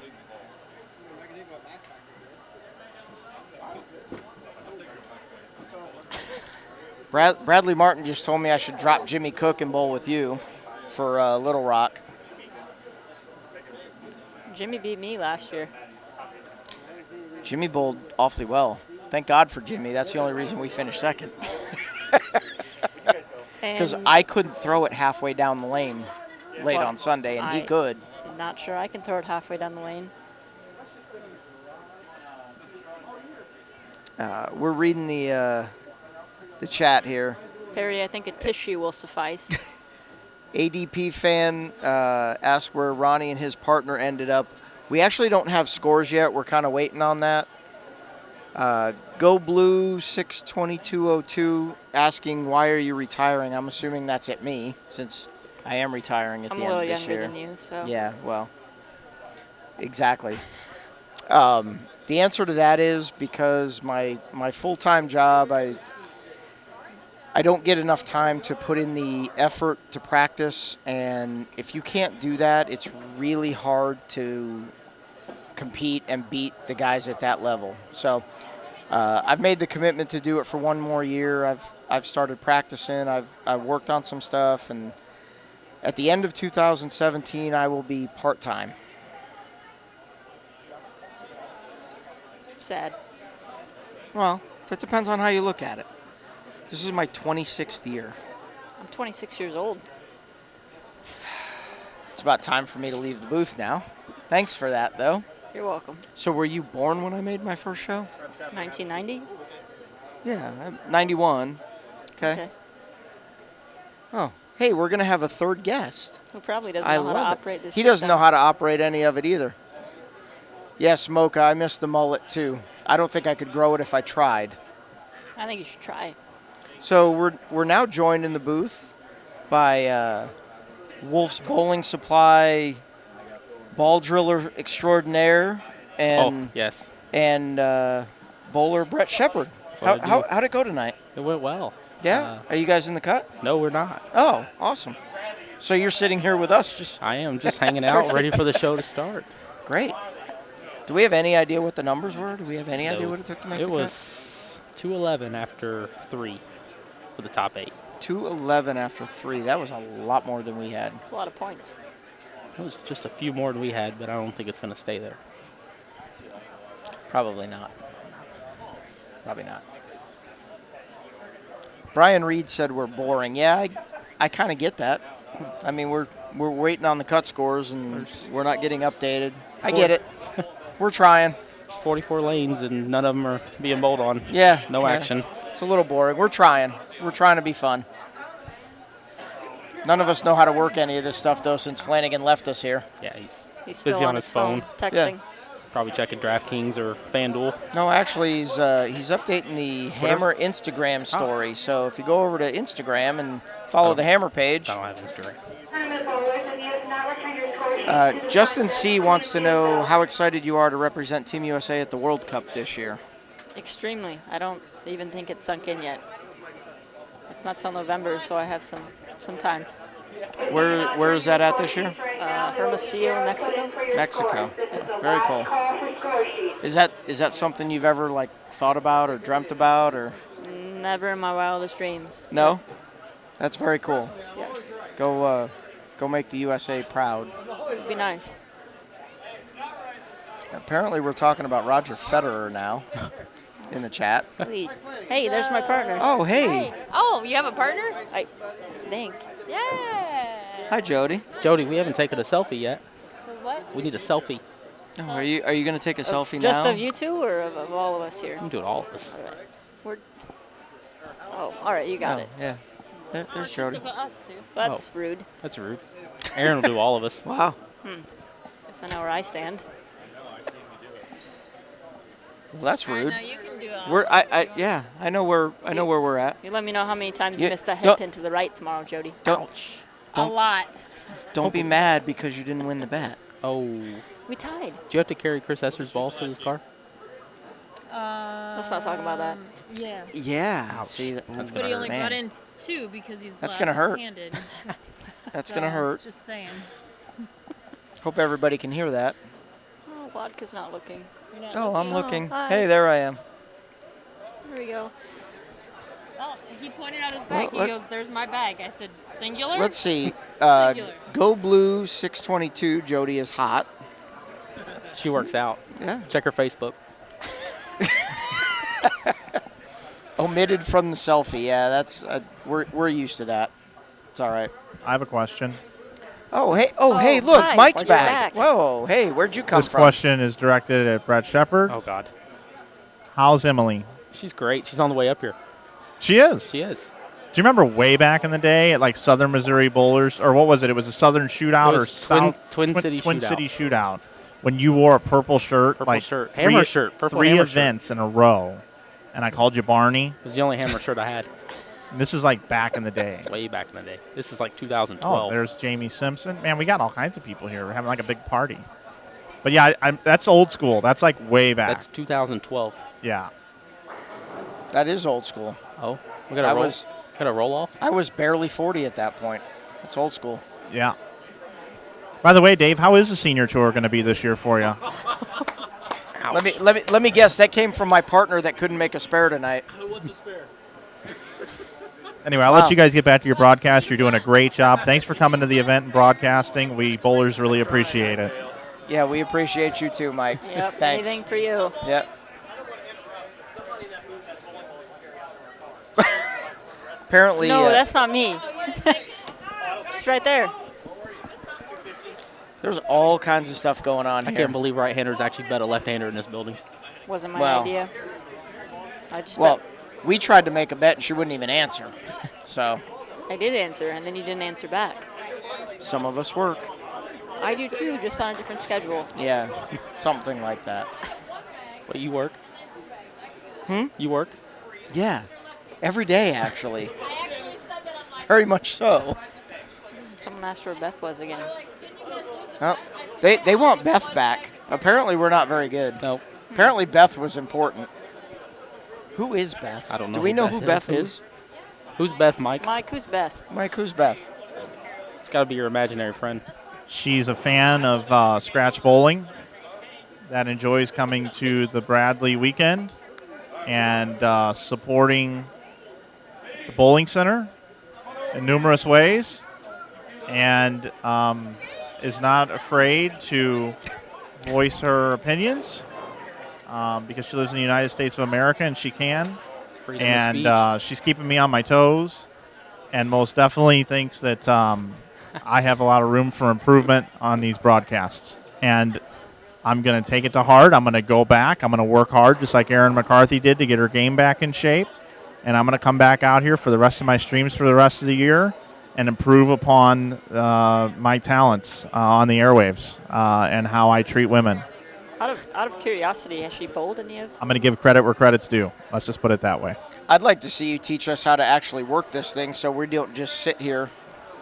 There's nothing else going on. There's nothing. We can't change cameras. Chat is the most exciting thing happening right now. And it's actually the most exciting thing all the time, really. Yeah, the chat is going okay. Chat's great. How many viewers we got? Ooh.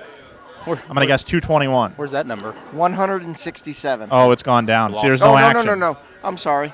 That's not That's right. likes. Where do you see that at? Yeah, no, you gotta that's go on, likes. You got to go on another screen. Well, how do we Start get to clicking the through other browsers. Oh, good God. boy. Here we go. Where's the mouse? This is going to be a mess. It's gonna go off air. Get on Google Chrome. Oh, you got to. If the mouse isn't working, it's because it times out. Click the button and it'll be back on. Nope, there here it we are. goes. Nope. What a mess. Oh, we got 193. We have 193 people watching right All now. right. Oh, everybody's telling us now in the chat since we couldn't find it. Oh, look, we're going only, up. Yeah, we're only running this. We couldn't find it. We could mess this up quickly. Yes, that's probably true. Yeah, here. I got notes. Zarnian 2010 said hi, Aaron. Hello. Don't know who that is. All right, taking the #1 overall seed. Oh, we're getting some results. Number 1 overall seed, Kyle Sherman and Brad Miller. Kyle Sherman had just about every pin of that. Well, they're kind of good. A little. They bowl next to us. Yeah, both of them are kind of good. Jeff Evans and Dwight Adams. Don't know those guys. 1894. Jeff Evans and Dwight Adams second. 1894. Butler, Billy Vincent. They were on our pair. 1893. 2 local oval guys. Yeah. Charles Easton, Austin Bowles, total 1885. Charles Easton and Austin Bowles fourth. Chris Vibe, Matt O'Grady, total 1882. Chris Vi, Matt O'Grady fifth. Wayne Lester, Josh Pardai, total 1874. I didn't hear those names. I didn't either. I 7. didn't either. Kim Abner, Jeff Fair. Ken Abner and Jeff Fair, surprising. Seventh. 8. Cut And number, the final 5 for the 1864. bracket runoff is Brian Wallachek and Tom Smallwood. Total 1865. Oh, I was close. 1865. Brian Wallachek and Tom Smallwood. That was the rest of cut. your finishers in 9th place, Chris Hester. Come on, Matt cash number. Sanders, Total 1850. It's got to In 10th, get going. Zach Cooley, Adam Voss. Total 1845. We better cash. 11th, Rick Hill and Ricky Fuller. Total 1843. Uh-oh. 12th, Brett Shepard. Oh, Jimmy casher. Cook, total 1833. 13th, Derek Roseberry, Gene Perez, total 1829. Broke even on the day. 14th, Tony Leverett, Brian Hemler, total 1823. We didn't quite get there. 1823 was the 1823. cash So number. 223 over was the cash number. Did we? You know what? We probably have a let's not talk- tiebreaker because we probably won total. Let's not talk about that. But we won total because Oh, you we guys didn't- didn't bowl 400 the last we game, didn't did you? discuss that. Yeah, we That's we not part of the win. We bet. win by default because of total. No. Yeah, It's we not in win the by rules. default. You Yeah, got a set of rules? yeah, we win. It's a total pins tournament, so total pins should count. But We didn't- win because we yeah. don't give credit to women bowling. So shouldn't we win? Giving us credit for trying? Oh, so now you want a participation trophy? It's an overseas tournament. It's overseas tournament. They get their 8 pins a game. Yeah. They still lost. Oh, Are you sure? good run. They still lost. You're not helping me. I gotta figure out if my doubles partner's pot bowling without me. Oh, It's awesome. great seeing you all. All right. You're leaving us? Yeah. I might be back. Have a good night, Brad. I might call this top 8 here, Where? unless I can make some money. Bowling all over the place. But to go practice on this not hooking Bradley pattern. Are you bowling A or B? I'm bowling A squad. Yeah, so am I. Have to get some practice in, take a nap. Yeah, the practice isn't going to happen for me tonight. No, I meant tomorrow morning. Oh, yeah. So you're going to re-enter? Is that what you're saying? Wow. You said Wow. practice. Wow. Mic drop. Peace out. Said he wanted to get some practice in. Wow. Way to go. You scared him right out of the booth. Or the pot games did, one of the two. Well, yeah. What do they got going on down there? Not really sure. They got all kinds of people going on down there. We're in the booth, though. Dylan, Dave wins the night. What did I win the night with? Dylan, help me out there. How did I destroy him? Oh, I don't know. The chat's going, though. There's plenty of people in it. Oh, he's Oh, coming wait. back. Special guest? Yeah, we have a special guest, maybe. Oh, we do. We have a.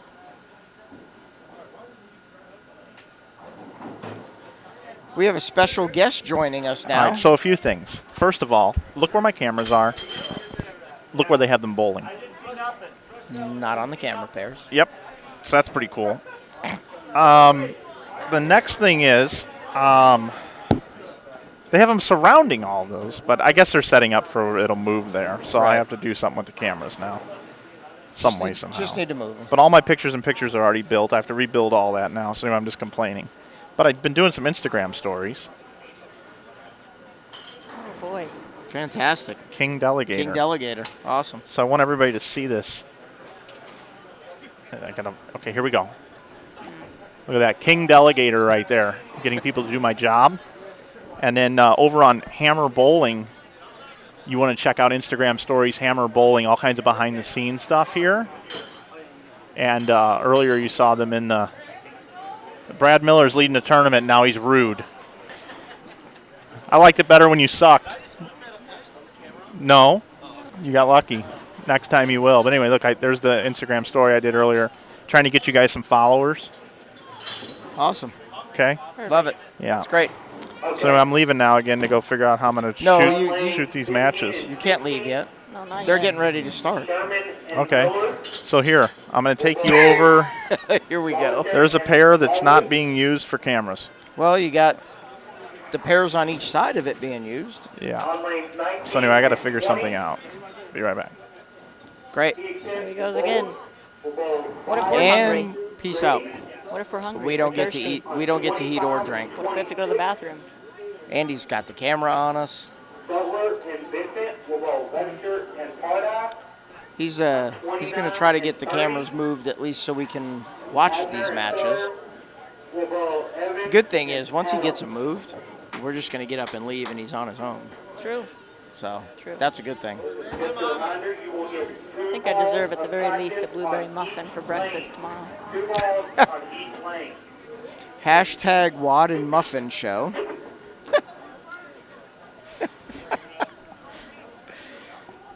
Gotta love the chat.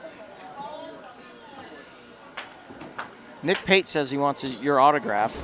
Only if I can have yours, Nick. Doesn't he probably have it on the lease of the apartment or something? I actually wouldn't doubt it if he just signs it on the wall for me to come home to.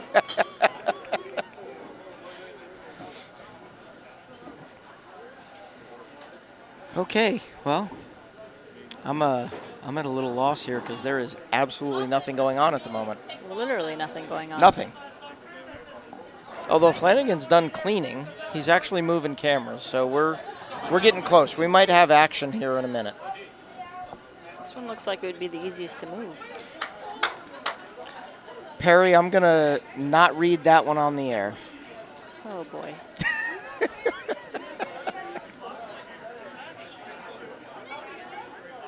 I'm going to guess Flanagan would have deleted that if he was here, but none of us know how to work it, so Nope. it's going to stay there. That's what happens when he's out of the booth. Yeah. Yeah, well, he's sort of come back. A little. A little bit. Oh, hey, There you go. we You have ready for this? Hey, we have a special guest All right, again. so let me show you what I got. We like it. I'm going to show you these camera angles. All right. Here's one pair. And there's the other pair. Okay. So I got those two pairs with an angle off to the side. And then we can go check in on the scores. All right. So we're okay. Yeah. You're adapting very well. You're going to be in good shape to do this by yourself. Yeah, I am. I am. Where are your partners in crime? I couldn't make it this time. Oh. Now I got to go build graphics. So what is this? This is the... it's the Classic Products doubles. Yes, it is. This is, we would The call round this... of 8. Yeah, I'm just going to do one for the whole thing, though. Match. Match play.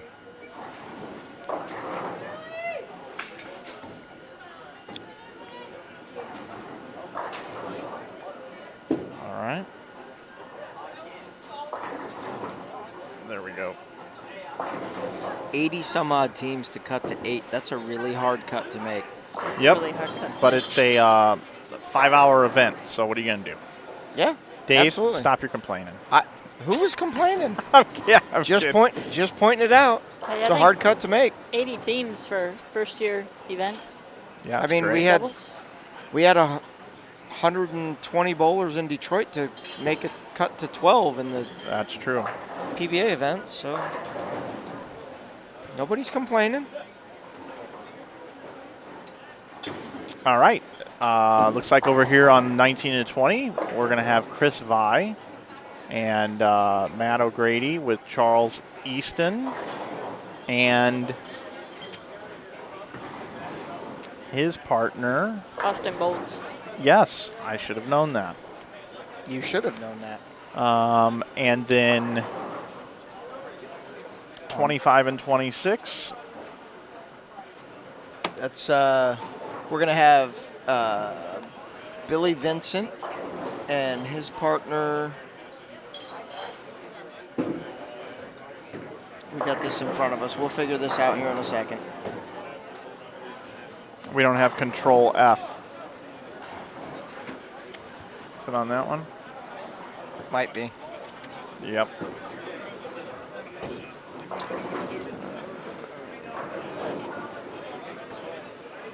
Billy Vincent, Ryan Butler. Billy Vincent and Ryan Butler. Who else has made it? Kyle Sherman. Yep. Chris Vi. They run the same pair. Matt O'Grady. Who else has made it? There's 3 of them.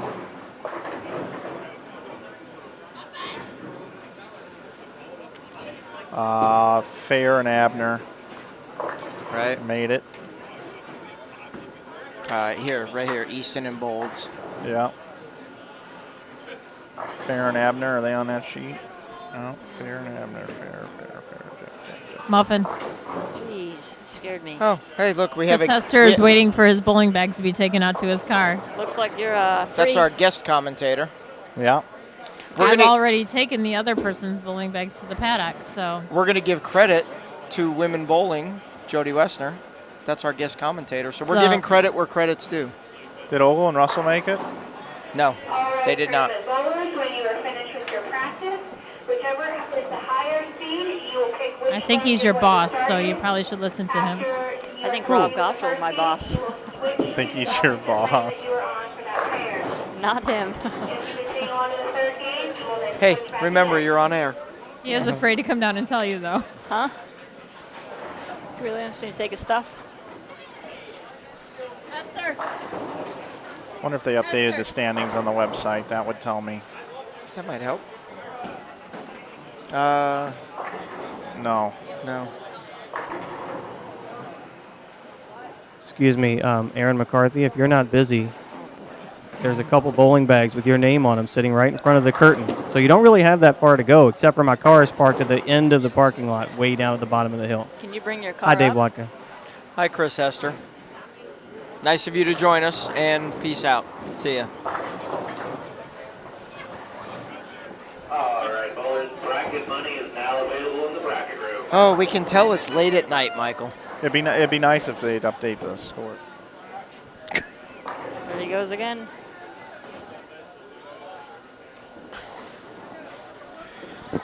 Trying to leave him by Mike's myself. trying to go get some scores for us, so We'll update you as best we can here very quickly.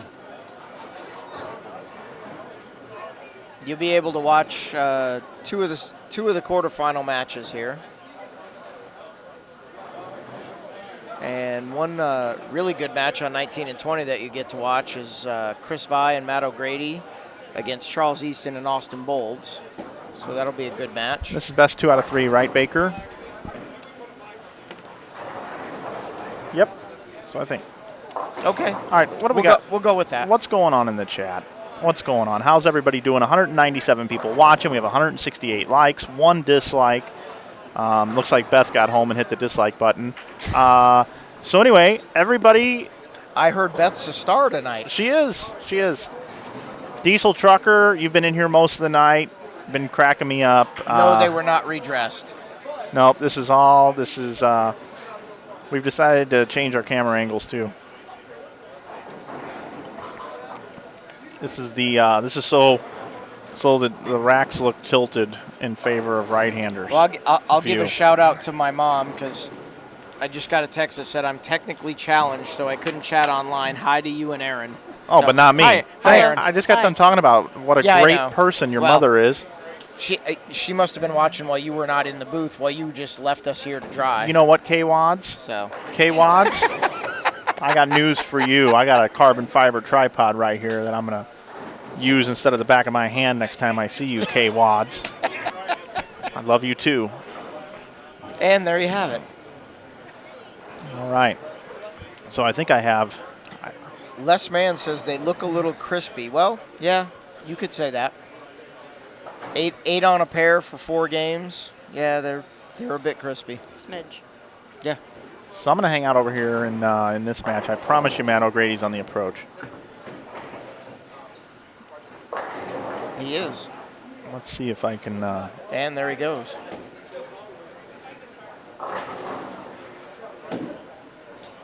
They're a little crispy until you get it a little left. Then they're not so crispy. And there's the correct scoreboard, so you can see it's just getting underway here. Yeah, they have not started yet. They're still, just now starting, actually. Frame 1. Frame 1, game 1, best 2 out of 3. These are the top 8 teams. 79 shoot up. We're down to 8. I'm Mike Flanagan, joined by Dave Watka and Aaron McCarthy. Zarni in 2010 wants to know if you got your steak and shake fix. Not tonight. Is there one around here? I don't think so. Hello, Scotty DeBow. Congratulations on your bowling at St. Charles Lanes. And here's Austin Bolds. I do have something that I do want to talk about with you guys on the air here. Ooh. Okay. Blower 9. All right, so I want to challenge myself in 2017, the two of you, in doing some larger post-edited video type stuff. And I have this idea that I want to do for Inside Bowling, and I want to get people in the chat to chime in on this. I watched this video the other day of these guys skateboarding, but they're calling it like golf. Like the announcers are calling skateboarding like golf. They've even got the piped-in birds chirping, and it's like really quiet. All you hear is the announcers and the birds chirping, and you don't really hear the skateboarders the skateboard going down the road. And I found it entertaining. I thought it was funny. Okay. Okay. Because it's like, so what I want to do is I want to do it for bowling. I want to do what if bowling was called like golf. and I want to. It's a whole post-edited video. It's a whole like shoot and everything. And I want to go to a bowling center, and I want to use 18 of the lanes, since there's 18 holes in a golf course. And I want to have it announced just like it was like golf, really slow and just very monotone. And then I'm going to be like, let's head over to 4, where we have Wodka. Wodka's second shot. He's in the sand. And I actually put 6 out of the middle. I put plastic down on the approach, and it's actually got sand. And you're literally bowling in sand. Okay? I want to have a hole where I put a kiddie pool out past the arrows, so you have to go over the water. Now, this has been a tricky shot all week. Players have been having problems. A lot of people have gone in the drink. And I actually want some of the shots to go in the drink, and we do it with slow-mo and stuff like that when the ball hits the water and stuff and what happens on the lanes. And I want to, what if bowling was golf? Here he is at 9. He's going to make the turn. He's headed to 10 now. Like, you know, I want all this. I want a big leaderboard I want to make, just so that looks like a leaderboard where you actually pull out the thing and he goes to -2, +2, whatever. Like, anyway, I have this whole vision for this like 3-minute long what if bowling was like golf video. What do you think? Do you think it's funny? Oh, yeah, it's great. I think I'd prefer to spectate and not be a participant in this particular video. Believe it or not, you know, you might want to get Brian Himmler in here tomorrow, because we did a charity event in Columbus a few years ago, and some of us had to do like shots like that. The last shot of the night, he put a throw rug down about 5 feet in front of the pins, and we had to throw a shot, and like it hopped over, hit the rug, and went whichever way it went. So it wouldn't be something completely out of the ordinary. We've done it before. And folks at home, yes, that camera is angled odd, but I want to keep my screenshots the same way, so this is a way for me to bring you picture-in-picture on this pair. We like it. Chris Vi and Matt O'Grady have a lot of strikes going on right now. Yes, they do.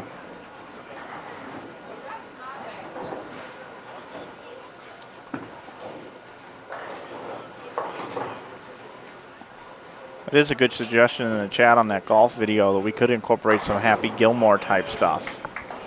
Bring in Bob Barker. Wrong price, Bob.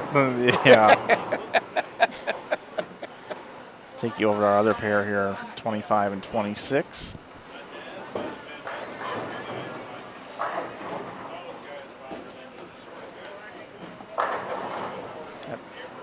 Billy Vincent getting up on lane 26 right now. Looks like he and his partner are down by 24 pins in the 5th frame in game 1.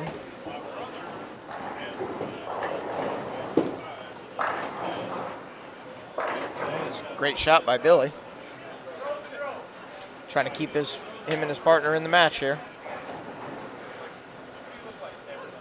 Vi and O'Grady. Vi is up on the left lane. Excellent. Thank you. Yeah, we've got the standings just informed to me over on Inside Bowling. Doubles after 4. All of the final standings are listed right there. They paid 14 spots. 14th spot, 1823 was Lambert and Himmler.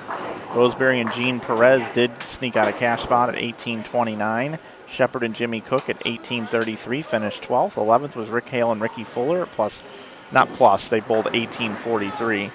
Zach Cooley and Adam Voth, 1845, and 9th was Hester and Sanders at 1850. They missed by 15. It took 1865 by Wallachek and Tom Smallwood, who are currently bowling. Kyle Sherman and Brad Miller. That's a good match down there, too. Yeah. They're a little bit behind. They're only in the 3rd frame. So we'll try to keep you updated on some of that stuff as we move along as well. By the way, now that I saw the standings, we did finish ahead of you. That's great. Just in case you were wondering. Yep, I definitely was so wondering. So we win total. So we win the bet. Perfect. So I'm going to get rid of this. Well, actually, I guess we could write down the teams. Mike, put that chat back up there. There was a couple questions on there. Sorry. Nope, there you go.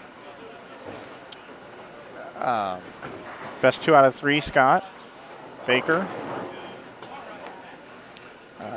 Billy Vincent was just inducted in the Greater Louisville Bowling Association Hall of Fame last weekend. Congrats to Billy on that. That's quite an accomplishment.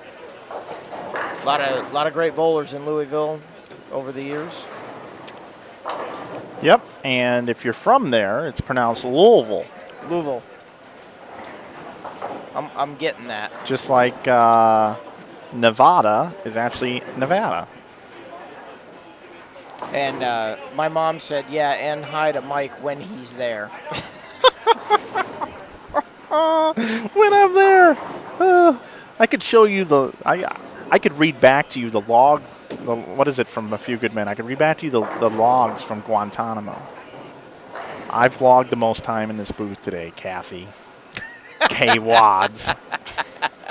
Just because you tuned in when you got done going to the Muni or the Fox or the shows, whatever you went to, and you didn't get on until midnight. Oh, are you kidding? It's only 8:45 there. Oh, okay. Drew, we do not have a camera on Smallwood's pair. We will keep you updated as best we can. I'll fix that. Thanks for asking, Drew. Drew's one of my favorites in the chat. I'll do anything for Drew.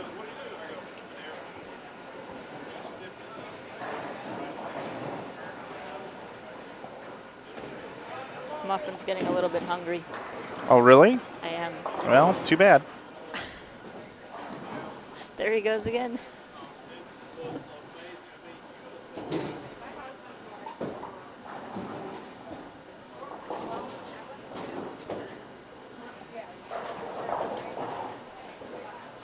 Did he leave again? He did.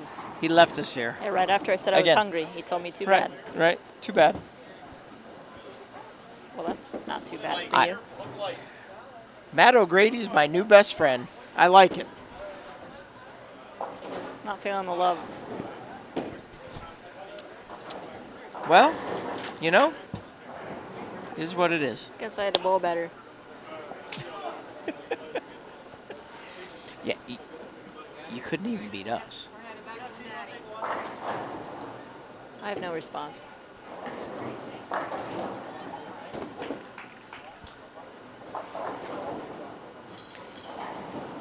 We'll try to get you an update here. Billy Vincent and his partner are going to take a 1-0 lead. This is best 2 out of 3, right? Yes. Yeah. Oh, okay. Billy Vincent and his partner are going to take a 1-0 lead. Chris Vi and Matt O'Grady actually have 258 in the wood, have not shut out their opponents yet. Charles Easton and Austin Bolds can still shoot 267. Charles just struck again in the 8th, so that match coming down to the end. All right, Dave, so here's what I'm going to do. We're going to let Erin get out of here because she's hungry. Yeah, apparently we're supposed to give Muffin credit and let her get food. Justin C. Jeez. He's got it right. And then what I'm going to do, Dave, is I'm going to teach you how to produce. Oh, awesome. For these 3 buttons here, and then I'm going to go. You know I bowl at 9 a.m., right? Then I'm going to go roam down there, and I'm going to be able to help with the #1 seed match and give you score updates. So, Erin, thanks for coming. Thank you. Appreciate All right. it. Oh, yeah. Hungry Muffin. I am a hungry muffin. Wow. Wow. We should probably use that one anymore. Yeah. No, we shouldn't. Erin, have a good night. Thanks for joining us. Thanks, good luck guys. tomorrow. Bye. Come back tomorrow. All right. All right. So Erin is out of here. And Dave, here's how you produce. Fantastic. Here's how you produce. Okay? These 3 cameras right here. Yep. This is the preview screen. That's the bonus pair. Okay. Okay, to send it after this shot, take you down to lanes 15 and 16 for our first look at Smallwood. Bowling with Wallachek, taking on the #1 seeds Kyle Sherman and Brad Miller, and I'll get you an update with the score when I roam. So then what you do, whatever you want to bring up next, these are our other 2 options. These are our other 2 pairs, okay? So you just click around these 3, okay? So this is the one that we're... That's what's That's on. what's on. This is preview. This is building Okay. whatever we want over here. All so you right. would just click there and say, okay, now we're going to go take a look at Charles Easton. Then you could go back to Smallwood and go around. So these are our 3 pairs. This is the Vi and O'Grady pair. So it's these 3 right here. And I'm going to move this down here so you just know it's the last 3. Okay. You just click and then go wherever you want. I'm going to put that earpiece in. Okay. And then I'm going to be able to give the fans at home score updates on what's going on here or whatever you want from there, okay? All right. All right. Well, I'll everybody in the chat, bear with me. I'm going to do the best I can here. So we're watching the end of this Charles Easton, where they're going to take a 1-0 lead here and a 7-9 on the fill ball. Pretty impressive. But 265 to 244 in the first game there. So Charles Easton and Austin Bolds take a 1-0 lead. I'm going to take a look down here at Kyle Sherman and Brad Miller bowling against Brian Wallachek and Tom Smallwood. And Mr. Flanagan's going to get us a score update here pretty quick. Yeah, I'm with you right now, Dave. So All we're right. all locked and loaded here. Actually, this isn't even a close match. Right here, Wallachek's up in the 9th frame. They have 159 in the 7th with a spare up in the 8th. 10 pin, so they're going to be in the 220. They can strike out to be in the 228 max score, but Sherman here is up in the 10th frame. The most they can shoot is 151. So Brian Wallachek, Tom Smallwood take a 1-0 lead in that match.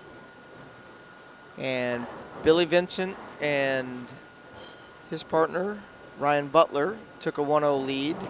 We know that Charles Easton and Matt O'Grady took a 1-0 lead, and then we'll get you a score on the Jeff Fair, Ken Abner against Jeff Evans and Dwight Adams match, and we'll update you here in just a second. So we're going to go back to Chris Vi right now, shooting the 3.6910, tough spare. No problem for newly appointed Team USA member, Chris Vi. Fair and Abner bowled a game in the 240s, and their opponents bowled a game in the low 2-0. So Fair and Abner are up 1-0. Okay, so we've got all 4 matches into the second game. We've got Billy Vincent's match. They're getting into the 5th frame already, so that match is ahead of everybody else. We'll go over here and watch that match a little bit.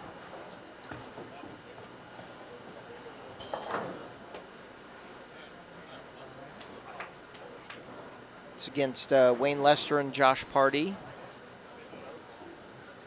And we got Billy getting ready to get up on 25. Great, another good spare, making the 3.6910 on 26 there. I'm pretty sure I don't want to be shooting that. Yeah, I wouldn't either.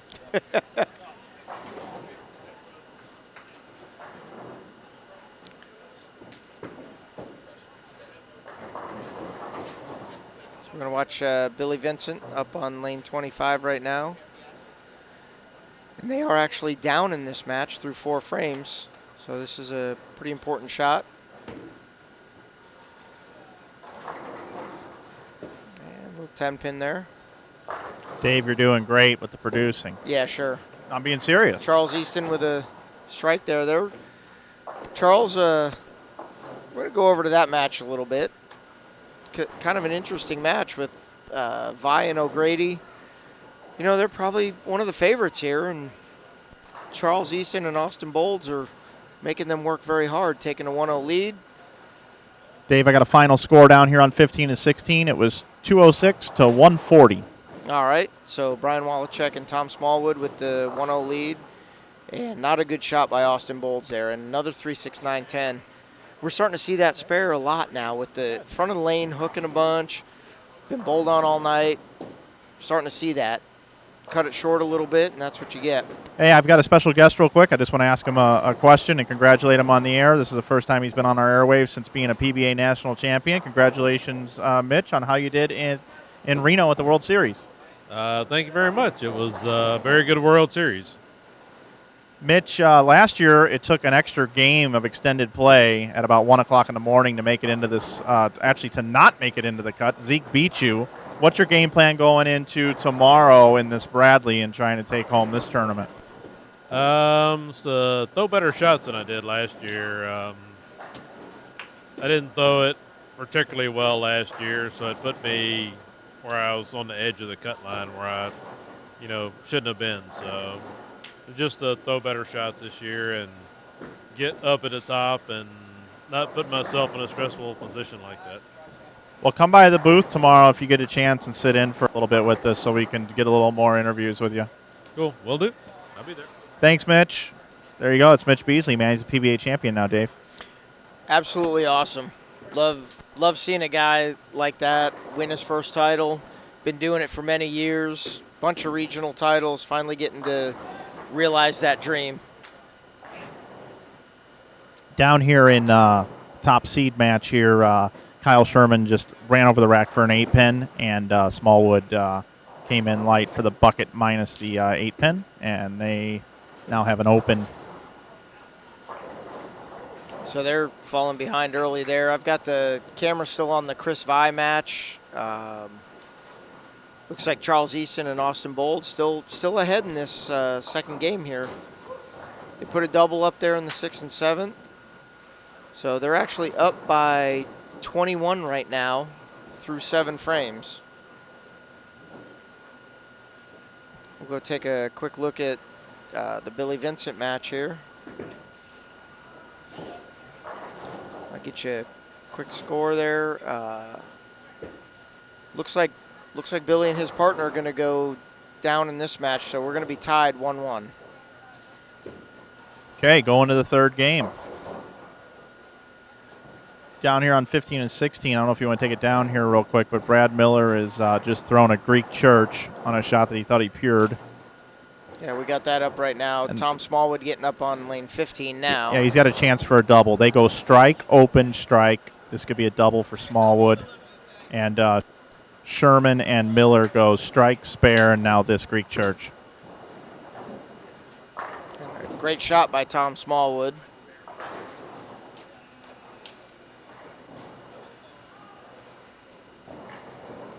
My Philly Hitmen teammate, Tom Smallwood. That's Great right. shot there. And Brad getting 4 out of that on the Greek church.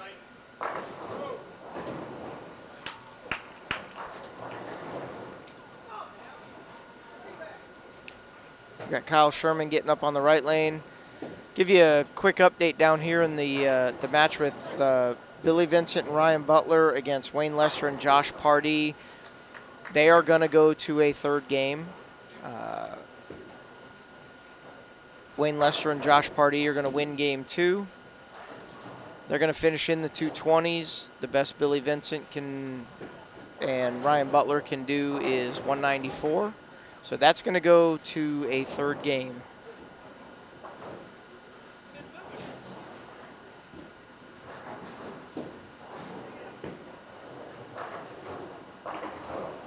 We'll get you back on the Chris Vi match here. Charles Easton up in the 10th. And a strike there.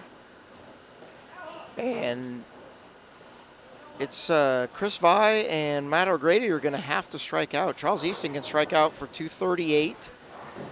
Matt O'Grady and Chris Vi have 248 still left. So Chris strikes in the 9th and gives them a chance now. So no matter what Charles does here, if Charles strikes here, Matt O'Grady's going to have to double in the 10th to extend this to a third game. Otherwise, that match is going to be over 2-0, Charles Easton and Austin Bolds. I'd call that a little bit of an upset. I would too. Hey, Dave, 15 and 16 right now. Brad Miller is up on lane 16, and after Greek Church, and we'll get a look at his shot here. Yep, we got it. And a great shot comeback there after That's the a Greek double. Church. That's a double. So that Sherman put pured him- one before it. Put him back in the match here, maybe. Yeah, 77 in the 4th with a spare up for Smallwood and Wallachek. 44 in the third with a double up in the fourth and the fifth for Sherman and Miller. We got a tie match there in game 2. And Matt O'Grady got the first strike in the 10th, so that is actually going to extend the match. They're going to go to a third game in that match. We'll switch over there real quick. Yeah, it was 227 for Bolds and Easton. Yeah, Matt O'Grady and Vi are in the 230s now.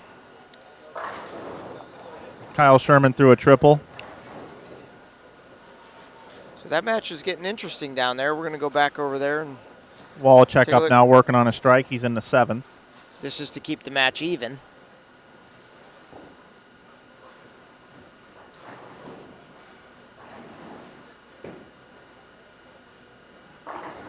Great shot there for a solid 9. So Brad Miller now can get up and take the lead in the match. This would be for a 4-bagger. We're going to keep it on this match for a minute. We got some other matches going on, but this one's getting tight down here. And a great shot by Brad. Brad's a good guy. Brad's actually on the ballot for the Steve Nagy Award on tour this year. No kidding. He is. There's 4 names on the ballot, and he's one of them. Oh, wow. That's really cool Yeah. inside information. Do you know the other 3 offhand? I don't mean to put you on the spot, but. Tom Smallwood is one of them. Okay. So we got 2 guys in that match that are up for the Steve Nagy Sportsmanship So this is Award. happy emojis down here. Exactly. Neither one of them want to win against the other person and then let the other person feel bad for losing.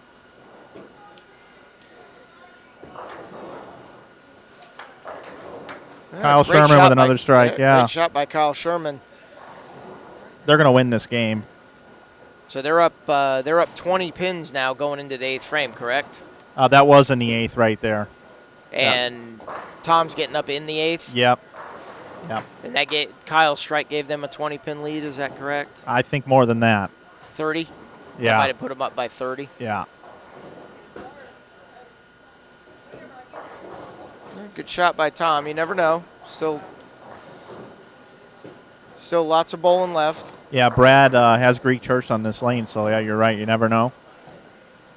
The thing that's interesting though is when they switch lanes, Brad's figured this lane out finally. And he has figured it out with another great shot there. So they're up by at least 30 now. We're going to switch real quick over to 25 and 26. Billy Vincent, Ryan Butler against Wayne Lester, Josh Pardee. Wayne and Josh started with a 3-bagger and a ring 10. And Billy and Ryan with spare, strike, and then an 8 count in the 3rd frame. So an early lead for Wayne and Josh on that match in game 3. Take you back over to Brad Miller real quick and see how that game finishes out. See if they finalize that, get it to a game 3.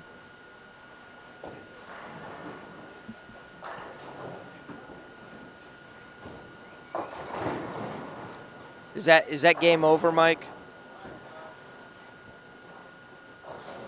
207 max score for Wallachek and Smallwood. And now Sherman with the first shot in the 10th gets a strike. So yeah, it's over. 7 in a row. So that's going to go to game 3 also.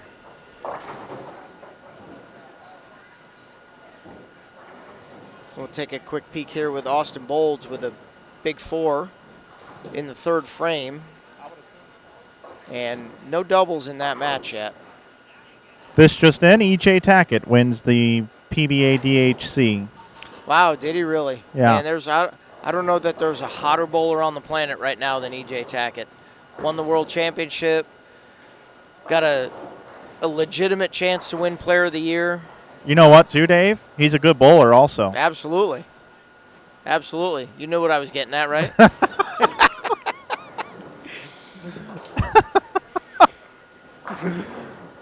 But if somebody just joined the broadcast and they just came from Love Crush webcast, there's nobody hotter in the PBA Tour right now, right, Mike? Right, exactly. Oh, there is not. He's a pretty good bowler too, Dave. We're gonna take a look at this match over here on 25 and 26 as Billy Vincent and his partner have 61 in the fourth frame. Wayne Lester and Josh Pardee just had an open in the sixth, so they're a couple frames ahead, but they have a little bit of a lead right now. And this is game 3.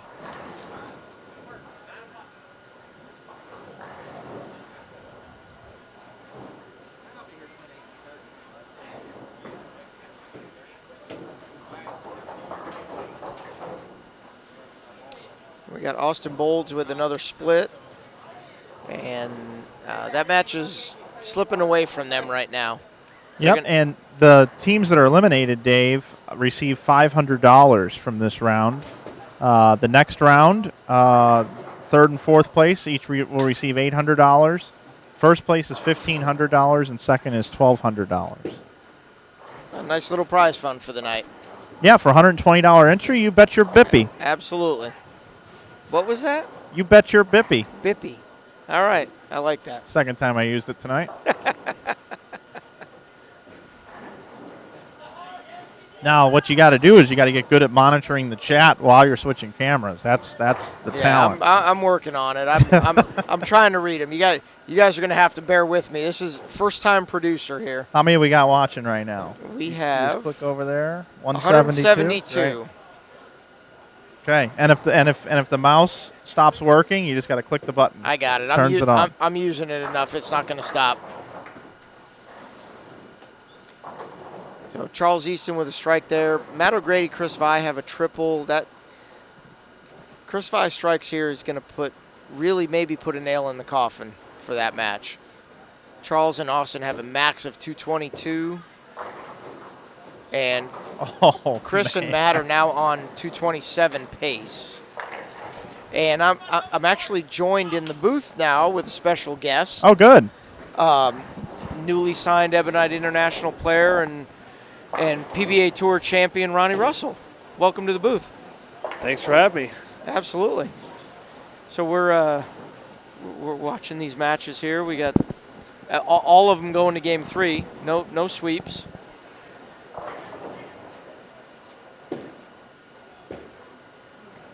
Looking at Matt O'Grady with another strike there. So pretty much one more strike for them or one more miss by Charles and Austin, and that match is going to be over. And we're going to come over here to 25 and 6. This match has kind of gotten interesting. It's getting ugly. We have Wayne Lester and Josh Pardee with 164 in the 9th. Billy Vincent and Ryan Butler with strikes in the 7th and 8th can still strike out for 209. So this match is far from over. And Ryan Butler getting up on lane 26. We're gonna watch right here. This will really put the pressure on for the 10th frame. Looks like a pretty good shot. Set up the 10th, and Billy's going to get up in the 10th with actually a chance to shut them out and win the match.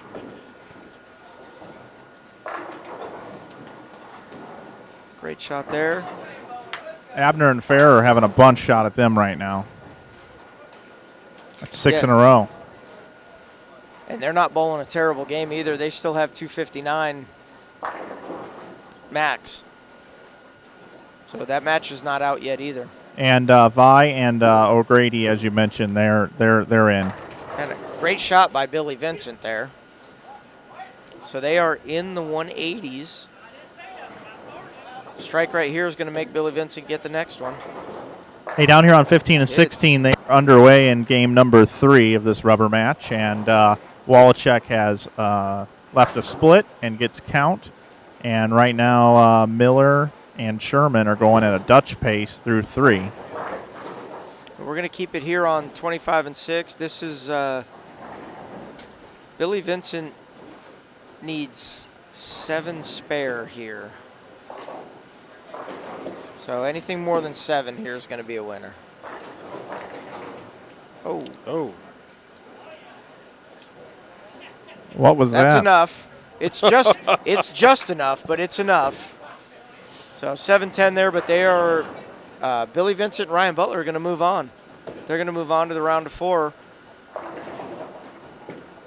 as Wayne Lester and Josh Pardee bowl 194.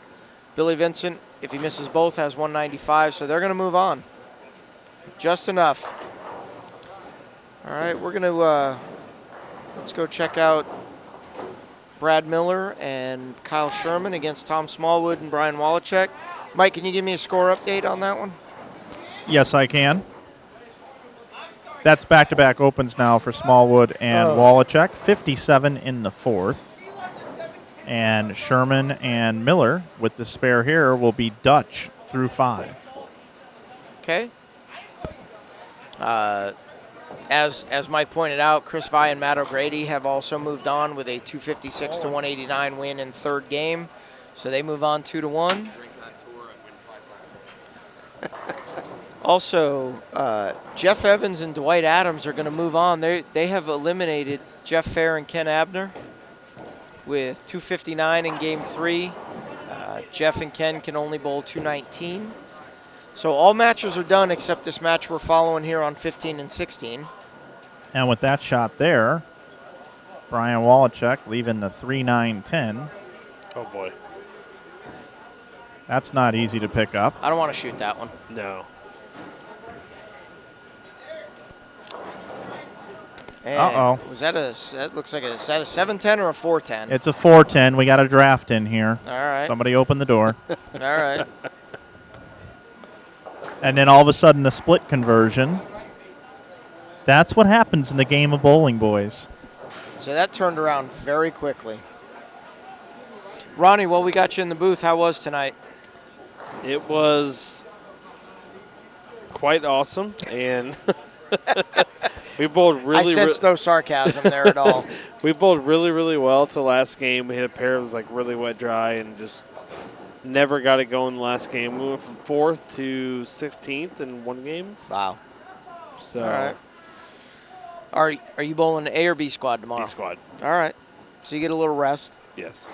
Hey, guys, just to let you know, we do have a possibility of a tie down here. Thanks, Bo. Both teams can max out for 227. Starts right here on the right lane. Smallwood, look out. Smalls is getting some air under it. Good shot there. So I just received news that EJ won Japan. EJ did win Japan. Yeah, you're about 4.5 minutes late on that one. You're about 5 minutes late. EJ did win Japan. He went up the ladder. We actually have Mr. Nagawaka from over in, not to be confused with Dave Wadka, over in Japan, sending us updates in the moment.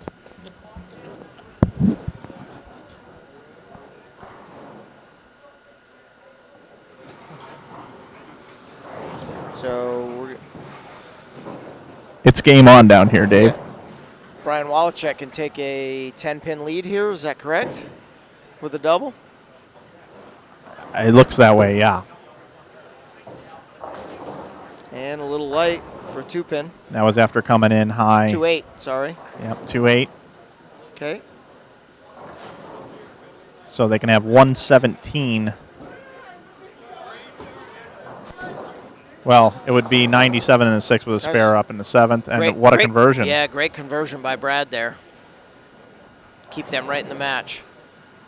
So do we still have a tie match there with that conversion?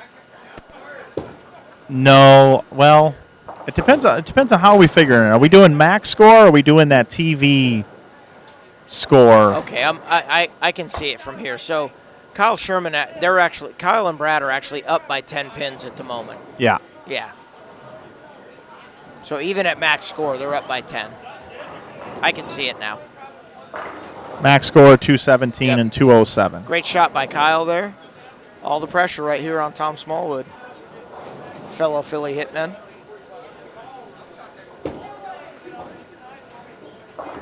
Getting some air. Was it a 4-9? Horrible break. Trips a 4 out though. Okay. Just a 9-pin. So they go down by 11 now. With Brad Miller getting up and a chance to take a 21-pin lead going into the 10th frame. And we, before you came on the air, Ronnie, we mentioned Brad Miller and Tom Smallwood both up for the Steve Nagy Award this year. Well, we're going to find out who's the real Nagy right now.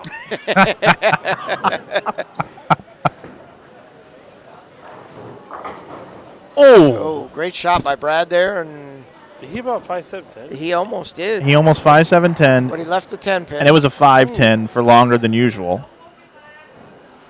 So still just an 11-pin lead. From what I know, Brad ran him over in the first 3 games of the brackets, right? He shot 800, right? Or close?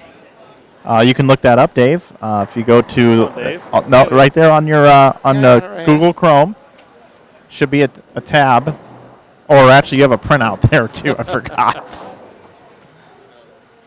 I mean, obviously They both bowled really good. They both bowled over 750 the first 3.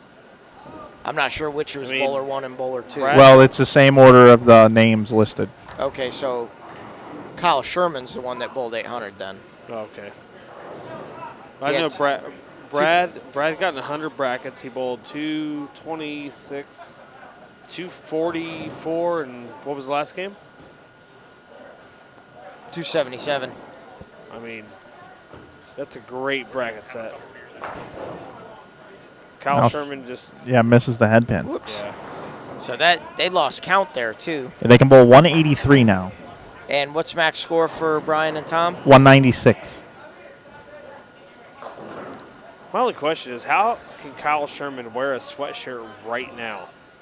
It's warm in here. It's a little chilly over here, though, gentlemen. It's warm in here while you're Yeah, I just put my parka on. Great shot by Brian Wallachek there. So he's now set up the situation is Smallwood will need the first hit in the 10th and 8 spare if Kyle makes this. Yes. Kyle makes a spare, no problem. So Smallwood still has to strike on this ball. He's been making good shots on this lane. He has flat 10'd, and he has run over the rack for almost a 4-9, just leaving the 9. So he's got to fit it right in that sweet spot between those 2 shots. That's left off his hand. Oh, and he trips the 4-6. So now, if Kyle strikes here, Smalls will need 8 spare for them to win by 1. Do I have that right? Yep. 183 max, 8 spare would be 184.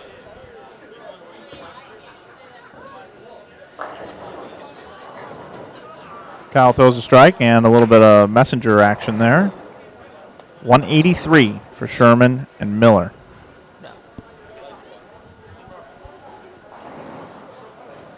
Smalls needs 8 spare here to win the match. ADP fan, yes, these are twister pins. There's a strike. There's a strike right there. Great strike and by Smalls, and they will move on. So Brad Miller, Kyle Sherman are eliminated. I'm going to go down and do a quick interview here, right in the heat of the moment. Brad Miller, I want to interview you after that defeating loss there. Did you realize that you and Tom Smallwood are both up for the Steve Nagy Sportsmanship Award this year on the PBA Tour? I did. You want to know something funny? We voted for each other. So, is it true to say that if you two had to describe yourselves as emojis, you'd both be the little happy face? No, I'm not nearly the class as Tom. Not even close. That's why I had to vote for him. So I guess if I went and had the same interview with him, he'd say I'm not nearly as wonderful as Brad. I bet you he says, I'm the best in the world at everything I do. I should deserve every award. Okay. Well, hey, you guys got off to a good start. I heard brackets treated you guys pretty well. Yeah, it was good. I'm surprised not as many people got in as many brackets as I thought they would. But yeah, it was great. It was really good. All right. Good bowling, dude. Thank you. Thanks. Tom Smallwood, I want to ask you a question. Did you know that you were just bowling against a competitor in another way in Brad Miller for the Steve Nagy Sportsmanship Award? Yeah, I don't like him. He's a terrible person. So, actually, I voted for him. He actually did me a bad gesture earlier today. I felt bad because, I voted for him. He does that stuff to me. But no, good kid. Good kid. And, yeah, unfortunately, You got an unlucky break against him, and I got a lucky break to win. So Smalls, we're Be lucky. hitmen. Go on. Smalls, we are hitmen. We don't care. Ronnie Russell says you and him and Dave, you're hitmen, so you don't care. No, not at all. No. Yeah, it's the worst team ever in history of PBA League. I mean, ask anybody. And that last pick especially. Oh, it was actually embarrassing to the PBA. Apparently, I heard. Thank you, Tom. I'm leaving this interview now. I love you, Smalls. And on that note, Yo, B-Ball's coming up here. I don't know what camera you have it on right now, Dave. well, People just went for a wild ride. now it's on Ronnie and me. So we're gonna. I mean, we're gonna take it. We're gonna try to switch that real quick. No, we're good. We look great. No, we're good. All right, well, great job, Dave. I've gotten several texts from our fans saying you did a great job commentating and producing. Yeah, and Ronnie, welcome to the booth. All right, I'm gonna take a 5-minute break. Oh, no, you can't. I tried to earlier. I'll be right back. No, but I tried. Hold on. Can I just say congratulations to one of our good buddies right now? All right, I'm going to do congratulations to my buddy, EJ Tackett, who just won Japan Cup. He ran the ladder. He's on fire. Yeah, he is. And God love him to death. Like, he's terrible at Cards Against Humanity, but he is crushing bowling right now. Yeah, he is. So, what's your favorite card to play on Cards of Humanity, Ronnie? You don't want to go there. Yeah, what's your favorite? No, we're not doing that No, tonight. we're not. No, we're No. This just in, Ronnie Russell, two-sport athlete, Cards of Humanity, as well as. So, Ronnie, I actually have to leave the booth for just a second. Do you want to answer? Yeah, I'll get some. If people have questions for Ronnie Russell in the booth, he'll answer them. I'm going to move this camera over here. I see my wife on there. She says no. What is that about? Everybody just left me. I'm not sure what's going on here. I'm not sure how to respond on the IB website. Ronnie, do you miss Motive already? I don't think.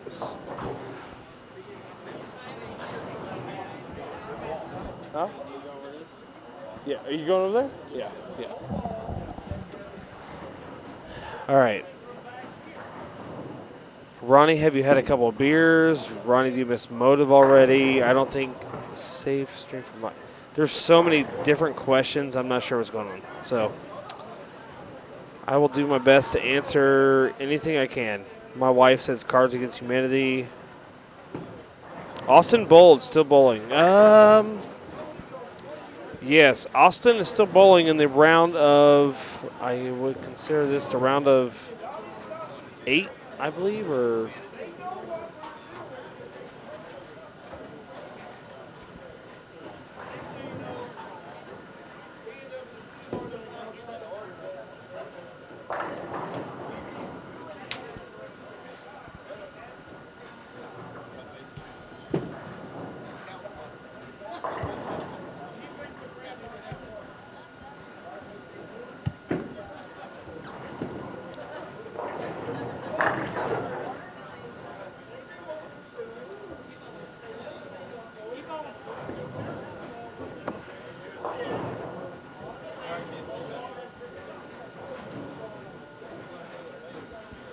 I commented on the IB bowling.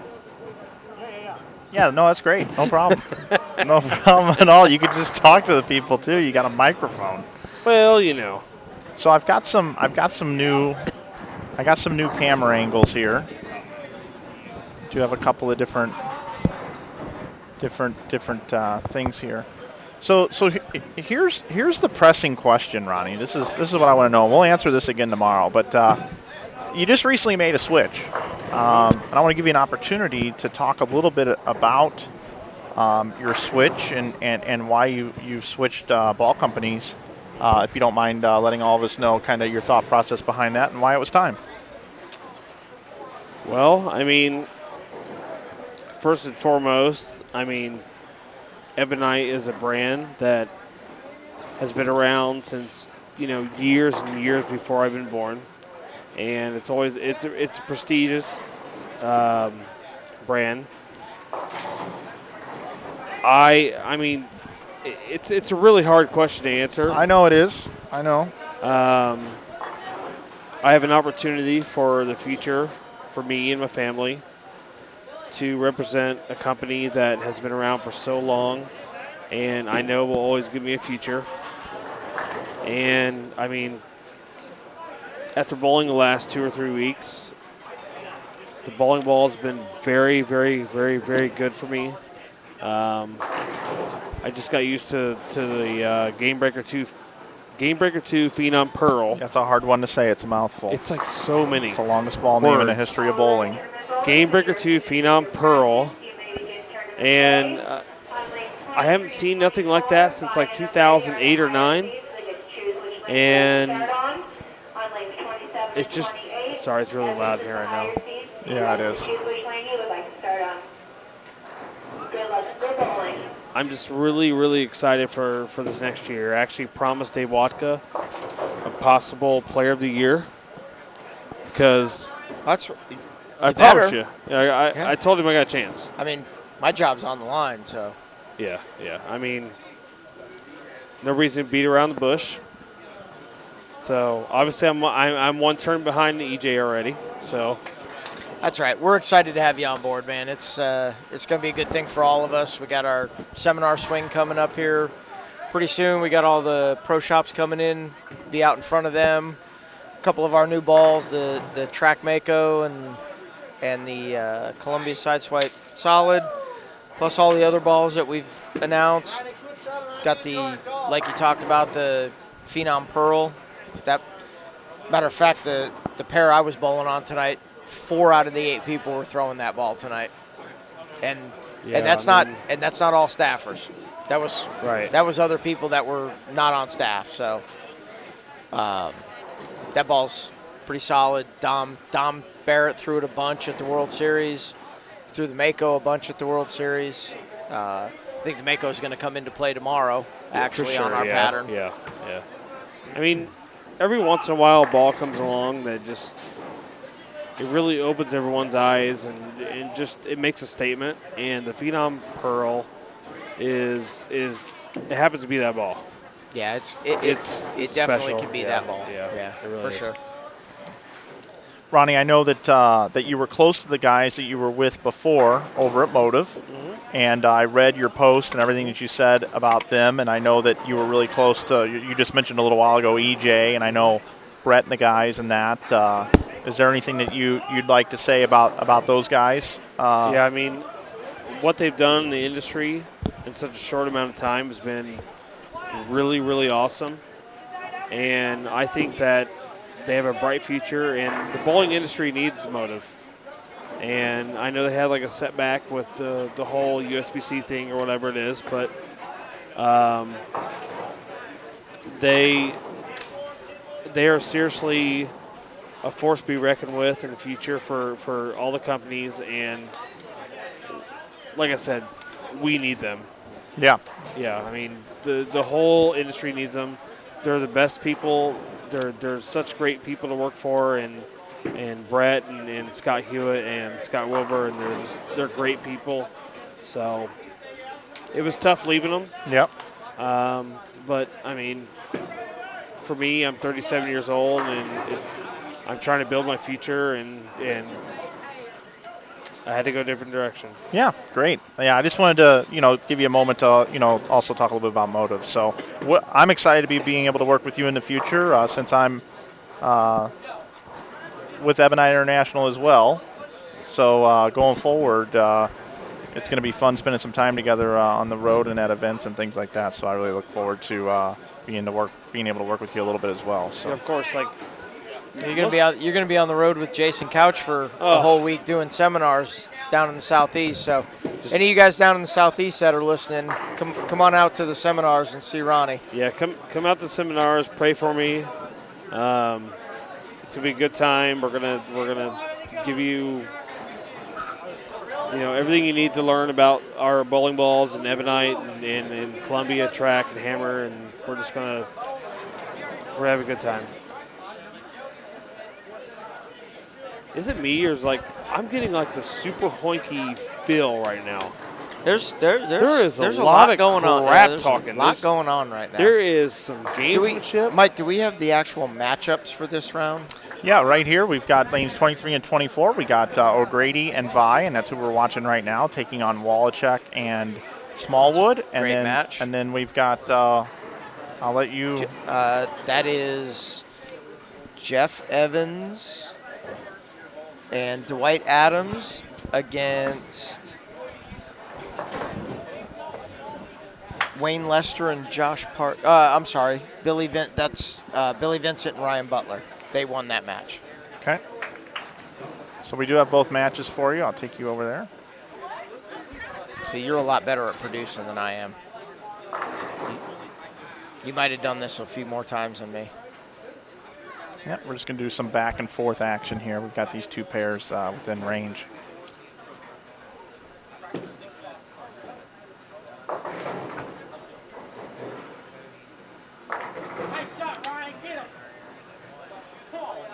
We're glad you're with us this evening. We do want to thank Classic Products for their sponsorship of this Classic Doubles. They wanted to be part of the Bradley Open weekend, and they stepped up in a big way sponsoring this doubles event. 79 teams showed up, and we're down to 4 right now. I'm Mike Flanagan, joined by Dave Watka and Ronnie Russell here in the booth. It is late. It's 12:30 in the morning.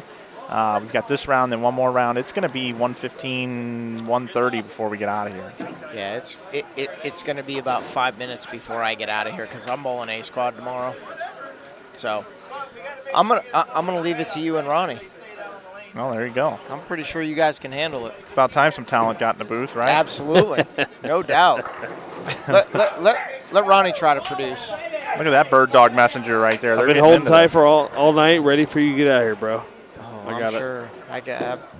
I am sure.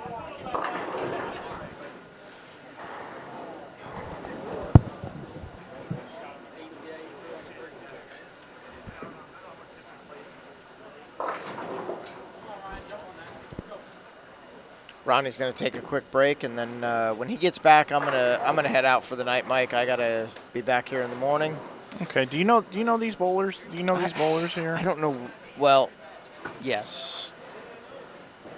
Lane 27. That was who just bowled was Ryan Butler.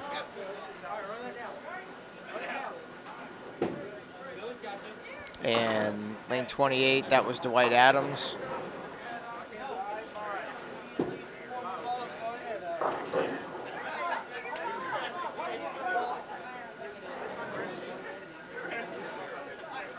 Okay.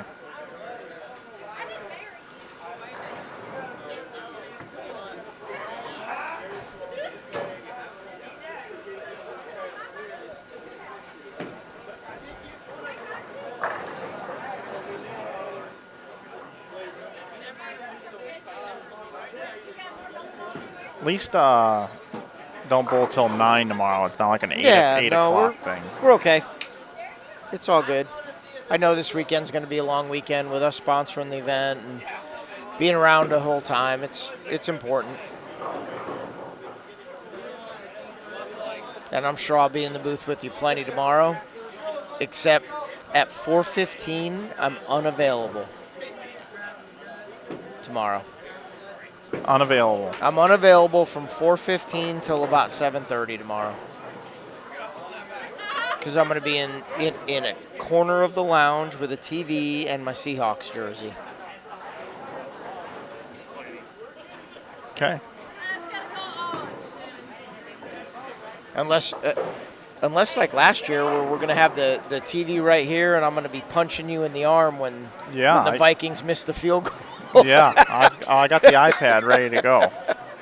Because we were doing that last year on Sunday during the finals. Matt O'Grady with a messenger just goes right in front of it.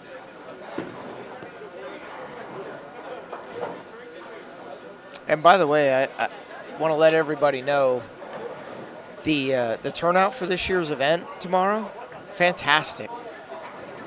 He had 167 entries last year. He was up to 190 as of today. That's great. So he's going to get close to 200 entries for this year.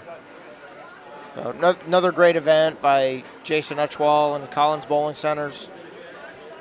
New Center Consulting getting on board. Classic Products for tonight's doubles. And, of course, Hammer Bowling. Head on over to the Hammer Bowling Instagram page. Yes. Follow our story for the next couple days. That's right. It's going to be a blast. I was even part of it today. Head on over there and check it out. Feeding Frenzy 91. Yes, I am aware that the Seahawks may lose. This is going to be a tough game to them. What is ADPF fan 07 Ebonite question mark? I like the answer like the controversial stuff. What do you mean here? Question mark. ADP fan 07.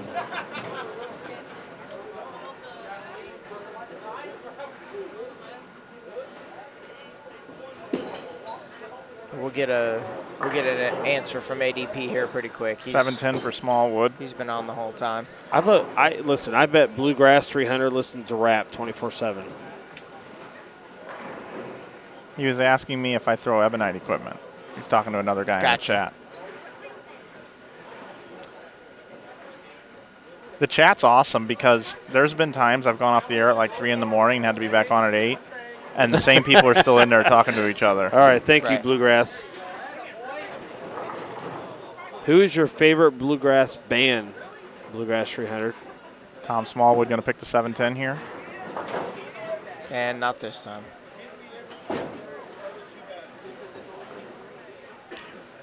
Diesel Trucker. Who gets paid to plug ball companies during streams? He gets paid. Who? Who? Yeah, who? Oh, one of us three? Yeah, I wish I got paid for it too. I do. I get $7,500 per mention every time I say hammer. Yeah, Ricky Skaggs. Cha-ching.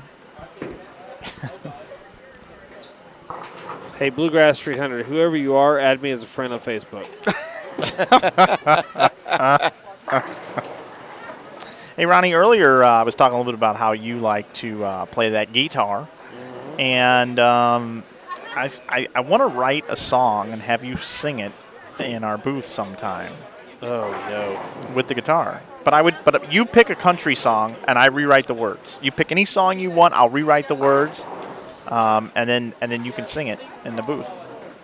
So you already know the song. You just have to change the words, and I'll write it for you.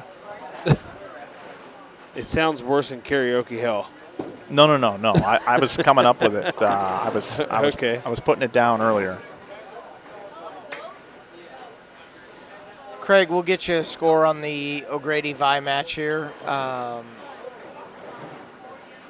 to wait for the screen to come back up. Actually, Smallwood and Wallachek have them shut out for game 1 here. Vi and O'Grady can strike out for 190. Smallwood and Wallachek are already in the 220s. So they're going to be down 1-0.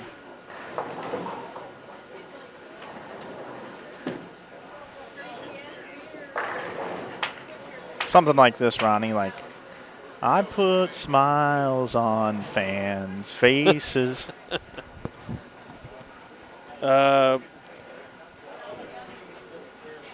You're doing Garth Brooks. Yeah. See? Piece of cake. Yeah.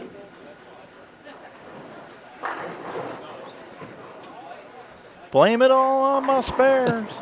Nobody Well, cares. blame it on the spares. Yeah, I mean, that's... On that note? Dave, have a great night. Yeah.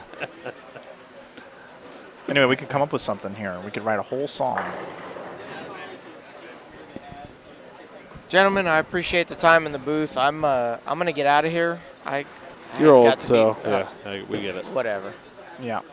I've got to be back here in the morning to watch my ball not hook. I remember back when no one's ball hooks. Exactly.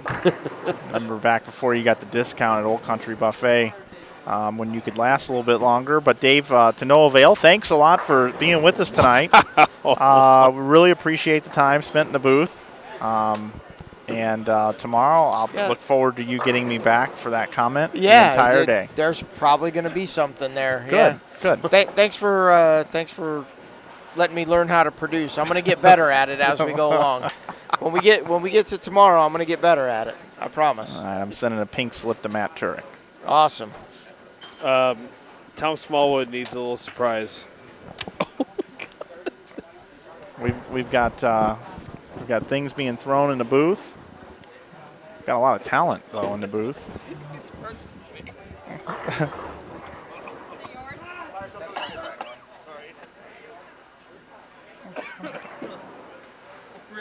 Thanks, Dave. See you, buddy. All right, Dave Watka has left. We always appreciate the time he spends in the booth. It's much appreciated.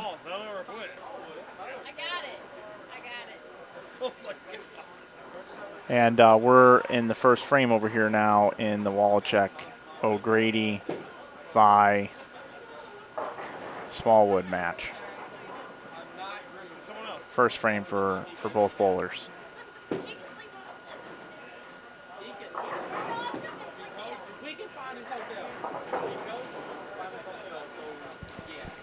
Ronnie, what's going on?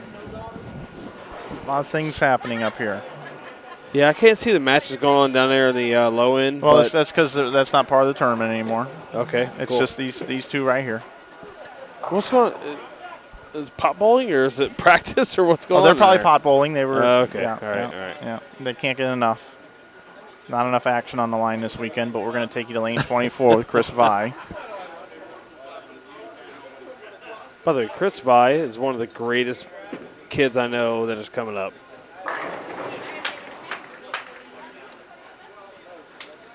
He is. He's like Mr. Nice Guy too. Well, he's like two-handed, nice guy. He wants you to think he's nice. Like he wants you to think he's like a naggy guy. Yeah. But then when he needs it, he's gonna rip your throat out.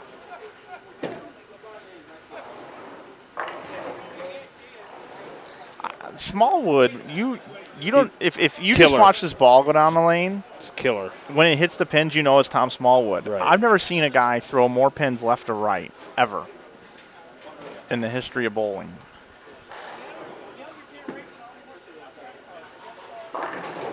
Oh, that ball wow. got early.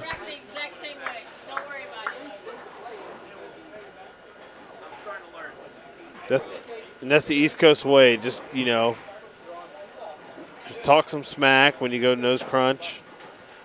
East Coast way.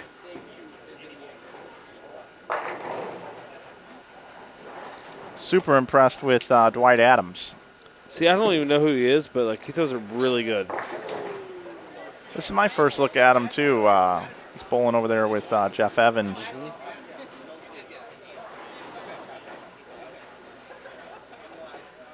The thing that's tough up here too in the booth, everybody, is the bowlers are bowling at the same time. Like both pairs are going almost simultaneously, so it's difficult to show. Oh wow, look at that 9-pin. Jeez.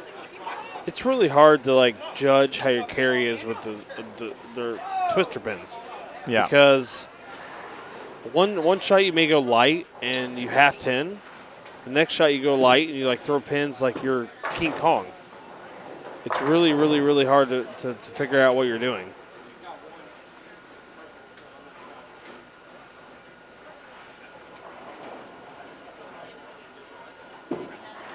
Rest of the format, John, right now is we are down to 4 teams. They're bowling 2 out of 3 Baker matches.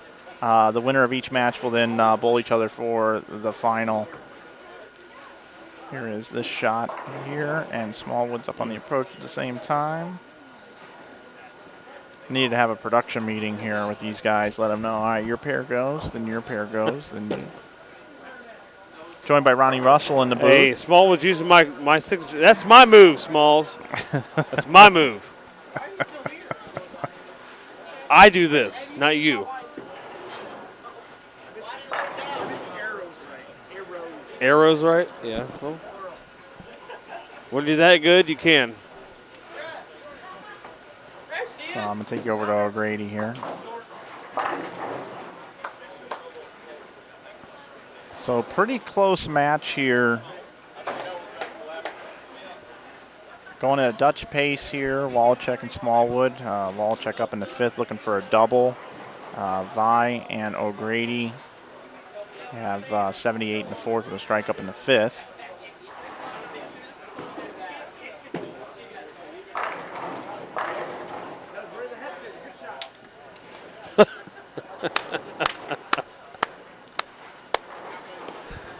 And we got the first 4 in a row over here for Dwight Adams and Jeff Evans.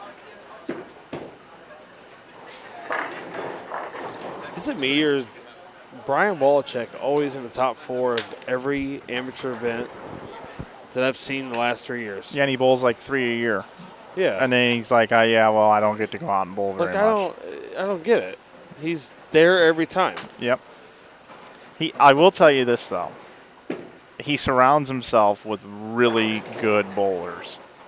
And that's a testament to his personality and his skills on the lanes. The Wallachek family is a cool family. They're just, yes, they are. You know what I mean? Like, they're a bowling family. Both so different, too, Lonnie and Brian. Like, different styles. They don't even look like they're brothers. I think they both voted for different presidents. They probably did. I'm not even kidding. They got the same parents, but not the same DNA. I think so.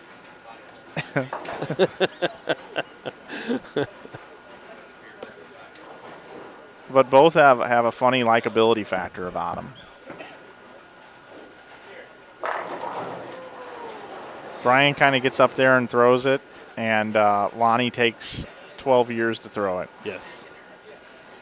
Human rain delay. I'm telling you, these bowlers just are rapid fire. Go, go, go. As soon as I'm done here, Wallachek's already on the approach. So, but I'll tell you what, they're striking. And tonight was a modified house condition. Tomorrow it gets really tough out there. Tomorrow, Brandon Novak has won the last 2 years. Brandon Novak, as everybody knows, has a great but different role than anybody in the industry. He strikes on stuff that just people can't strike on. Like, he beats people by 500 pins. So don't think I wasn't watching Brandon Novak today, even in practice. Yeah, now he's a teammate. Yeah, he is. So maybe he can help you with your arm swing a little bit. There's one guy that makes me feel good about my arm swing. It's him. As you have whiplash come Sunday looking up at the standings at him. Exactly. Yeah, it's a funny deal. Just goes to show you need to repeat shots. You know, him and Jacob Buttriff both have interesting styles. So Grady.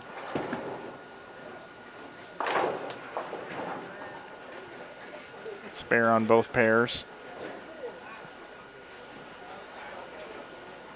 O'Grady looks like he's trying to be tough, but he's not. He finished that sentence for you. There's Smallwood. He can't believe that struck. I think Smallwood said something like, I used to work on cars. Well, yeah, I mean. Now I bowl. He's Mr. America. So. G.I. Smalls. G.I. Smalls.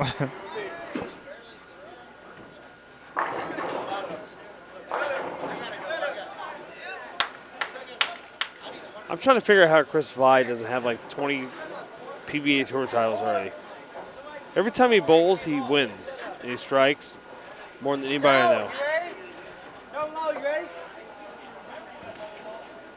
Then we got the pot bowler coming down here, Derek Roseberry, just like mixing it himself. Waiting for some pot bowling to happen. Yeah. I will say they've sold a lot of alcoholic products here tonight. Yeah, I think Derek. He might have bought most of them. I won money betting against Derek, so.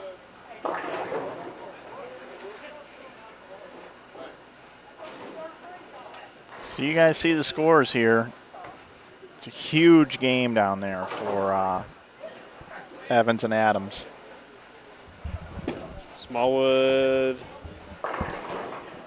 Oh, trips out the 9.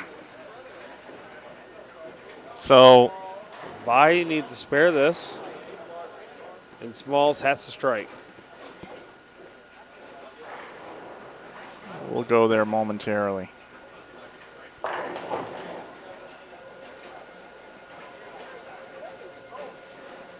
All right, so if Vi spares this, it'll be 227. Smallwood must strike.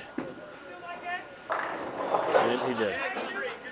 All right, so Smallwood, if he strikes out, can bowl 237, so he's got to have it. 9 spare would be a pin short.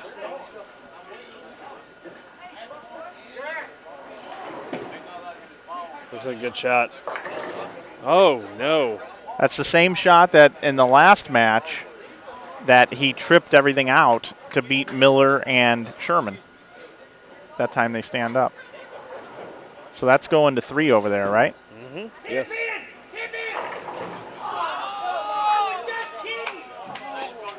And folks, that's 299. I knew they were stringing strikes, but trying to keep up here, I knew that they had just a ton of strikes over there, but 299. So pretty cool.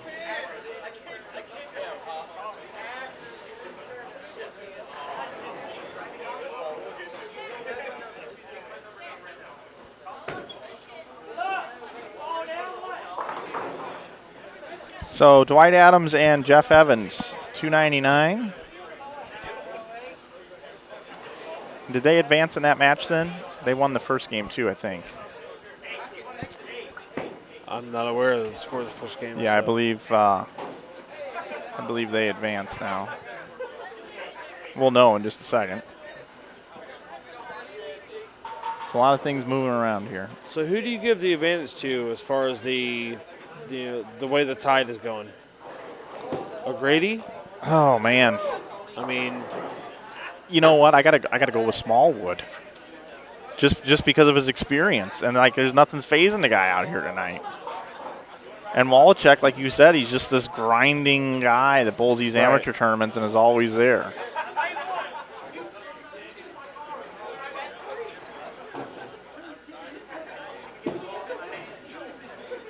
So here's Wally through the face, fortunate just to leave the 3. First frame of the third game, they're tied 1-1. So whoever wins this match will go to the final, and will take on Jeff Evans and Dwight Adams. It's 12:50 in the morning. I'm Mike Flanagan, joined by Ronnie Russell here in the booth. It's been a long night of bowling. We're glad you're with us.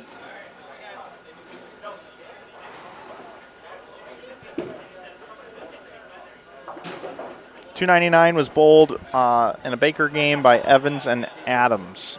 Dwight Adams and Jeff Evans. ADP fan.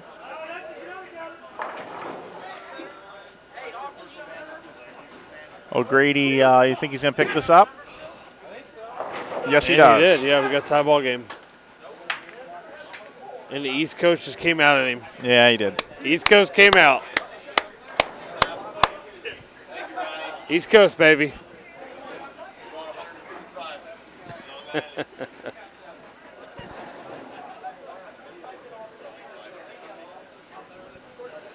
right, here's Smalls. He's probably got an answer for that. It's got to go.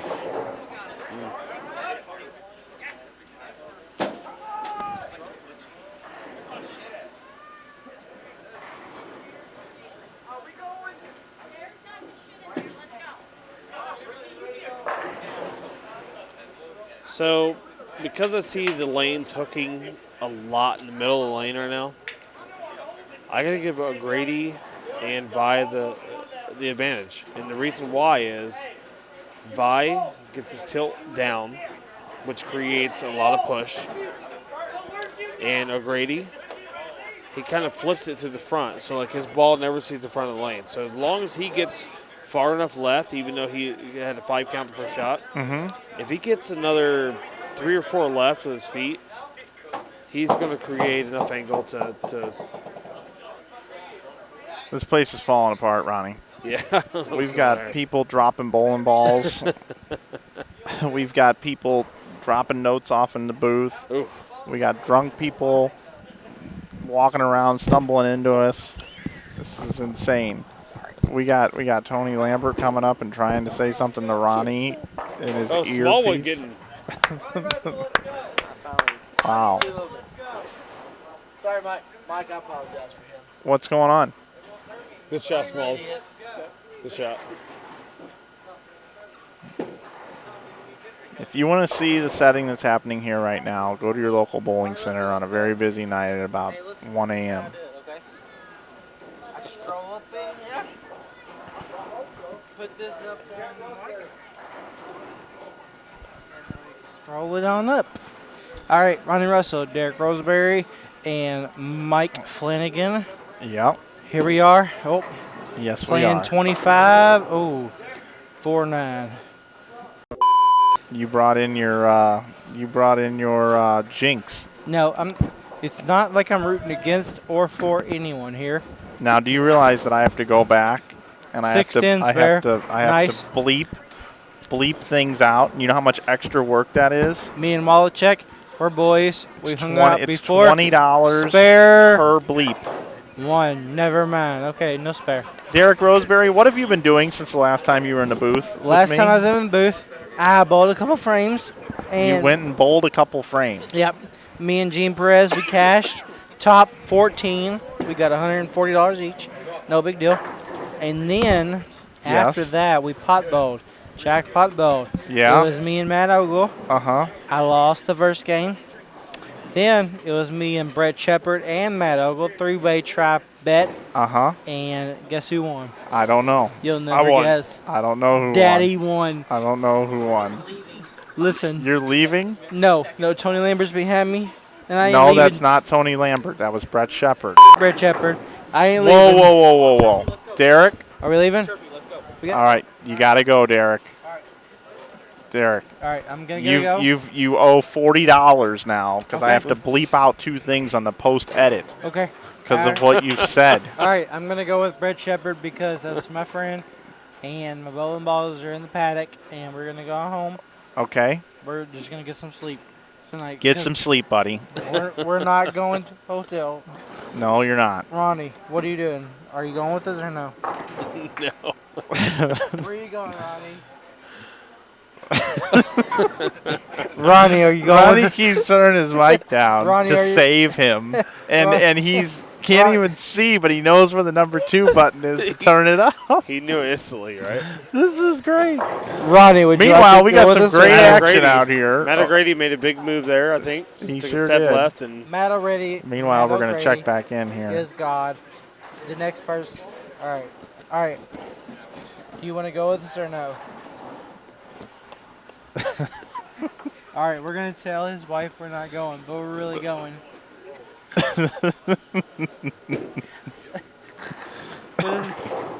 Put his mic down because Why are you turning Ronnie's mic down? He's the expert color analyst right now. It looks like Brian Wallachek needs to either ball down or move a big step left because the last two shots he's thrown has hooked. Or stop sweating so blower much 9. like me. This is a rubber match here. Whoever wins this moves on. I'm sweating a lot. You are? Yeah. Oh, that is the third $20 you owe me, Derek. I got 60 here. Okay, it's $20 per bleep that I have to go back and post edit this. We're in for 60 so far. 60. 20. He's actually 40, pulling money out 60. of his wallet. I don't know about a wallet, but I have. Oh, a wad. Yeah, this is like gambling money. All right, I'm gonna take over under on 9 pins. I gotta go. All right, Tony Lambert and Brett Shepard said I gotta go. Yeah, they are ready to get out of Yeah. here. All right. I'll hold this money for tomorrow. Can I come back tomorrow? Yeah, you can come back tomorrow, Derek. I'll play this back for you. Here's $4 for just in case I don't make it. Okay. Small $4. with the ball. Small 2-8. Hey, let's clap for me, everybody. Come on. That's that clean living. Mike Flanagan. Yes. Will I see you tonight or no? What was that? Will I see you tonight or Tonight? No? Yes. There was a trail cam on that one, buddy. What do you mean are you going to see me tonight? Okay, no. Ronnie Russell, will I see you tonight? Yes. Odds on me and see Ronnie Russell tonight. I'm on my way. Here's this for Mike Flanagan because he gets the edit. All right. Okay, yep. That's going to be $80 now. Will I see Ronnie Russell tonight? Yes or no? Yes. Yes, okay. He's with yes. Okay. So I got no for 40 units. 40 units. Yeah, whatever units are. Yeah. Hold that until the end of the weekend. I'll see you tomorrow. All right. I'm bowling B, so I'm Brian Walczak still hasn't got a ball. I'm gonna come in strong for A. Yet. Do you care if I come in strong for A? Is that okay? Yeah, you can come in. Yeah. All right. Yeah. I'll see it like. I'm actually going to send you a wake-up call in the morning.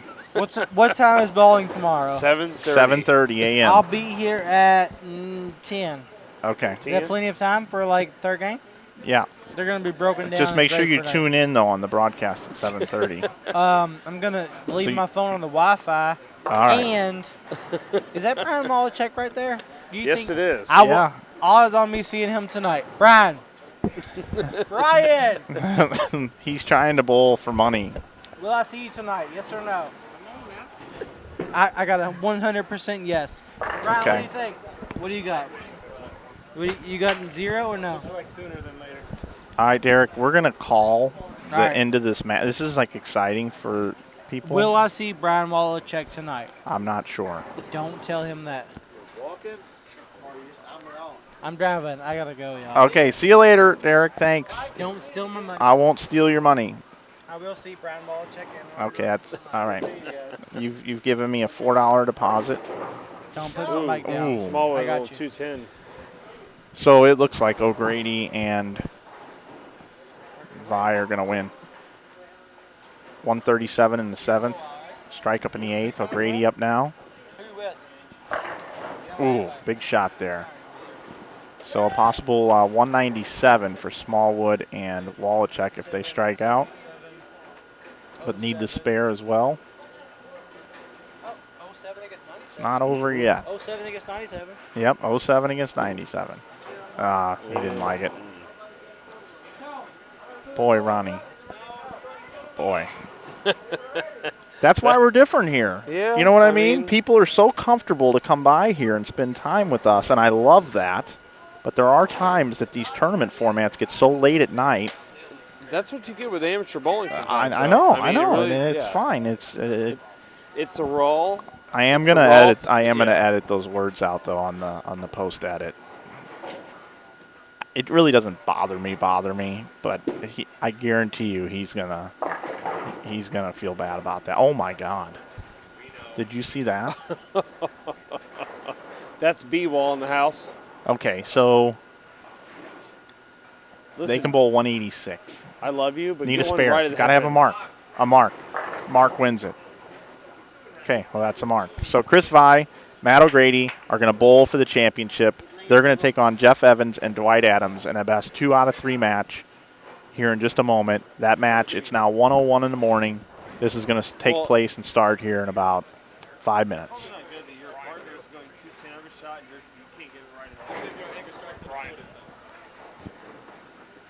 What pair are you going to, Jason? Perfect. All right, so we're going to go to lanes 21 and 22. Ronnie, are you sticking around, or are you going to? Stick around, yeah. You will? Okay, Yeah, all right. yeah. Because it's late, man. If you don't want to, I completely understand. I got B squad tomorrow. I'm Okay, good. all right. By the way, Feeding Frenzy sits in on all the chats. Like he's like the nicest guy in the world, and he says that he is praying that he gets home safely. May God bless him. And seriously, and we agree. But he does have a designated driver, so everything's good. We hope. We do. He does. So here we go. Chris Vi finishes out with 200. Wow. Did you see that? 7.9. 205 or 510. Sorry, 510. 510s. That's not 5.7. 5-7. Yes, you're right. It's getting late. I'm seeing things It's all backwards. So I'm going to go set up the cameras real quick, and I'll be right back. Okay. Ronnie, who do you like in this match? You like the sexy pick, or do you like kind of the more amateur pick? It's just to remind everybody, it's Jeff Evans and Dwight Adams, and they just bowled 299 in their last match, taking on Chris Vi and Matt O'Grady. My gut instinct says I have to take O'Grady and Vi. Yeah. You know, there's $750 in place for the winners or whatever. And yeah, it's $1,500 and $1,200 is the top two spots. So it's a difference of $150 a man. At this point, I might just, so I can get some sleep, I might just chop the thing and just walk out of the building. I think as far as experience-wise, obviously, you know, you got Vi and O'Grady. But the kid, what's his name here? Sorry, the red. Yeah, that's Dwight Adams. He does really good. Yeah, you said you were impressed with his game. Yeah. He just hits it, and there's no care in the world.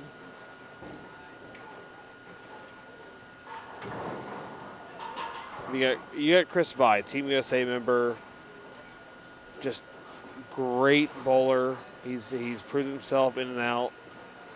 Matt O'Grady just made a couple shows, bowled for the USA versus the world. So, I mean, experience-wise, you got to go with Vi and O'Grady. But, you know, you kind of want to root for the other team. Just between me and you, I hope it goes 2-0. 2-0? Out the door. Let's bet $1. Oh, now we're gonna. We'll bet $1 on the game here. Well, I got Roseberry's money up here in the booth. I'm gonna bring it into the booth and show everybody. This is. I told Derek Roseberry it's $20 per offense, and he drops me off. He leaves me with $4. $4. That's what he gave me. $4. But hey, that's a bacon double cheeseburger from Steak and Shake. $4 doesn't even get you across the Kentucky-Indiana bridge anymore.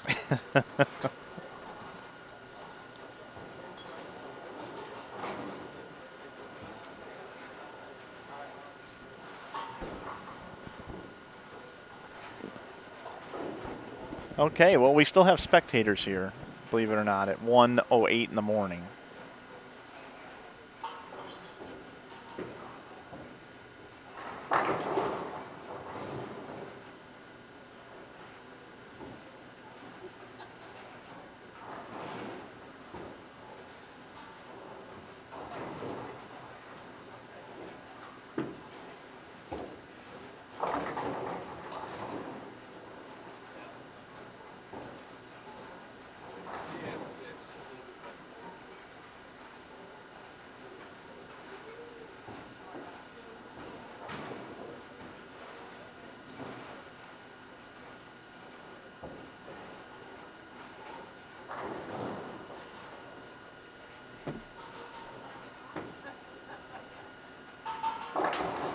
You know, something from a live broadcaster's perspective, Ronnie, that about bowling that kind of sort of gets on my nerves is all the practice.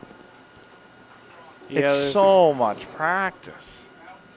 And lanes transition like a lot during that practice. Like it's 10 minutes or 10 or what is it, 5 minutes?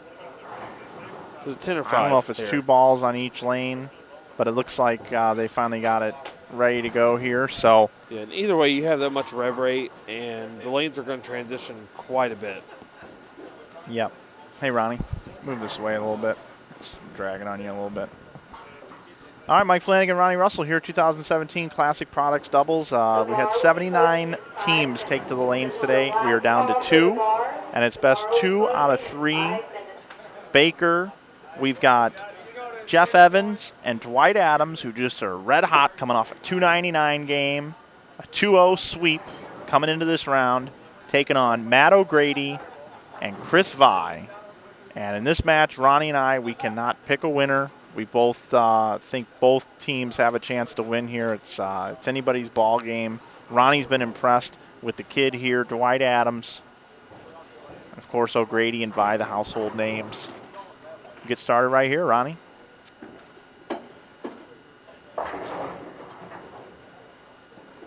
Twister pins. That's a twister pin lead right there. It really is. Yeah. I mean, he almost left a 9-10 on a normal shot that looked like it should only leave a 9-pin. Yep.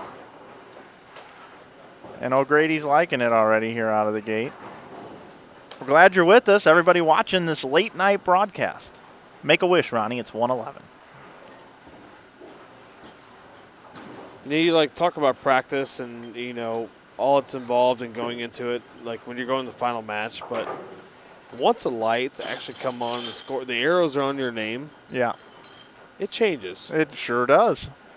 It really does. I mean, I don't care how lined up you are or whatever it may be, it changes. Your mental, your feet, everything about it changes. Vi with a strike. And now here's a look at Jeff Evans. Vi and Evans will bowl the 10th frame for their teams.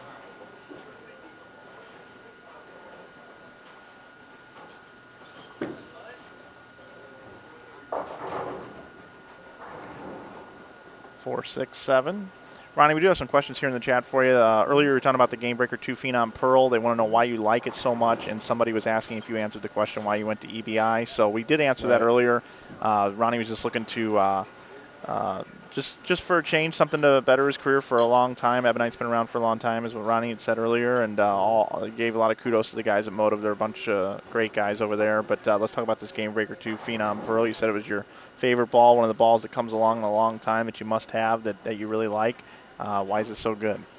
The thing I seen tonight, bowling and the transition between each pair was I could not throw this ball through the back of the building. Even though it was a pearl ball and it was shiny, I could not throw it through the back of the building. This ball always picked up everywhere on the lane. I was able to be very aggressive with it.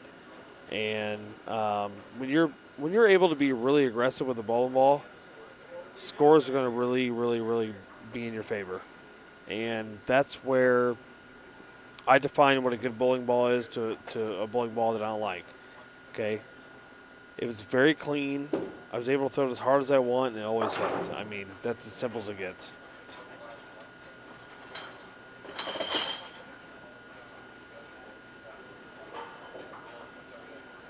So we got a double for Chris Vi and Matt O'Grady.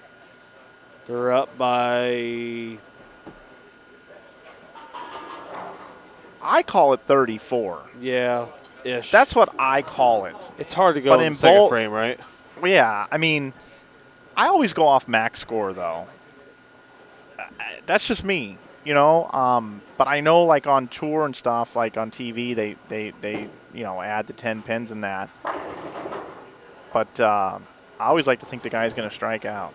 That's how I normally call the action. I just call max score because that other stuff's just way too confusing. And then if you say, oh, they have a lead in the match, and then they go up and they strike, but the other team, well, now they're even. And how did both people strike and now they're even? They were just up 10. Ooh, there's a bird dog over there. So that's how I like to look at it. We're about even Steven though right now, almost through 3 frames.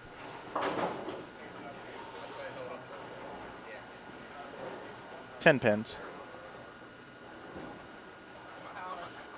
Best 2 out of 3 if you're just joining us. First team to win 2 games in this Baker format. And then tomorrow the main event starts. The Bradley. Have you bowled the Bradley before? Last time I bowled it was about 3 or 4 years ago, and I finished 3rd.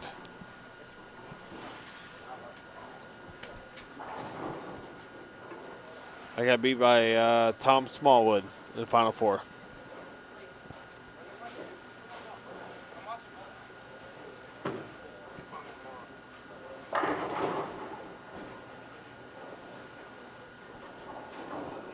Note to self, anybody that may be watching that wants to bowl the tournament next year and you want to participate in the doubles, I suggest signing up for B Squad.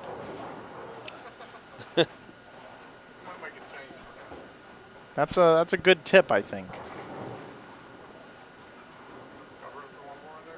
Yeah, come on in. Absolutely. We're going to get Jason Ushwal, our tournament director, in here. You good, brother? Well, that's perfect.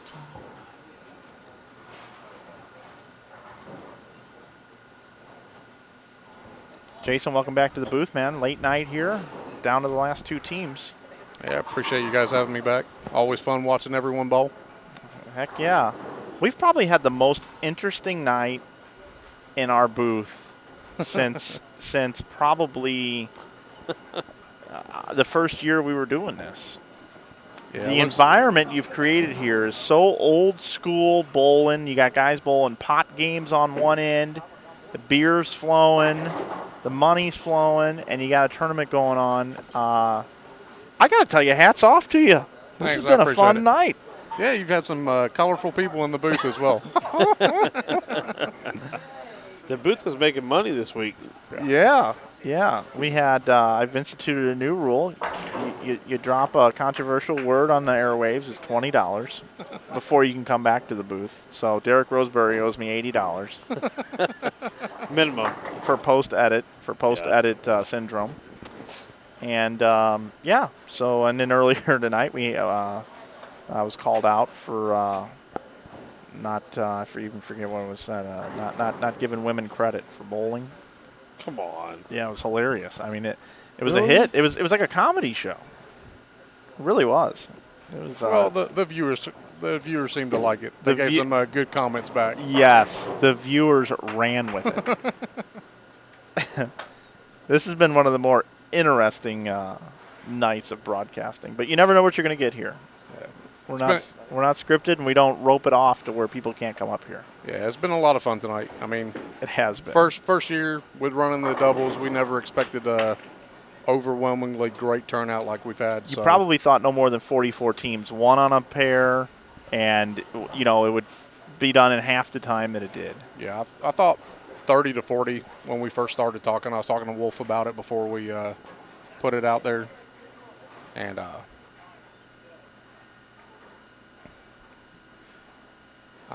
it's gone pretty well. End up with 80 teams unexpectedly, 158, 160 guys bowling.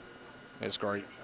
Yeah, maybe next year, just a format change suggestion. Potentially, I'm sure you've already thought about it, but if you want to get guys out of here a little bit sooner, you could do, same deal, sells out at 88 teams, and, it's maybe 4 or 5 games. Mm-hmm. Maybe probably 4. Yep. And then there is nothing. It's just, or you Top do ends. or you do a top 3 or something like that or whatever.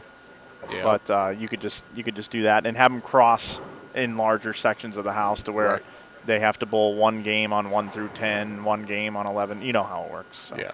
And you'll do something. I said that to a lot of the guys, and they gave me a lot of good feedback, But it's a little Russian roulette, really, finding out how it's going to go the first year. You never know how it's going to pan out, and fortunately it went super well. I'm proud of you in your event. You got a bigger field already signed up for tomorrow, and who knows, some people might make it out. They might have watched the webcast tonight and want to come bowl tomorrow. So you got 2 squads, A and B squad. We'll get on the air at 9 a.m. And then your second squad starts at, did you say 1? Yeah, 1 p.m. 1 p.m., yeah. Yeah, I appreciate the shout out there. It's taking a lot of work and a lot of risks, but no risk, no reward. So,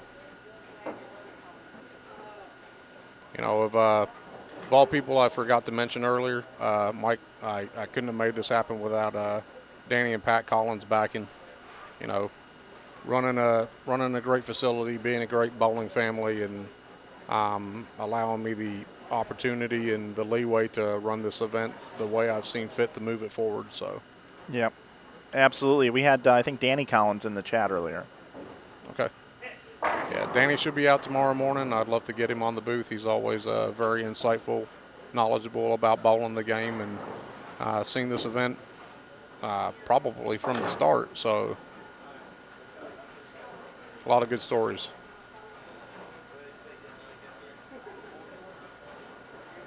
For sure. Can you tell me about these guys? I mean, obviously we know Chris Vi and Matt O'Grady, but could you tell me about the other guys here, Jeff Evans and Dwight Adams? Do you know much about these guys? I actually don't know too much about them. I've talked to Dwight on and off this week, making sure his entry's in and the doubles. The same with Jeff. I believe it's their first year out. Two great guys. They've been knocking the lights out all day, so it's been fun to watch them. Do you know where they're from by chance? Actually don't. No? Okay. Maybe some folks in the chat might know. Yeah, commenting in the chat, it's a great payout for $60. You bet. I mean, for a $120 entry fee, 14th place was $240, so you double your money. And first place is $1,500. And look down at the bottom of the screen, right there in the center is a large reason why. Classic products. If it wasn't for them, it wouldn't be possible. Exactly. Classic have been a great help. Like I said, all the guys coming out. John Hammond and Jimmy and all the guys at Classic have made this possible. A lot of great support. And like you said, Mike, if they didn't support the event and they didn't give me the backing to make this doubles happen, then we wouldn't have been able to pay out as well as we did. And it's obviously worked as a good team and made it successful. So Ronnie Russell, we got a possible 222 here for the team of Evans and Adams. So pretty high scoring. And O'Grady and Chris Vi are going to have to go up in the 10th frame here, and they're going to have to deliver a double to take a 1-0 lead. Otherwise, it's going to be Evans and Adams. And Chris Vi has had a good look the whole game. He struck every time but one time. So I expect him to make a little move left here and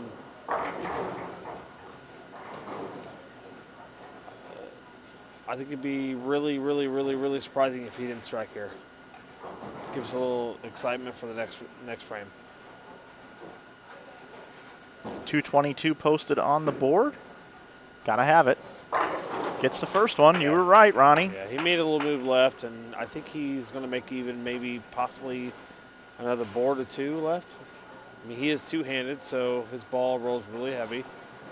Now, is it true that two-handers move two boards at a time instead of one? I don't know. I mean, one-handers move like steps at a time. So yeah. Okay. Yeah. All right. So they would move 2 steps at a time. Actually, I think they move less than people who put their thumbs in the ball. It goes back to the hokey pokey. You put 1 step forward, 2 steps back. Yeah. Do the hokey pokey, right? All right, here we go. So Chris Vi needs to strike. If he doesn't strike, Evans and Adams are going to take the lead. Messenger 10 there. You think so? Messenger 10? Or a 4-pin. How about a run over the rack 4-pin there to lose? So right now it is 1 for Evans and Adams. It is 0 for Vi and O'Grady. But we've seen these guys bowl all night long. They're the best 2 teams of 79. And we're seeing a 2-teen against a 220. So scores are high. And here we go. What do you think is going to happen, Ronnie? Is it going to be tied up? Or do you think that it's going to be 2-0 and we're out the door? I mean, the cameras really want to show the tie score. Yep. I mean, that's what we want to see. I want to see it. Maybe we can get a little bet on the final match if they do tie here. Tie, okay, all right. What do you think, Jason? I think it goes to 3. You do? Yep. All right. O'Grady just said, hey, nobody go to sleep yet. We're going to keep bowling. Okay. Well, O'Grady is from the East Coast, so. You know, there is a chance. There is a chance that they could just tie out till about 8 a.m. and we would never go off the air. I'll be out. I'm going to be in bed by, what time is it right now? I'm in my room by 2 at the latest. It's Matt O'Grady. He said, don't go home yet, folks. You're going to be here a while. But I'll tell you what, I'm super impressed, like you said, Ronnie, this Dwight Adams. He's so long and so smooth with it and just crushes.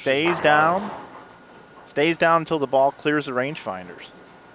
Do you even have rangefinders in here? Well, pretend like you had rangefinders. I don't like rangefinders. You don't? No. Why not? I just don't. I like rangefinders. Maybe I'm old school, but I don't like them. Wow. He did that for America. Yeah, he did. Oh, he patted O'Grady on the butt. You guys didn't see that on camera, but I did. Is that a fine? It's developing. It's a developing story. It's fine. We'll have more tomorrow on the 10 o'clock news.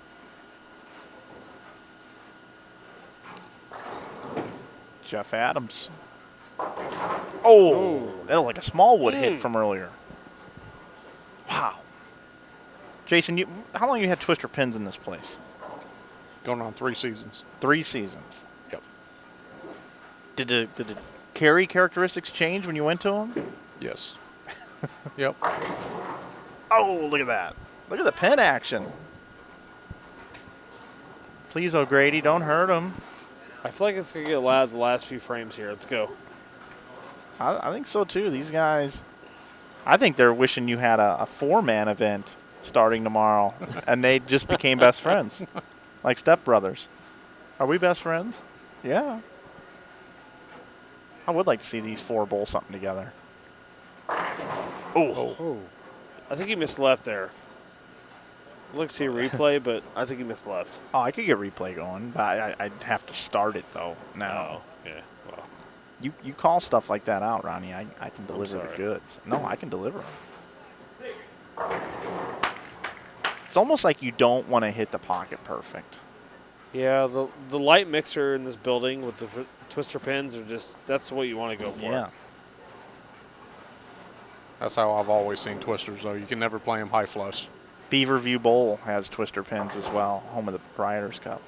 So some really big tournaments use twister pins on the amateur level.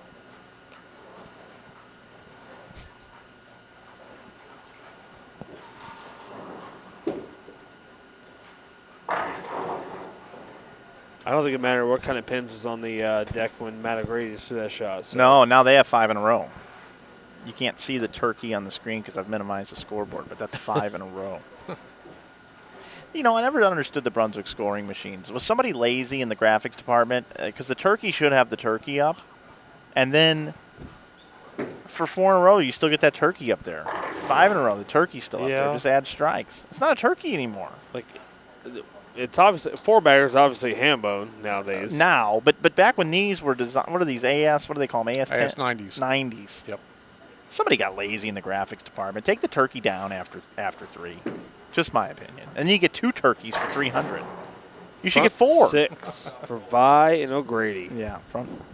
And that wasn't a slam. I didn't mean to slam Brunswick. That was just kind of me talking out loud as a nerd with electronics.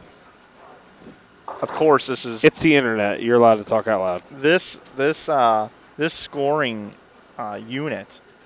And, I mean, it's still being used. It's still one of the most user-friendly scoring units ever. Putting your names in, inner clear bowl. Yeah, but I would definitely say that graphics have come a long way in 30 years. And when these were installed in 1990, right. I don't know if it was a lazy graphics department or not much graphics at all. So yeah, you're still seeing a turkey up there for 7 in a row. I do not. At least add like an extra beak every time there's another one or something. Well, there's Sir Strikes a lot. Striking at will.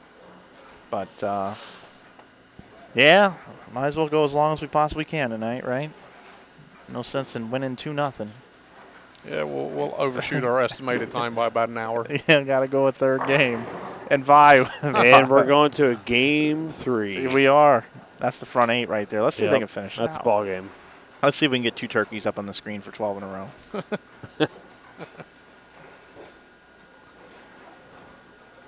I'm pretty sure Chris Vi is texting his mom, Angie. You think so? I think so. Angie, you watching?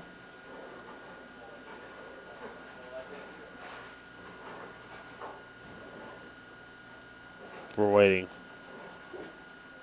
We got 173 likes down below and only 126 people watching. That means you guys love us because you're only allowed 1 like per account per night. And we appreciate it. Well, O'Grady comes in for Sorry, a it's going to 5 be loud. pin. Boo. Come on, Grady. That 5 pin brought to you by Coach Purses. Look, Craig's watching. Yep. We're good. Papa. I want to talk to the Vi family right now, just me and them. Everybody else, I just want everybody that's in the chat just to not they even pay would attention to what intimidate I'm you. about You to know say. why? Because they are the nicest family, one of the nicest families I've ever met in my whole entire life. Here's what I want to tell them. They have to, where's the vice at? Send your child to every event that I stream because he always goes far and makes it to the finals. It's a profitable investment. He should bowl every single event that I ever stream. That's just my word of advice to the Vi family. I go to the Tournament of the Americas. He wins like 9 medals. Hey, Perry Crow, listen. You live in the South. You don't get the Vi cookies. We get the Vi cookies, all right? Meanwhile, Jeff Evans, Dwight Adams, they're cruising along, bowling 4 in a row. He can be in the 240s, I believe. Man. 267, the spare strike. I can't see the max score over there for these other guys. We're going to game 3. You called it earlier.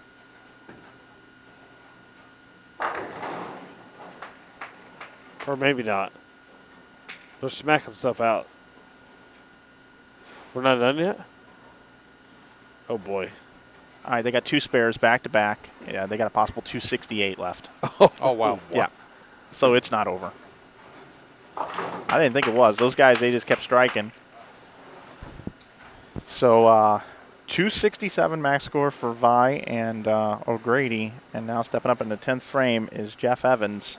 He can strike out for 268. To win. To win. To win by 1 stick. He can shut him out. Yep. Got out of the first 2. And we do have that possibility of a tie, Ronnie.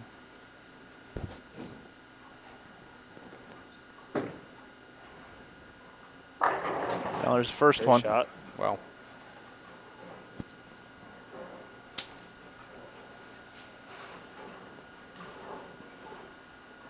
Chris Feisel, he needs a strike here. It's big. He didn't like it. Oh, no, that's really bad. 7 count. So either way, Chris Vi needs a strike here. you mean Jeff Evans? Jeff Evans, sorry. Yep, no Yeah. problem. Yeah, Yeah. Jeff Evans. This They're is both it. really fit. Tournament's over right here. They're both really fit and really good looking guys, so.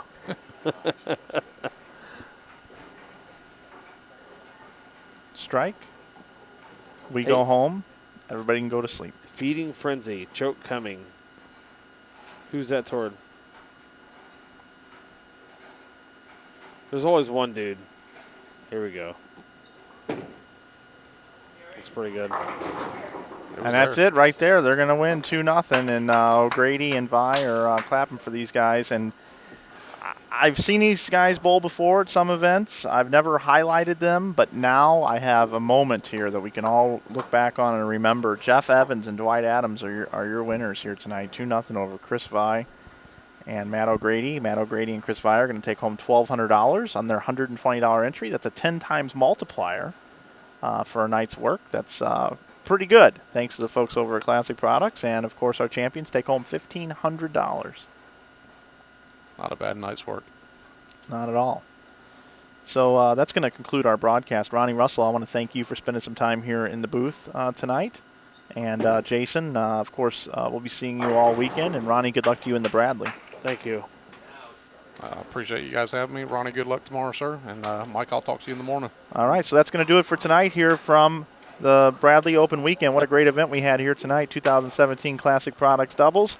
Thank you so much for watching tonight. I'm Mike Flanagan. Thanks to all of our guests and everyone that came in, and thanks for everybody for watching. We'll see you tomorrow starting at 9 a.m. right here on InsideBowling.com.